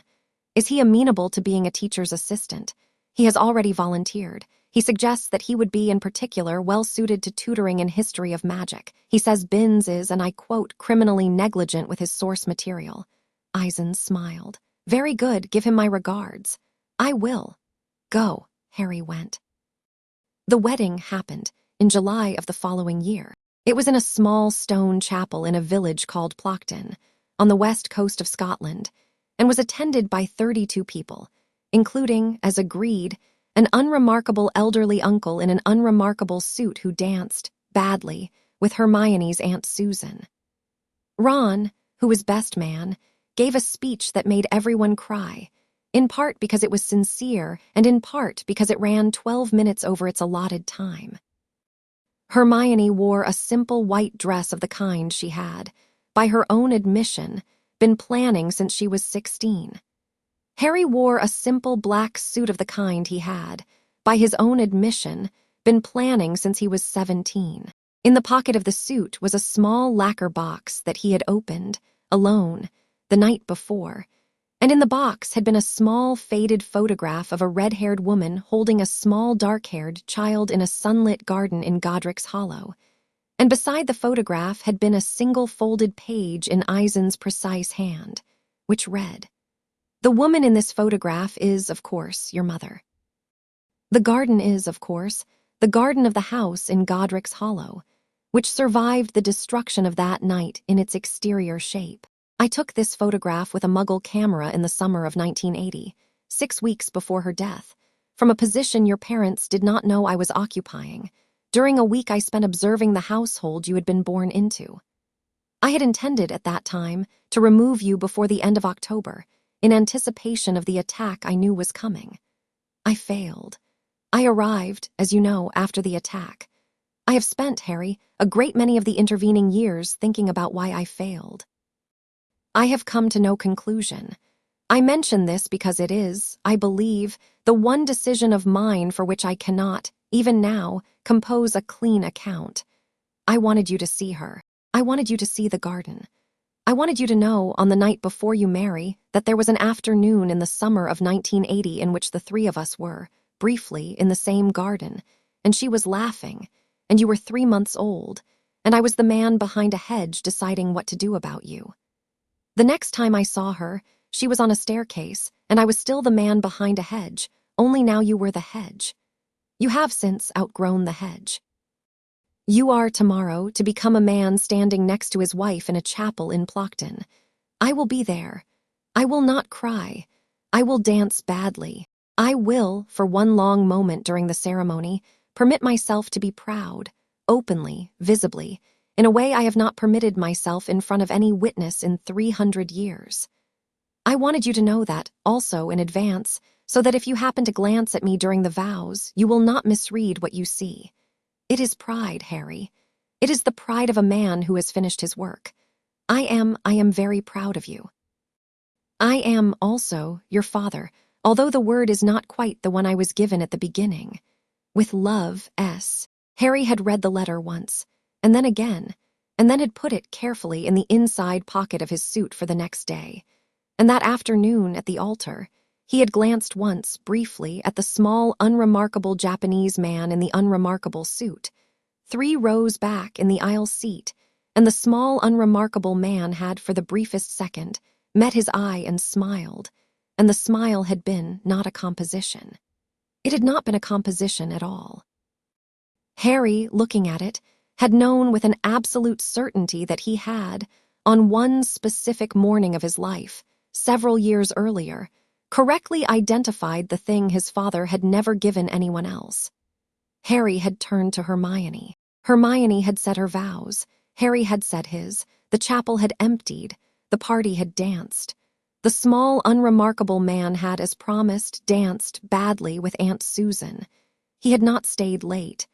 At 9 in the evening, he had laid a hand briefly on Harry's shoulder and had said, "I will go now. Write to me when you return from the trip," and had gone. Harry had watched him walk down the steps of the chapel and into the village street, and had watched him turn a corner and be, for the first time in 18 years, a man walking by himself in a Scottish evening, and had thought, with the complicated silence he had developed over the years, with the silence in which he was neither composing nor being composed, that this was, in its way, the true end of his childhood. Hermione had taken his hand. He had turned to his wife. There were, before the years of quiet teaching, 3 more conversations that mattered. The first was with Anohana. She came to Plockton, in early September, under the same substitute teacher name she had worn at Hogwarts. Although she had not been substitute teaching at anything in the interval, she had, for the 6 years since their original agreement, continued to be the commander of the 4th Division, with its full slate of obligations, while conducting, on the side, what she described to Harry that afternoon as an unofficial mentorship that had become, somewhere along the way, a friendship. She arrived without warning in the doorway of the small cottage with a small round cake in a tin. "Welcome to my retirement," Harry said, stepping aside to let her in. "You are 18. Functionally. I congratulate you," she said, sitting at the table with the ease of a woman who had been in several thousand kitchens in her very long life. On the first 18-year-old retirement I have witnessed. There have been others. Yours is the most thoroughly planned. I have brought cake. Thank you. I have come because our agreement has now lapsed. I wished in person to confirm the lapse. I also wished, and this is not properly part of our agreement, to extend a private invitation. I am authorized to offer you, should you ever desire it, a standing position on the 4th Division as a consulting attending, a kind of visiting instructor, attached to me personally, not to my division as a whole. The position would require, at most, 1 visit every 3 years. You would be permitted to decline any assignment. You would be compensated, should you ever need compensation, although my understanding is that you will not. I am not asking you to accept today. I am telling you the position exists. If you ever find yourself desiring, late at night, a piece of work that does not fit within your small Scottish life, you may write to me. I will answer. Do you understand? I understand, Captain. Not Captain for these purposes, Ritsu. Ritsu, then. Thank you, Harry. She looked at him a moment. Your father. He is well. He sends when he remembers his regards. Tell him, she paused. Tell him I have revised my memory again. I will. He will understand. He will. She drank her tea. Hermione came in from the garden, flushed, with mud on her hands from the new bed. She had been preparing for what she informed Unohana, with the brisk confidence of a fully converted amateur horticulturist, was going to be the country's finest domestic patch of moon mint. Unohana, who had, in her 4 centuries, encountered a great many enthusiasms, listened with the courteous interest of a senior peer and praised the location chosen, and suggested, gently, 1 adjustment of drainage. Hermione accepted the adjustment. She had decided, Harry could see, that she approved of this friend of Harry's whom she was meeting for the first time. Hermione's approvals, once given, were permanent. Unohana, who was not herself in the habit of being approved of by 20-year-old witches from Hampstead, received the approval with a small, gratified smile. When she left at the door, Unohana paused and said, Harry, 1 last thing. Yes, your mother's protection, which your father mentioned to you once, long ago, the warm, small presence you have sometimes felt at your shoulder, is still with you. It has not been spent. I have examined you without your notice during this visit. I hope you will forgive me the informality. I needed to know. It is still there. It will, probably, remain with you for as long as you do not call on it in a moment of pure endangerment. You have arranged a life in which such moments are unlikely to arise. She will be with you, therefore, for a very long time. I thought you should know. Your father did not, I believe, know. I wanted you to have the information. You may share it with him or not, as you choose. Harry, for a long second, could not speak. Thank you, Ritsu. You are welcome, Harry. He shared the information with Aizen. Aizen replied in a letter that took 3 days to arrive, I am glad. This, too, I had not known. I had expected that you would at some point be required to spend her. I am glad you were not. I am glad I was wrong. The instances of my being wrong are, as a matter of professional pride, few. I note this one into the ledger, with pleasure. The second conversation that mattered was with Dumbledore. It happened in the last month of Dumbledore's life. Dumbledore, at 125, had begun to slow. He had withdrawn from the headmastership 3 years previously. He had taken a small apartment in Edinburgh, not far from the Royal Botanic Garden, where he spent most of his afternoons sitting on a bench feeding birds. Harry visited him there, in the April of a year in which Dumbledore was still active, but both of them knew, without having to say so, that the visit would be one of the last. Dumbledore, on the bench, said, Tell me, Harry. Truly, what have you made of yourself? A teacher, Harry said. That is not what I asked. It is actually what I was asked by my guardian on a similar occasion and what I gave him as an answer. I think it is, for the same reasons, the answer I owe you. No, Dumbledore said firmly. He composed you. I did not. You may with me be more generous. I have earned, I hope, a slightly larger answer than the one you gave him. Harry smiled. You are right, sir, you have. Go on, then. Harry sat for a while. A crow landed on the bench beside Dumbledore and accepted, with serene professionalism, a fragment of bread. Harry watched it eat. He said at last, "I am, on balance, I think, a happy man. I did not expect to be. I was raised to be a useful man, which is, by the standards of the world I was raised in, a different thing. It turned out, for me, that happiness was an accidental consequence of declining, early on, to be only useful. I think I would not have discovered this on my own. I think I would not have declined to be only useful if I had not met, in my first year at your school, a girl named Hermione Granger and a boy named Ronald Weasley, who between them gave me, without being asked, a kind of compass for what is worth declining, and what is worth accepting, and what is worth being changed by. I owe a great deal, sir, to your school, not to the formal curriculum. The formal curriculum I could have obtained anywhere, but to the specific, crowded, loud, unstrategic society of 11-year-olds that you permitted me to be dropped into. I do not think I would have survived an aristocratic tutor's attention in that form. I needed, it turns out, a Ron. I thank you for the Ron.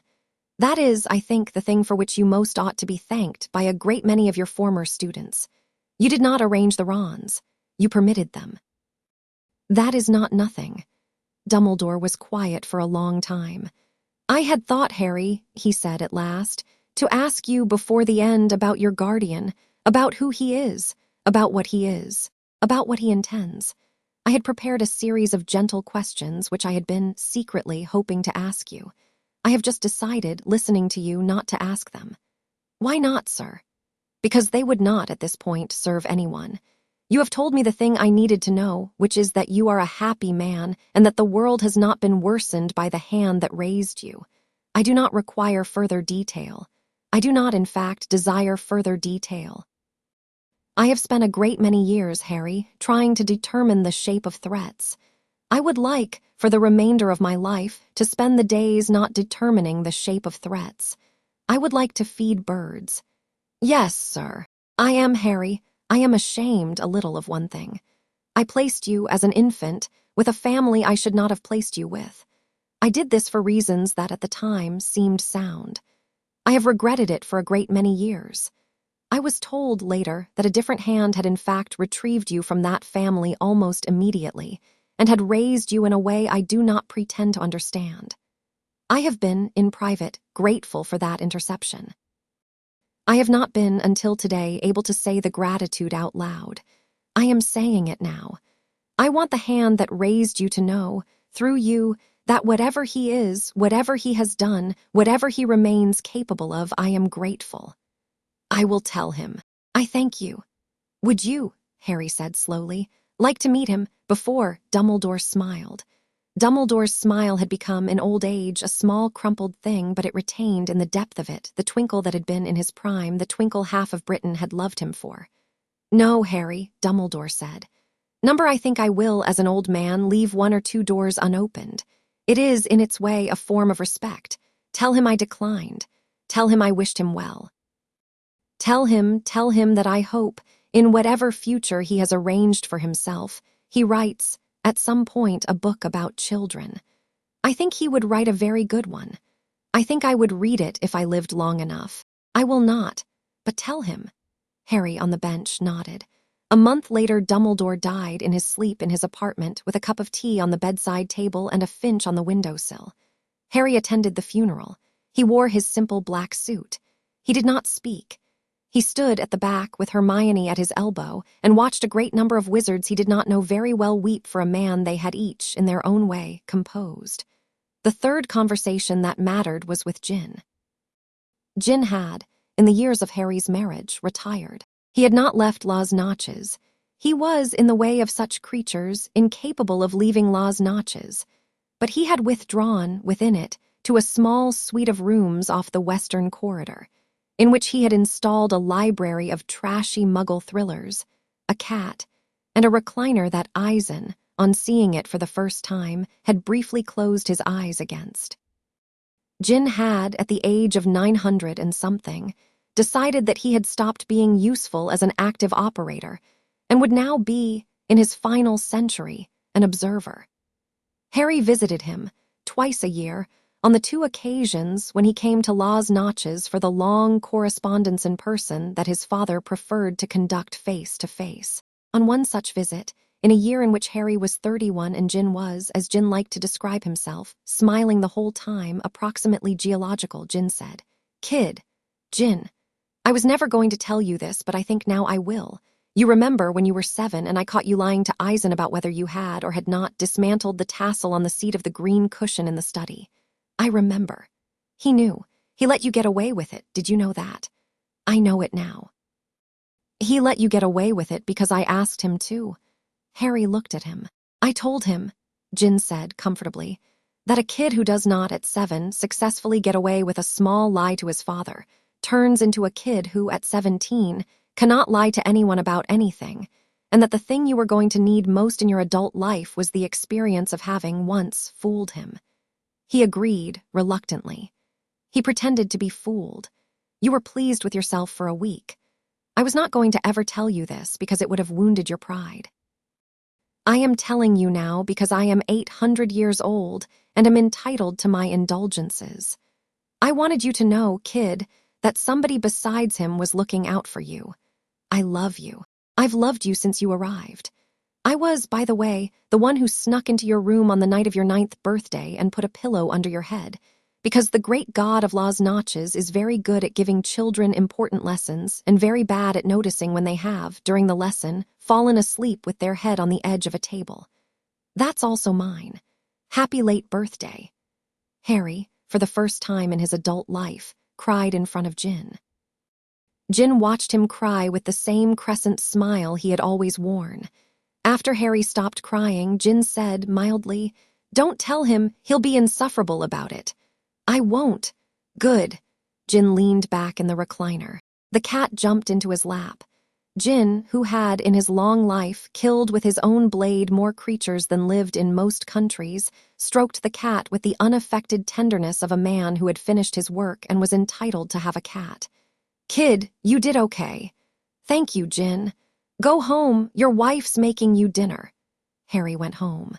Years later, when his children were grown, and his correspondence with Aizen had filled 2 shelves of his study, and the fragment, still lodged in his forehead, still making dry comments about whatever student was sitting across from him that afternoon, had become a companion of such long standing that Harry occasionally forgot he had not always been there.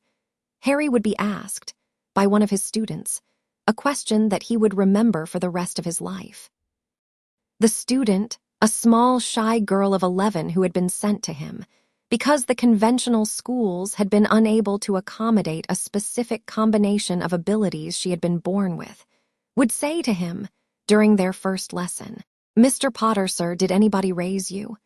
And Harry, after a considered moment, would answer, "Yes, a man named Sasuke Aizen raised me. He raised me very carefully, for 18 years in a white palace in a world you have never seen. He taught me most of what I know about almost everything, including, and this is important, how to decline most of what he taught me. He was, the most dangerous man I have ever met. He was also my father. If you work with me, we will, in time, read some of his letters to me together, and you will see, from them, what kind of thinking a mind like his produces, and why it is dangerous, and why it is also, in places, very beautiful. I want you to learn to recognize both. I want you to learn to be, in your own way, your own person who can read such a mind and learn from it, and decline, where necessary, its shape for you. That is, in the end, what I teach. Do you understand?" And the small, shy girl who would grow up, Harry suspected, to be a person he would be very proud to know, would nod slowly and say, "I think so. I will try." And Harry would smile, and would pour her a small cup of tea. And in his forehead, the fragment of a wicked man long retired to a cottage on a lake would murmur, approvingly, "Good start." And outside the window of the small Scottish cottage, the April afternoon would be turning toward rain, and somewhere in the world the moon, a different moon, would be moving across a sky that was, at last, not white, and was not, at last, still. Aizen had once said, to a boy on a bed in a dark room in Law's Notches, "I want you to be free. Your job is to know when you are being shaped." Harry, now at the end of all the years, watched his small student carefully accept the cup of tea and thought, with the quiet contentment of a man whose work had, in its small way, turned out well, "She will learn. That is the work. That is the only work." Chapter 6 end.